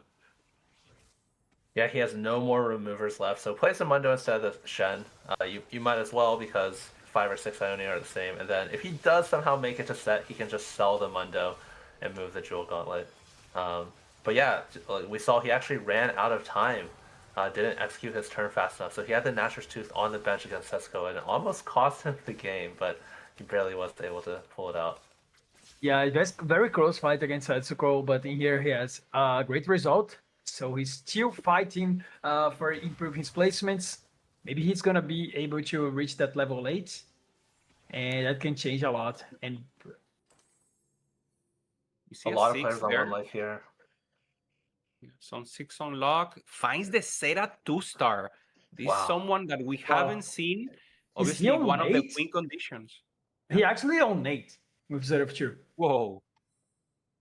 Yeah, Setsuko did find the Reforger, got the Yordle and the Pilter over Emblem, So- or activating both those traits with Bronze for life, so now he's actually getting some You- decent value. You guys are telling me that we might see the first time the Shurima flex being good without showing life. Okay, I'm down for it. Let's see. No. If this one works out, we put it in Demacia. Like, Oh, it's okay, better. no. Yeah, if not, it's It's like not Demacia, Demacia, man. No? I mean, if it Flex works for out, sure. he's probably going to go level 9, and his next unit is going to be Rise. Yes, and it's gonna be a Okay. Rise game. Okay, I got it. Oh, it's so close. Oh my god. Just barely kills the Darius with the last blast from Xerath, because I mean, if that laser blast didn't kill the Darius there, they sure were not going to auto it to death. Well, on the flip side, we had Ladder's Layer going Nate, and I think that it's not going to help him. He was on 49 points, and getting Nate in here, it's quite difficult to him to reach that cutoff, but still possible if he finds his way into a great finish Yeah. on the last game. Asa gave us a mathematical estimation, should be a 59. We also had some internal estimation of 60. So that's the two numbers that we want to achieve. 60 if we want to round it up just to be sure. But of course, it will depend on the rest of the placement. Maybe someone gets up with a lot of points and opens up to be easier to qualify tomorrow. Setsuko just saw 0-2 as well. So that level 8 is actually buffed. Oh wow, and another Xerath just for good measure. I'm really impressed with the board Setsuko ended up on. Sure, he got lucky with the Xerath 2 and also lucky with the Reforge on his emblems, but being able to get so much value from the Bronze for life that what we saw when he took it, he only had 3 active traits. Now he has 5 Bronze traits on the left. I know we can't see Yordle and Piltover at least, so probably Yordle and Piltover, so probably a few more as well. Wow, it was a quite good Reforger, I would say, because he's now being able to get a very cool Bronze for life. And look at how strong he is, being able to take down Brozev. Brozev still fighting for some placements, but staying on Kaisa carry, it's gonna be a quite difficult job. Yeah. Also, the raw power that the charms come into. I mean, Setsuko only 1 life away. He's in the comfort zone here. Every other player is like, okay, 1 HP, maybe I could die. Setsuko is so used to being in this spot and take the win out. It's his normal level of play. Me, first of all, the one in difficult position because he's losing and only 1 life left, literally, on the next round. Yeah, definitely 4 players here. Anyone from Brosev down could die in this next round. So pretty scary for Emblem. It's such an important fight. This 5-6 stage, so important for so many players. Setsuko going up against the Ghost here. Dumbify has the Mouse Hard 3 and the Zoe 3, so it does have a strong front line and back line. Setsuko will be able to take out the Ghost. Yeah, definitely not even close. It was a Ghost, but not even close. Setsuko looking very good. And Brozev actually goes down. I mean, he was a little bit ahead in HP, but he took every damage that he couldn't afford. And here is our top 4, actually. Brozev got in a 5th, not even a bad. Yeah, who takes the 6th is Prestiven here. 46 points, gaining 3s, that means 49. So probably eliminated Prestiven here. We have another game, but the mathematical doesn't help him. So trying to find a Hail Mary with a first place in the next one, or probably will be eliminated for Prestiven.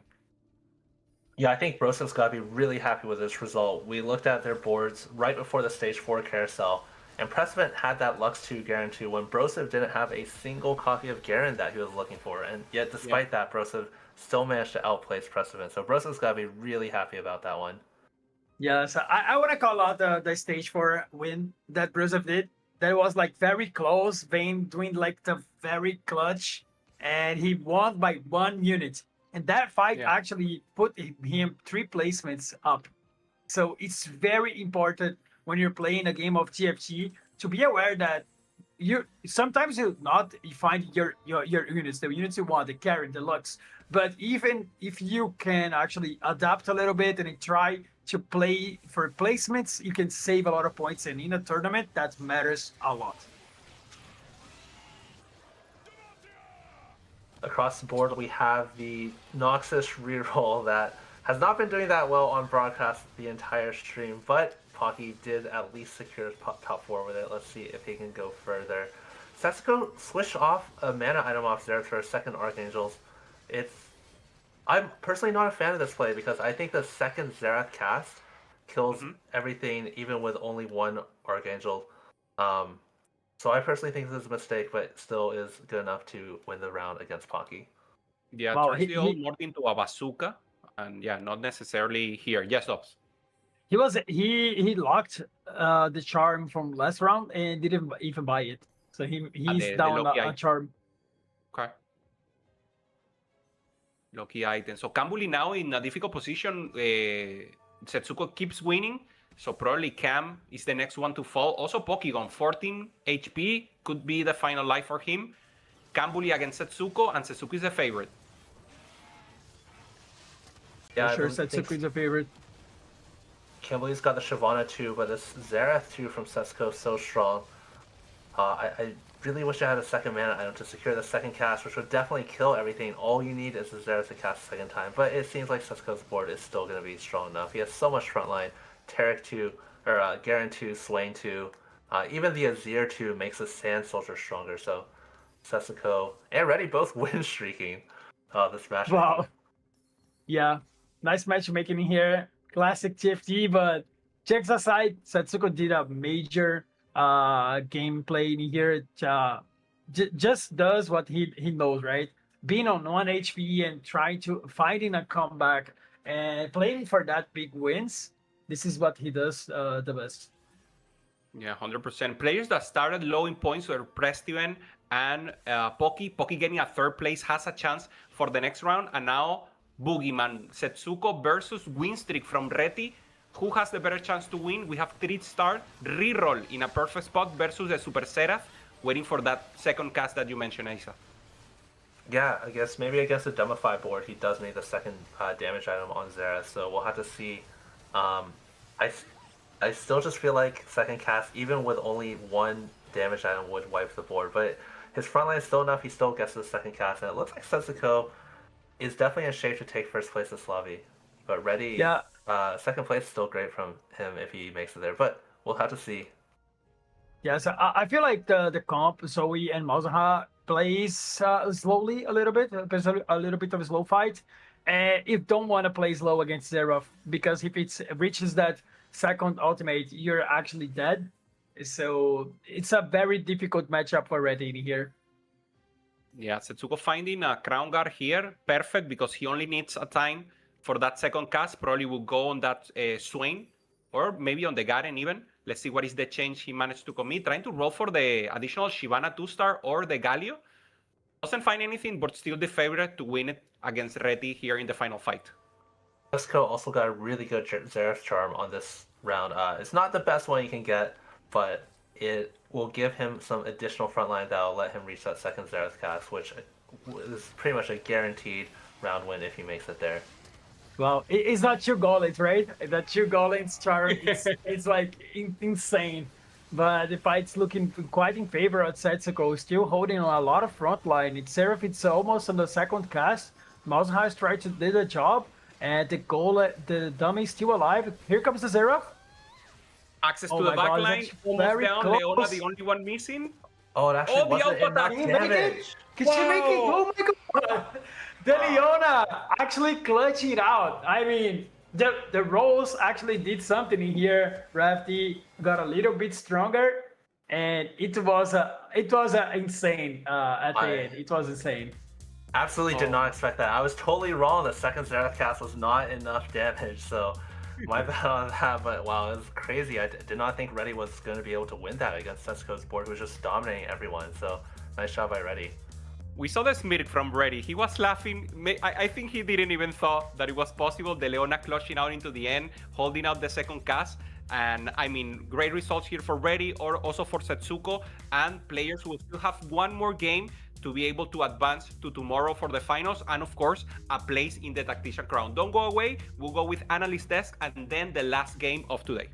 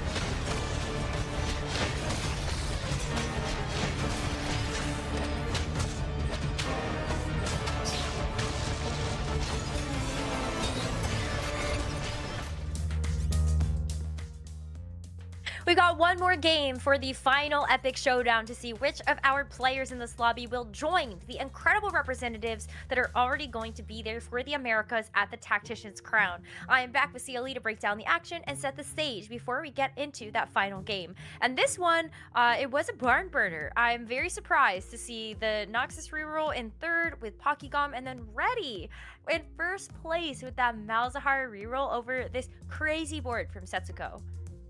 And it was nearly an ideal setup for Reddy with his Void mod and also all these items. But I think the game changer here was kind of the Delmify in the front line really standing strong, where Setsuko, with all the backline access he had, couldn't quite get it done. The Leona and all the Voidlings were able to take that final fight. It was a great one. But I think as you look to the bottom of the table, we're seeing a little bit more of the Ionia fall off there from E First Wraith or Ladder Slayer, kind of the story of the lobby.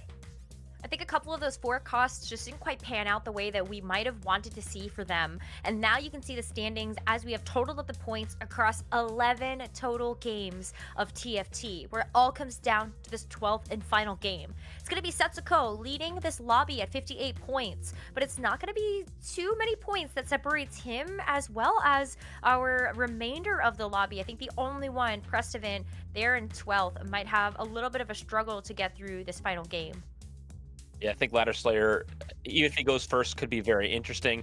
But the players to call out here are Reddy and Cambuli, who had 25 and 27 points respectively on day one, have both made an incredible comeback here, now placed themselves in the driver's seat to possibly get that top 4 cut. And this final game is going to be the one that decides it all for so many. It's so important here, specifically for Setsuko, to avoid 8th place, because that's when the tiebreakers get crazy. Yes, but it could all get flipped on side of its head, and that's why I think this final game ends up being so exciting, with a lot of stakes on the line, with only 4 players being able to make it into the Tactician's crown. It would be a new feat for some of the players that are in this lobby, but also just to join the ranks of the other Tactician's crown participants. That international stage is what everybody is vying for, as the chance to make it to tomorrow to play for the title of regional final champion. There's so much here at stake. 4 of these players are fighting for their first appearance at the Tactician's crown. Reddy, Brosif, Me First or 8th, and Ladder Slayer, all hungry for a chance to prove it on the international stage, and they're just so close at this point. And the exciting part is, today is going to be great to name our Tactician's crown representatives, but then tomorrow they get to go and compete for that regional finals title. And so there is so much more than just the Tactician's crown on the line. All right, well, let's go ahead and get it started. Final game of the day, and getting closer to that finals, let's get it back over to our casters, Asa, Hope-san, and Dobbs. Please take it away. The stage has been set, game 12. And we're starting off here with Prestivan in a difficult position. Last game of the day to define the 4 players that will advance for tomorrow. I'm Hope-san, joined by Asa and Dobbs to bring you this final game of the day. So excited for this last game of day 2. As our analyst just said, 8 players remaining. Only 4 of them will make the Tactician's crown. They all want it so bad. I know the feeling of playing such a long entire set to get here, not even counting just this tournament. And not being able to make it at the end is such a heartbreaker. But all these players are, it's going to be a really intense game for them. Yeah, so I feel like it's a little bit sad when you put all of the effort and that the last game matters the most, right? It's at the end of today, it's a best of 1 that will decide your whole semester. But I would say, for me personally, it's very good to watch this game because all players can still make it. So even Pressmith can still make it through if he ends up winning the lobby and have some great combinations. So very good to watch a game of TFT that all players can actually make into Tactician crown. So this game is gonna be amazing. Totally agree. We saw Setsuko. Yeah, go. No, you go. Okay, Setsuko, I just saw that Diego 2-star with good possibilities. Setsuko only needs to knock out 8th. With a 2nd place, he's fine. He's okay with 60 points and make the rest fight it out, having now the possibility to go into the Shadow Isles line. Yeah, Setsuko with 4 Viegos, probably hoping to hit that Viego augment. That would just put you 2 away from getting the 3-star. It stabilizes you for the entire game, and then pretty unlikely to go 8th. Pretty safe to unlock the Yorick, even if you don't plan on playing Shadow Isles. That's only 1 extra 2 cost slot you lost, so it's not that big of a deal. Loot subscription, so a lot of the other players are incentivized to pick their augment as late as possible so they can scout what the loot subscription is. It might affect your decisions. With Setsuko thinking about the delayed start. Yeah, I love the way that we've seen less games being Rise, and in today is not Rise, but it's a loot subscription. Things can go wild in here, but it starts slow with a silver augment. Wow, I'm actually impressed. Look at what Sector just did. Oh my it's a God. clutch shot. That's an augment that gives you extra gold and sets your streak to 4. So it's all that matters is keep your streak alive. Can he make it? Wow, I mean, the possibilities here are not needing to take risk here. Having already the Viego, going up against Me First of 8, who decides to delay his augment selection just to get an additional tier for the next one. So we know the next one will not be prismatic, and we have some possibilities of him maybe ramping up in the middle game. Call shot is not what I was expecting Setsuko to take there. I'm thinking he did it for the fans. He only needs to avoid an 8. He's a confident player. But call shot is an interesting augment. I think a lot of people think you need to streak a ton in order for it to be worth it. But even if you just win a couple of the first 2 rounds, you can usually get your payoff. However, it is very scary as everyone gets a upgraded 1 cost from the loot subscription. And yeah, Setsuko does manage to win the first round. Yeah, it's quite interesting to see this augment being played out, especially on the last game. But it feels like if you're confident enough, and as you said, you don't need to streak the whole stage to be worthy. And also, Setsuko just is trying to avoid 8. And a good way to do so is having an early push, a great early game. And maybe he actually knows that some players are going to aim to that top 1. So they're going to take a lot of risks. So he doesn't need to take those risks. Just need to avoid and play for placements. Yeah, 100%. Looking for that possibility. Ready only with 1 unit in the board. And we saw someone else selling the full board. So full open fort. That would be also an important element here on this game. So far, Setsuko making it work, winning, taking good positions. And also Kambuli here taking the L against Prestivan. Setsuko also maybe just scouting around, looking at his opposition before taking the call shot, because if you look at the right side of your screen, look at all the people who just went level 4. Setsuko was the only player in the entire lobby who leveled up on stage 2 so far. So if he was able to recognize that, and he's got the Taric again that helped him out last game. He's back. Setsuko is just the Taric Whisperer. I'm just gonna have to repeat the joke, man. Tyrex on sale. Every time we see a stage 2, people are getting Tyrex for free. Oh my god, the pressure right now for Setsuko. Obviously punishing the rest of the lobby, having very early Yorick 2-star also helping him accomplish getting more souls. And of course ramping out, not only be strong now, ramping up into the later stages of the game. Taking good units out of the rest, and Brosev on the other hand, already with the Defender emblem, so good possibilities. We saw 4 Defenders as a good chance, but obviously he can flex out and play anything from this spot. You also mentioned the players at the bottom, Ladder Slayer and Pressevent. Honestly, they have a pretty low chance of making it, but if they are going to make it, what they need is players like Setsuko, who is through to take a first place and take so many points out to lower the cutoff. So if you're Ladder Slayer and Pressman, you actually need Setsuko to get a good placement. Yeah, as well as Reti, right? Because Reti is sitting on 57 points, so he's a little bit ahead of the cut as well. But there is still a lot on the line, and I'm really down to see what this portal is going to lead us in, because the Zoe encounter, things are going to be very unpredictable. 100%. We keep ourselves with Setsuko here. Viego obviously not a priority, so a little bait there on the store, not taken. The only one with win streak right now. 3 lose streak for Reddy and Me First of 8. Both of them pretty open, trying to avoid facing each other, and of course trying to maintain the lose streak to get additional influx of gold. Yeah, Setsuko also with the Yorick too. Honestly, I think he's pretty much secured his spot. It'd be really hard for him to go 8th, and of course with 58 points coming into this game, Setsuko only really needed like a 7th. So looking at some of the other boards here, Campbell got 3 upgrades with the delayed start, going up against Brosev, who has the Defender emblem. Quite interesting Defender emblem, I would say, and especially playing with AD units.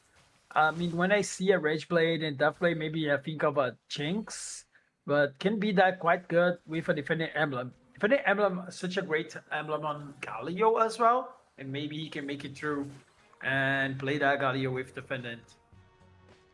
Great chance. Ready here with the quest, 5 interest, so pretty easy to accomplish. Probably in the next round he will be able to get the new one. For now, playing Ixtal, normal board, trying to find the Ari. Could show us the board we saw recently, the Ari plus the Kennen 3-star together with Ixtal. Let's see what he goes for. Wow, Pocky gone with the Belveth already, and even a Lux, but specifically the Belveth with the items that Pocky has, and already has the Briar too. I mean, honestly, Pocky could play around either one of these. You could use these as frontline items, and he has a Sona to potentially go into Demacia. So Pocky already having a really good forecast with that 2% chance to set him up for his mid game. Yeah, I wonder if you could put like 2 items on Belvat. I feel like items being able to exponentially buff your carry, and Lux just got 1 shot for Caitlyn, so sad. And the Belvat actually will make it through this fight, but this is something that it's very interesting. He actually splitted his items. Yeah. Yeah, maybe the adaptive helm, knowing that he's not going to place her, not giving additional value, but yeah, pretty interesting for sure. Choosing a quest here. Anything interesting for you here, Asa? I missed what Reddy picked. There's so much to read with the Eastall quest. It's very important to be kind of on top and know what to do. As we saw like earlier today, someone actually timed out and accidentally cashed out. But if you just kind of know what Eastall quest you're going to take, but I still have to read them a bit. We have confirmation from Observer. Is 3 lost combat in a row, so he will try to maintain this lose streak perfect to keep winning interest. I mean, lose 3 in a row. This is actually very risky because if anyone can break it, I mean, it's very unlikely that you can aim it for later on. It will break your whole thresholds of quests. So this one is very, very important to know that if he gets the quest, is gonna be good because he'll pay out a very good amount of points on Ishtal progress, but it's very risky. I think he'll be fine in his position. On stage 3, most people are not going to want to sacrifice rounds, and even if they know they have Reddy in their rotation, that's still only 1 out of 3 of your opponents. I think if Reddy scouts, he should be able to pretty easily make a weaker board than his opponents. Making a few items, because you do still want to save HP by killing units. If he does get his streak snapped, it's also not the biggest deal in the world. He only has a pretty small cash out right now. Pocky right now, 52 points. So also trying to get good placement here to be sure to advance. Maybe a second or better probably for Pocky. Right now, second augments and once again gold. Gold augment here, trifecta in the middle. He just rolled 21 gold, the perfect augment. I just love it. Literally the perfect augment. Okay, you got me for waiting for prismatic one. It's a very huge one. A very good combat augment, by the way. Yeah, for sure. Ace with the augmented power. Awakening Soul. Is that Awakening Soul? Soul Awakening, yeah. Oh, Soul Awakening. Gives a team-wide combat augment that other players will not have access to, but of course, giving up a silver and quite a lot of HP, not having that silver, going up against a lot of players like the late start, for example, giving them a full board of 2-star units. So, I mean, First Ace does have that strong combat, but doesn't have a lot of HP or econ. So if he makes it to his board, he'll be very strong, but we'll have to see if he does. Wow, look at Setsuko, still streaking. This is one of the best colored shots ever, I would say. Already also Golden Dragon, so a Mogus Mail and the possibility to take to be very strong, right? It takes 2 item slot, but gains a lot of strength, a lot of durability, being able to make a very beefy tank there in the front line. I respect that he actually got it from Destiny. So even getting like a great augment and still getting like a random from a random augment, give him extra gold, and he's sitting on the top of the standings, but taking quite risk. But Ishtal getting the random augments, so I respect that guy. Let's see how he can finish the game. Yeah, I totally agree. I'm a little nervous for Reddy because, as you said, Reddy pretty much only needs like a 7th or like a 6th place to secure his spot in the Tactician's crown. But despite this, he's taking a line, committing to an 8-loss streak, taking the 3 loss when he was already on 5 loss, and honestly taking a pretty risky line. In terms of the tournament strategy, I feel like you would want to go with something safer, but we'll have to see if it pays off already. Setsuko already with Kalista on 3-3, punishing heavily the lobby, ramping out the souls in a great position. Also has the Ambessa, so opportunity for him to make a flex out of the Shadow House. And I mean, Setsuko in hands of Shadow House, I mean, he could play anything here. So maybe we'll be impressed with something different than what we've seen in the past. What I would say about Setsuko is that he just picked an augment that seems to be risky, but he already paid off by a decent margin. He already farmed a lot of gold. And something on top of that, this is a line that's, when you're ahead, it's very, very good because your composition is going to be able to just buy every single unit, at least one copy of it. You're going to buy one Kalista, and again, you're going to buy a Trash. And that can lead you into a game that is very unlikely to go 8. So, well played by him. A good choice of a comp. Yeah, we see Reddy is going to go into that 3-cost reroll. Favoring the Ahri, does hold the Leona and Loris for the opportunity for the other 3 costs, kind of flexing different options. But after hitting the Ahri, it's just going to commit to the Ionia line. And this is a really good thing to go to after your 8 loss compared to a level 8 comp. You're normally not going to be able to get to level 8 by this round. So playing reroll is a good option from Lost Streak because you really want to spike as early as possible and start winning now. Yeah. Also with the Garatif Glove, I believe with the cash out of Ixtal. So getting some additional resources, always good in the Ionia line. And now with a chance to ramp up the board, Ahri pretty good. Has the Mogul Smell with the possibility of Golden Dragon. So a beefy Mundo. We want to have a 2-star already. But of course, he will try to get something here. Maybe Skarner will be a better option. Yeah, and he unlocked the cannon. So he's probably playing still on Ahri. I mean, I'm scared. I would be scared if I was him, but I am not. And he's having like such a great performance across 2 weekends. In fact, he played on the week 1 and having like such a great week 2. And this is the last game that you want to make a statement here, playing the Tactician Crown right after having such a great performance across both weekends. So let's hope he can have a great finish. Yeah, he's been doing phenomenal. I think. I think very few people expected Reddy to be here. Definitely one of the most unknown players. So huge props to his play throughout the entire weekend. Holding strong here. Mathematically, maybe 6 or better. Of course, we have to check the rest of the results. Already just trying to play for the top 5 to be in a position to advance to tomorrow. And remember, because of the way the tournament throughout the set has been and the wins from Weishan, all of the players that qualify for tomorrow are already confirmed to advance to Tactician Crown. So in this game, they're playing for everything. The long road would have finally either joy or a lot of regret for some of the players. Half of the field will advance and half will be eliminated.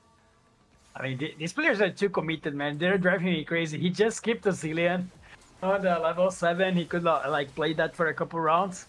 But okay, just committed to the Ahri. We've seen that in the past game as well. Not buying the any. Ahri is the key. Yeah, I guess a double Yasuo from the orb, very nice to get that Yasuo too. With the Feast Gloves, he got the extra power from the Ishtal cash out. And that is what you, of course, need to unlock Yone on the current patch, which will hopefully stabilize Reddy. I mean, if Reddy goes 8th and doesn't make it, and Setsuko also takes a bunch of points when he's already guaranteed, that really opens up the standing to swing the predictions. But if Reddy makes it in, then it'll be a lot harder for the players at the bottom. Again, Pressman and Ladder Slayer to make it.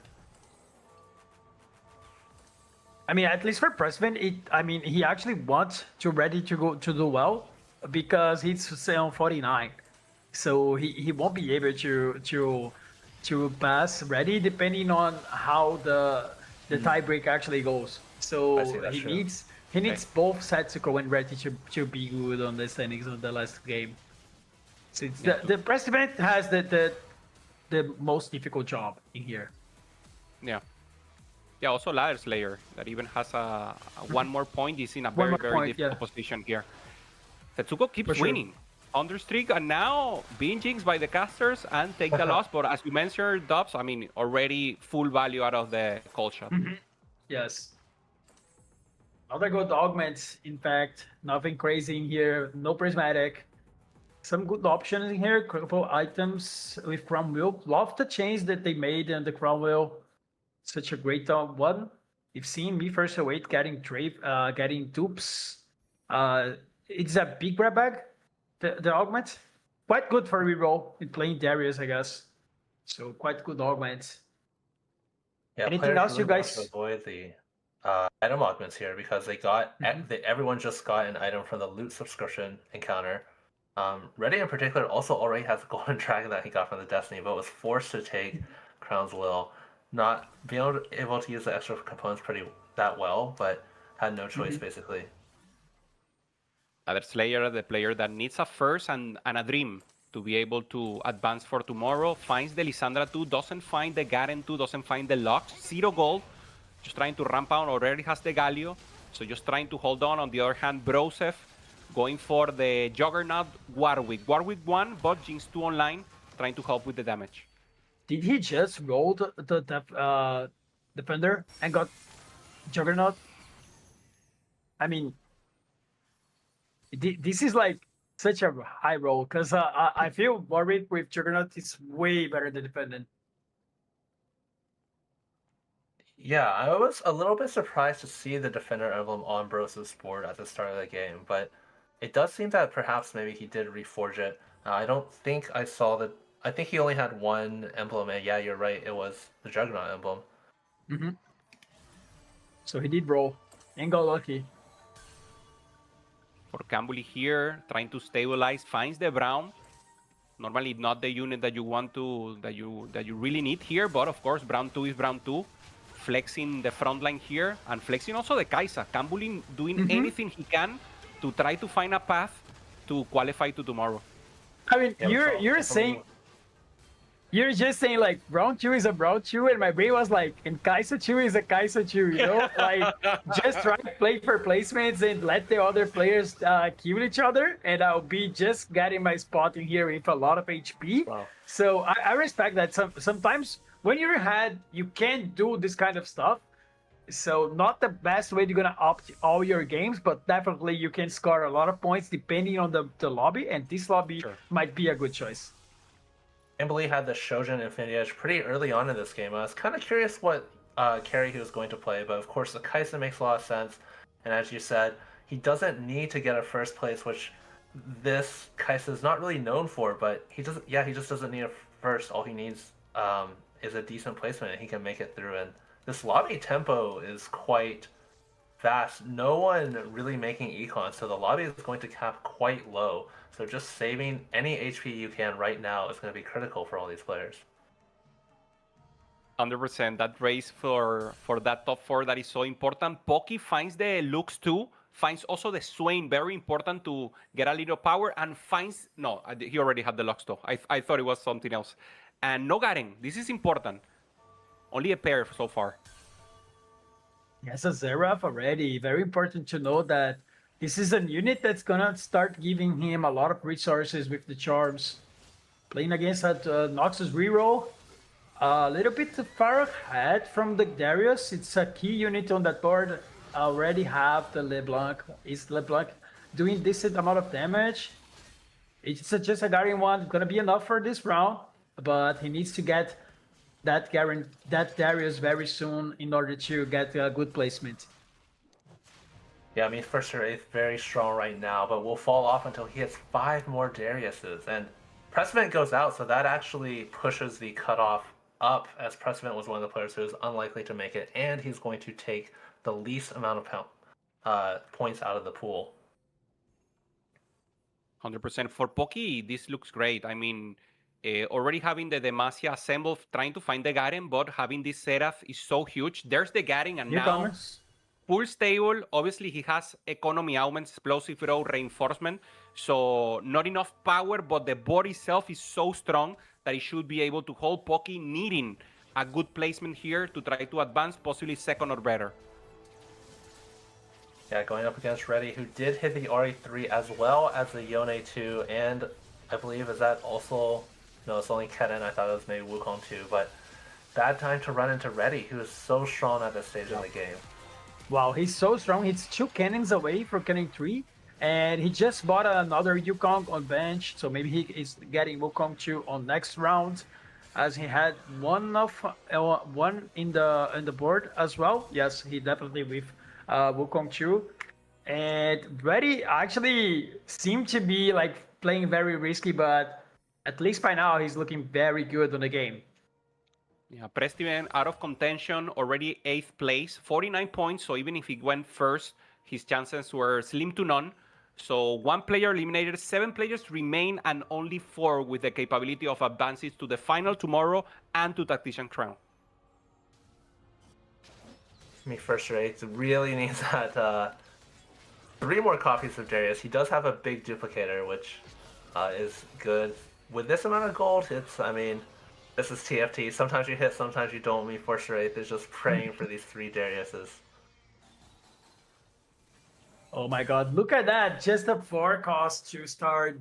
Not the one that he needed to. I mean, other players are maybe having like a better shot with that. And things can get actually a little bit crazy in here. People are going to start to use that as maybe goal to go to push level 9. Yeah, me first of all found at least 1 Darius. We saw the pop-up there on the overlay. So 2 or less. There it is. He comes. Darius 3-star for me first of Fate, also ready with the Cannon 3. So everyone in top position right now. Oh, bad time for Brosev to go up against me first rate right after he hits the Darius 3. We'll see if Brosev can hang on. Brosev playing the Warwick 2, Jinx 2. And he actually does have the Defender and Juggernaut Emblem. Missed that earlier. Oh yes. Oh, look at the Warwick. Oh my god. I mean, he was straight into the backline. I thought it was going to be enough, but the Draven just smashed the Warwick. It's gonna be the end of the road for Brosev. I mean, he was on 55 points. It's gonna be very unlikely to him to reach the Tactician crown. Yes, yeah, that's such a heartbreaker for Brosev. He just needed just a couple more placements. But I guess no matter what happens, there's always going to be 4 players in this game that are getting their dreams crushed, and then 4 players who will be very happy.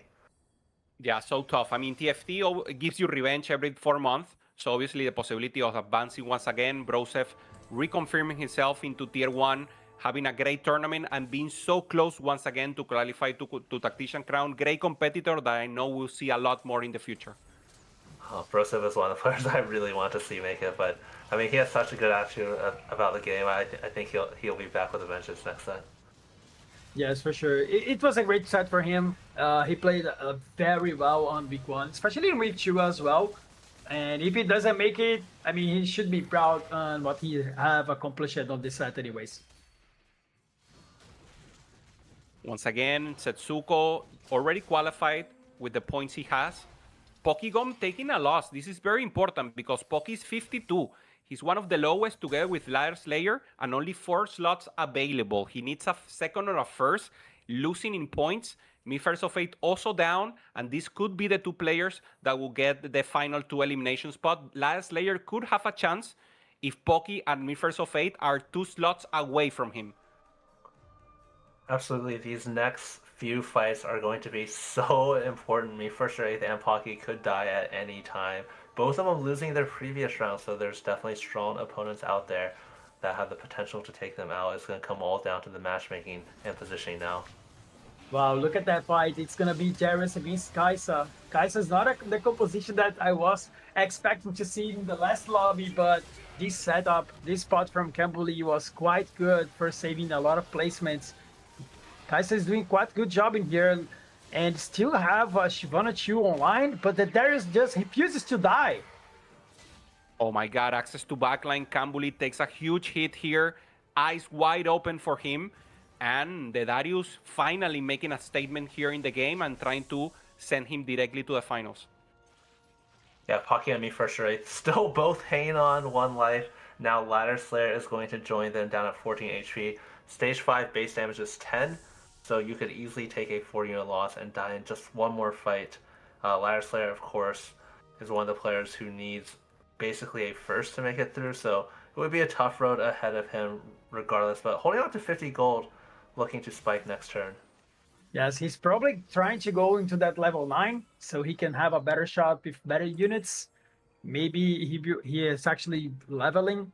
Let's see if he can actually hit something interesting. Setsuko has more than 3 Callistas. Maybe he's aiming for Callista 3. Yeah, good chances here. Mistress of Fate trying to position, making sure he has full damage on one side. So he's going strong side on the right. Make it a switch at the end. Let's see what is the decision. Okay, probably will switch the Darius. There it is. So strong side on the right. Let's see if he has a chance to go directly into the back lane. Lux is on the other side. Against Pocky. One of them dies here.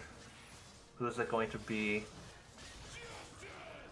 Oh my God, look at that Seraph items. Maybe he can push 2 ults in here. That's gonna be huge. The Garen's still alive, and that Garen with Juggernaut Emblem tanks so much. But the Darius just doing the job. Look at that LeBlanc, she's dead.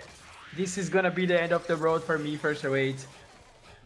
This is important because Broses is 55, and we have confirmation that he's not completely out right now. Me First of Fate is, because he needed a First of Better. But there's a world where Pocky and Ladder Slayer both are less points than Browser, and Browser has the capability of go via tiebreaker. So still open. Obviously, the last spot is between Browser, Pocky, and Ladder Slayer. Yeah, we'll have to see if Ladder Slayer and Pocky could both die. It really just comes down to the matchups. I feel like Kambuli probably has the weakest board if I had to guess, but I mean, you never know. If you get a ghost fight, you could easily squeeze out a win here. The other 2 players could die. It's gonna be Pocky against that RB3 from Retty. Retty seems to be very strong right now with the Cannon 3 as well. And the Yoni with certainly good augments, the items, but not the best. And here comes the damage from the back line. Seraph's still alive, but no front line left. He's going to take the damage here. And here is the end of the road for Pocky. Is that a confirmation for Brusev? Oh my god, they both died. And Kambuli took out Ladder Slayer for the win. And does that, it is. Does that put Broseph in? So we're looking at our top 3 players who made it as well as Broseph. Is that right? Yeah, because exactly. Broseph, it has more points than the 3 above. And that's exactly the cutoff. So getting the Hail Mary, if anything was different about this, Pocky or Me First of Fate getting a little better, that will be the decision. So Broseph most likely will receive confirmation from the admins, but should be able to advance to tomorrow. Wow, what so huge. I actually thought there was no way he could make it with only 57 points, especially when we were estimating the cutoff would be probably around like 59 or even 60, but Precedent in last place going 8th. Putting a bunch more points, and I guess like Sesko and Reddy first and second, taking points out of the system actually is what really did it. Yeah. I mean, these 2 players who are basically guaranteed through took so many points that they pushed the cutoff down.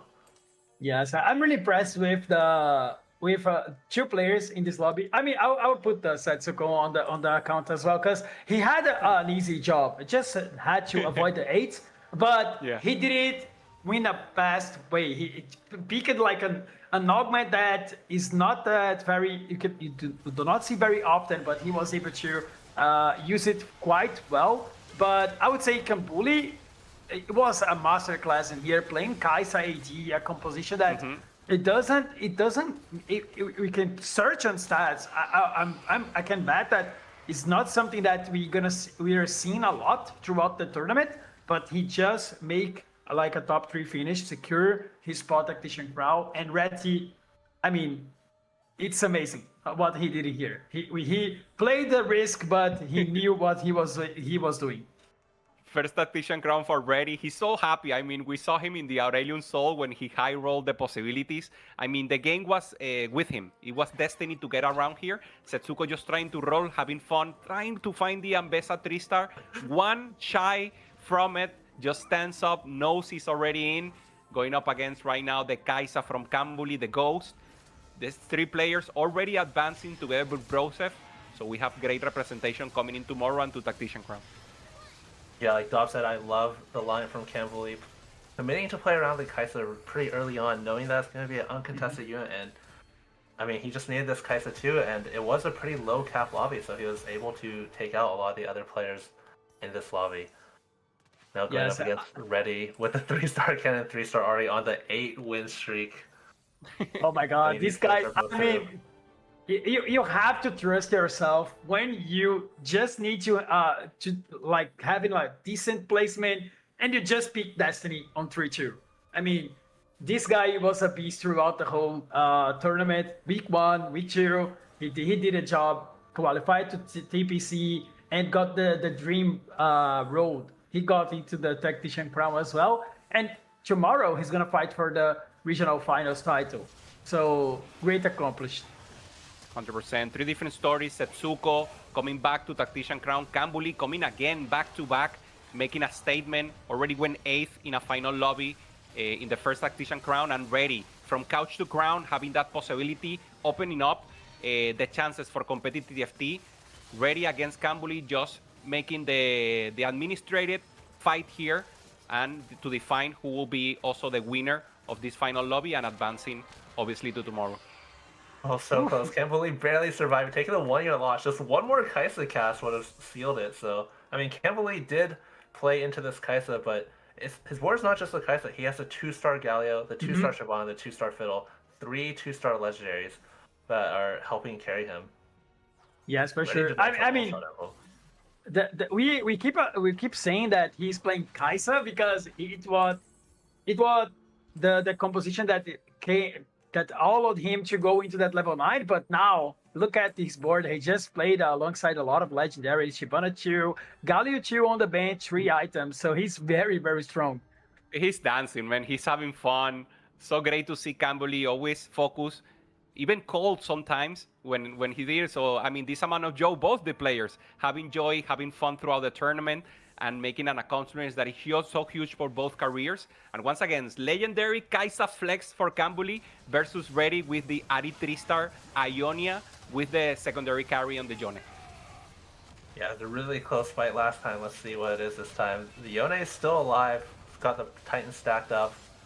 Ari's still full health as well, but with all the other units dead, it makes the Kaisa start hitting the Ari.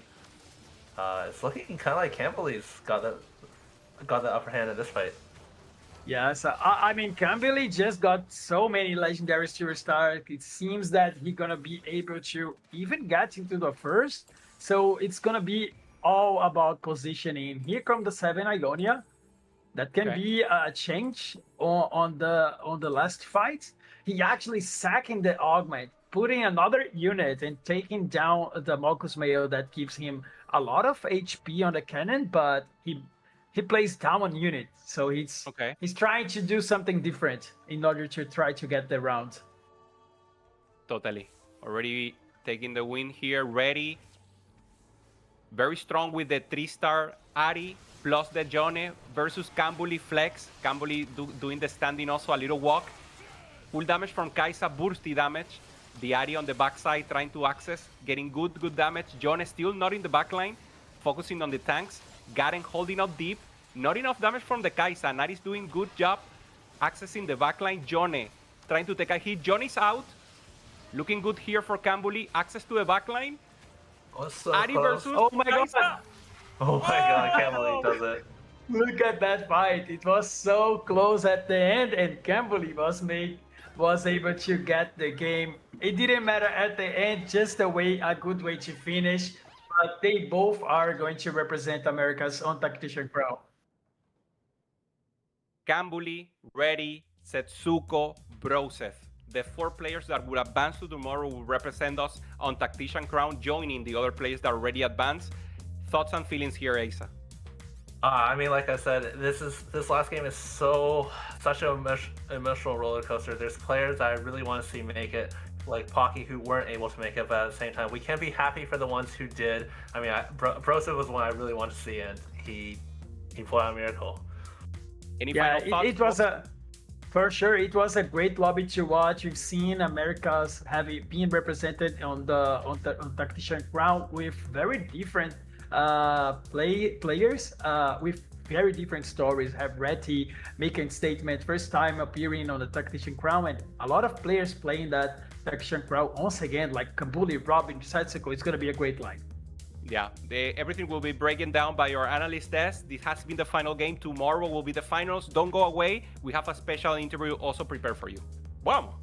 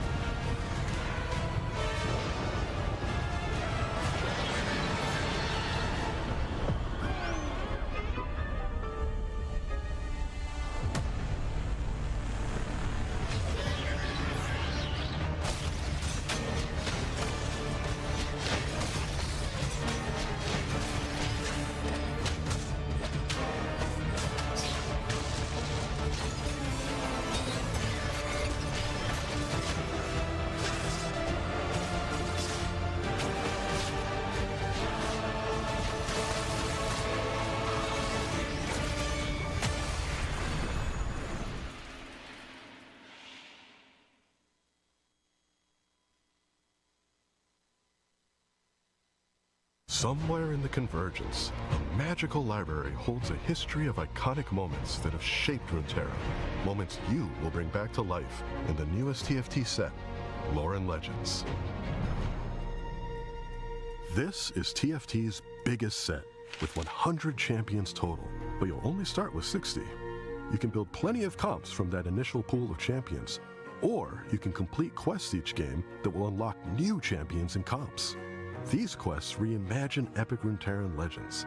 For example, you might want to unlock the hot-tempered barbarian, Tryndamere, but you'll need his bloodsworn, Ash, with 2 items before he can fight by her side.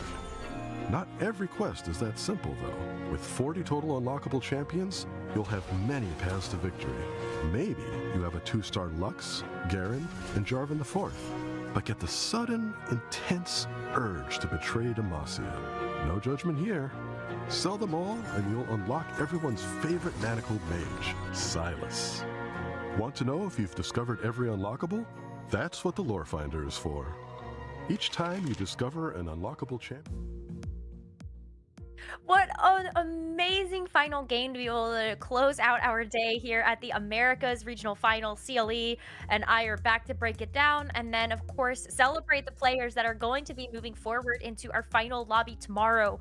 And it all really did come down to this. When we came into this lobby with 2 players basically mathematically eliminated, it was really down to the wire when you take a look at how the other 6 placements played out. I mean, looking at the bottom of our leaderboard, Precedent already knowing his situation, so was trying to play some risky lines to possibly make it interesting. Didn't quite all pan out, but Brosif did not make it easy for himself, going out in 7th there, really going through a roller coaster of emotions of whether or not it was going to be possible for him to make it through. But then the standings fell in line exactly how it was needed, and Setsuko one off in best of 3, going for the content there at the end. And here are our scores. We can see who made it through. Ruddy, Setsuko, Kambuli, and Brosif, even with that 7th place, are going to be joining our top 4 competitors at the top of the standings to take it to that final showdown tomorrow to claim the title of regional champion and to also move forward to the Tactician's crown. Unfortunately, we do say goodbye to Pokygom, Ladder Slayer, me, First or 8th, and Prestivant after such a hard-fought day, but we're really excited to see all 8 of these competitors join Darthnub and Wasian Iverson as they represent the Americas at the Tactician's crown in just a couple weeks. I mean, look at this lineup. It's a good-looking crew. You see Citadel filling out that top row as we saw before, but I mean, this is a terrifying lineup for all the other regions to look at from the Americas. I feel the possibility of a crown coming home. I feel good. It has felt so good to see the lineup that the Americas region has sent to the Tactician's crown for several sets, but this one, I'm also feeling a good gut feeling. I'm also really excited to be able to have the chance to actually talk to our top points earner after today, and that is Reddy. Welcome to the broadcast. Congratulations on your astounding run through this regional finals. How does it feel to make it into the final lobby and to also be going to the Tactician's crown? Honestly, it feels a little bit unreal. I feel like I haven't fully processed that it happened yet because it's such a incredibly big achievement. I feel like, and yeah, I feel like it hasn't fully set in, but every part of me is shaking, so it's got to mean something. It's so awesome to have you on the broadcast because going into this tournament, you were somebody that was a little bit of an unknown, right? We knew you had a great result at the Paris Open, which congratulations on that. Not quite making the final lobby there. You did do it today, but you haven't been competing for very long. So tell us a little bit more about where you have been at before this set's competitive journey. Oh, I honestly didn't know that TFT tournaments really existed until like set 11, and even then I was very unsure about how the trials format worked and all of that, so I didn't really compete aside from like when one of my friends would ping me and be like, yo, there's a tournament happening this weekend, you should sign up, you're a challenger player, and I'm like, oh sure, I'll sign up and see what it's all about. But beyond that, I hadn't had too much experience. I started getting into actually watching tournaments around set set 10, which is a little bit earlier than that. I watched a lot of the big Worlds events. I watched Malala's run, and I watched Disub take home 2 crowns, and it was really inspiring to watch those types of games, and just to see the level that those players were operating at, just how much more that they think about the game. It felt like something I really wanted to get into, so I started signing up to tournaments back in set 14. I didn't play much in set 15 because I wanted to take a little bit of a break from the game, and then set 16 I came in and I wasn't expecting too much. I did want to get more into tournaments. I set a goal for myself to try and at least make every cup snap so I could play in the cup without having to play through the trials, but I never would have expected something like this. Well, I mean, you got here because your placement during the Tacticians Cup #2. And we also got some insider information that, you take this inspiration from all of these top players, but you also take that and you turn it into your own study group. So can you tell us a little bit about how that came together, you, Bruh, and all of your friends that tackled this regional finals together? Oh yeah, so that was for me, I didn't really know anyone in the TFT scene at all. And I felt like I hear all this talk about study groups, but I didn't really know how to start talking to people who are similar level to me and trying to compete as well. I think I started hanging around Funkster and 149CM's chats a lot, and hearing them talk. I think after a lot of us made day 2 of Tac Cup 2, we made a Discord call just to we wanted to VOD review before day 2 or day 3. They added some people like Rahu, like Slice Down, and I can name a couple more, but there's honestly a lot of people in there now. We also got some APAC folks as well, and it just started off as a thing where it's we want a little bit of VOD review and take this a little bit more seriously. And as all of us kept continuing to do good and place well, it started evolving into this more serious thing. After a couple of us got to regionals, we realized, oh, we should take this a little bit more seriously. We created a server and started actually holding real discussions in there and taking VOD review a little bit more seriously and having it happen more often. And I think I was just lucky to have been invited in and just be able to talk to some of these people and have some of them ask, be like, yo, would you like to VOD review together? And I jump at that opportunity, and fortunately now I'm surrounded by a very hardworking and pretty good study group. These guys are great. And now you're heading the Tactician's crown, which is such an amazing feat. But your journey this regionals, even from last weekend, you started on day 2 last weekend and made it all the way here. But you played back against the wall often throughout this tournament. You were really near the cut to make it into week 2 and the TPC, and then today starting at 27 points and making it all the way into being the top point scorer in this final lobby at 64 points. Tell us about your journey and being able to perform in clutch time.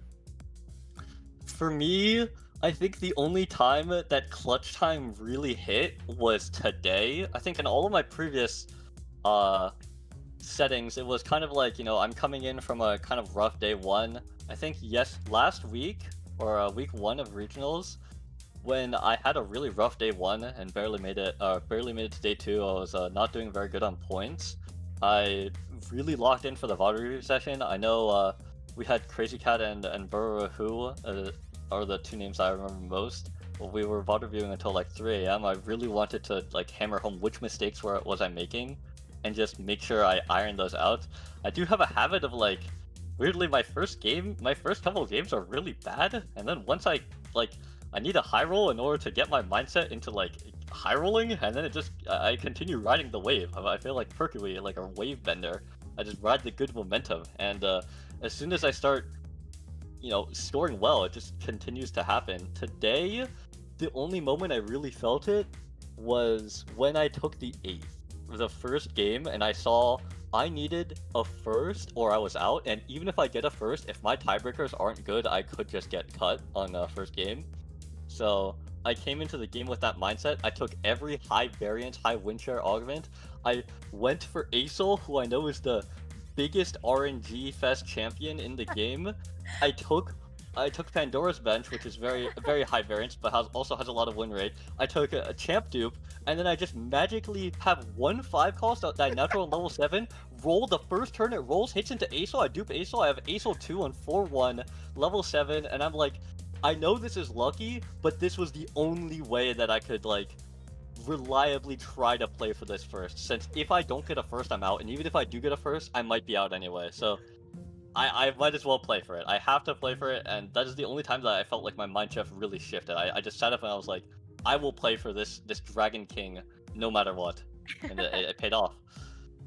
I'm only laughing because Celia and I were watching your stream while you were playing through this last game, and we both got a kick out of the fact that your player cam, you had me when I locked TF in, and it was just so, I don't know, if it really fits what you're talking about right now, where you were really locked in into the moment. And then I gotta ask you about the high variance thing. You also had a Destiny play on 3-2. So was that another one where you're just like, I just gotta play for the variance for the win? This game, I didn't think it mattered too much, but also I think these Destiny augments are generally quite good. I feel like the balance team has done a really good job in bringing up the really terrible auto-lose augments into, you're not super happy if you get them, but also you're getting them with 6 gold, so it wasn't too bad. And I thought about the pool of augments, and I was like, the only augment in the game that completely ruins my chances at anything happening this game would be Glimify, and even that augment is quite good by itself. So if I get it, then it's unlucky, it's a bad beat, but otherwise then I get 6 extra gold to work with, and most likely a decent augment. I think Destinies are quite good. Reddy, obviously your play is one of the best parts about this weekend for me personally, is seeing you go first and then continue on with your crazy streak of top 4s to close it out.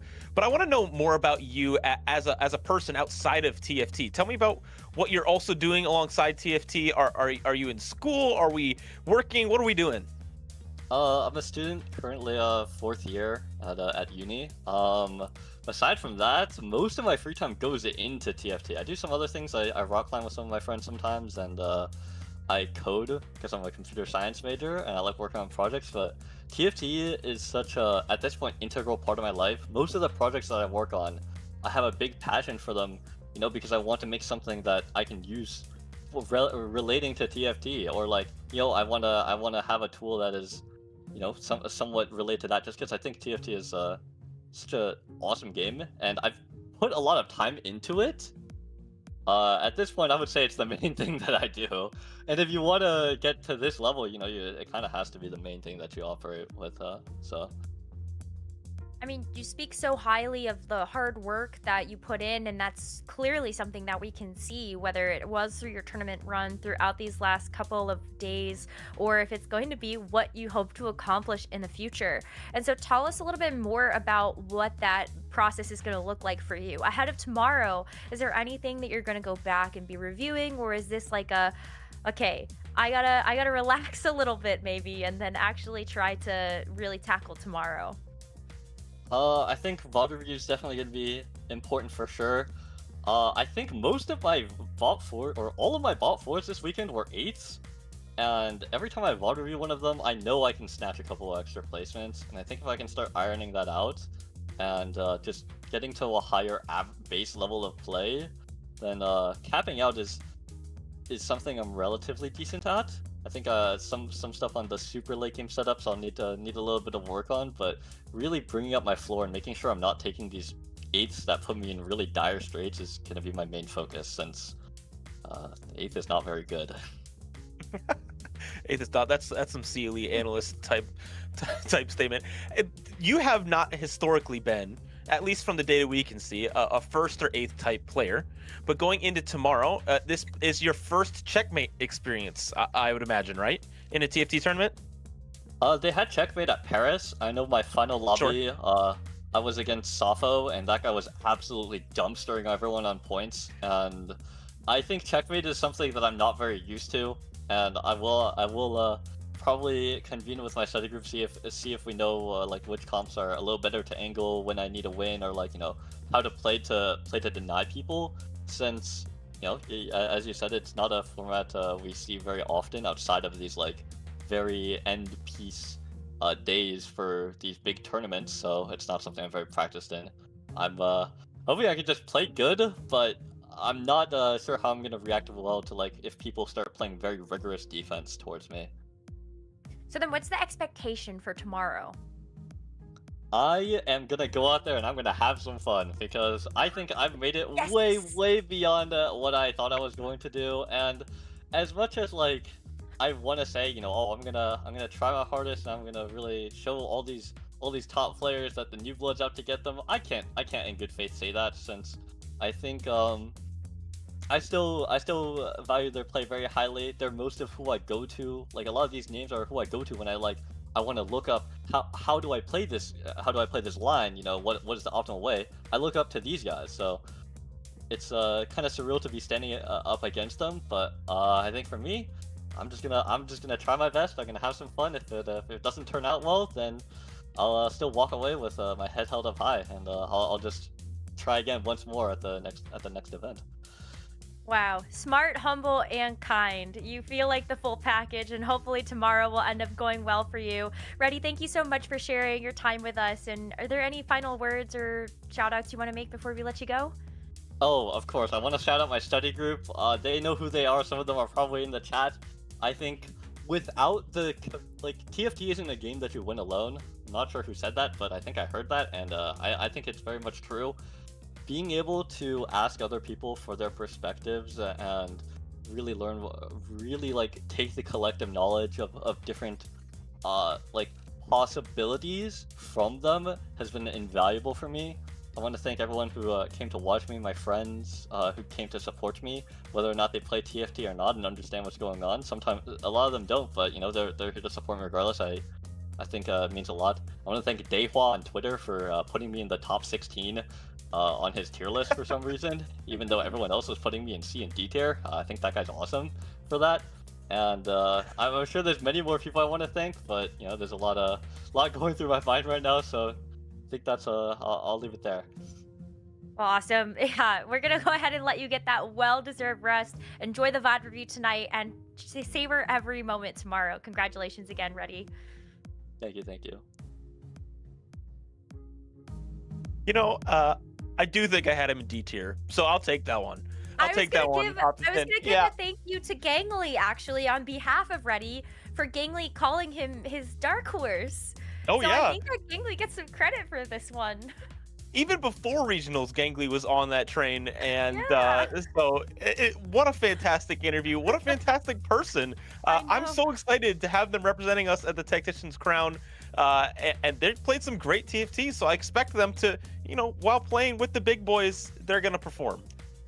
I gotta say, I think that Reddy does speak to something that's really important in the game of TFT, and that's while even though you know maybe your friends aren't there competing alongside you, you still get to carry the torch for them. And that responsibility becomes even greater when you think about what's at stake there with the Americas going to the Tactician's Crown. You compete as a region for the whole. And so I'm just so excited to see what's gonna happen tomorrow. There's one final day of competition ahead. That is going to be the epic showdown for the title of Regional Finals Champion. CLE, this is a stacked lobby. What are you looking forward to tomorrow? I'm looking forward to Robin Songs walking it off to be the only 3-time America's Regional Champion.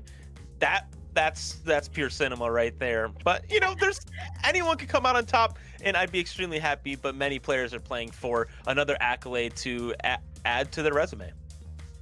I'm so pumped. It's going to be a great day. We are so excited to see you there tomorrow. It's going to be at 3:30 p.m. Eastern for you to catch the pre-show, and the first game is going to start at 4 p.m. Eastern or 1 p.m. Pacific. So please make sure that you tune in, cheer on all of our competitors as they take the stage to claim the title of America's Regional Finals Champion for Lore and Legends. Good night.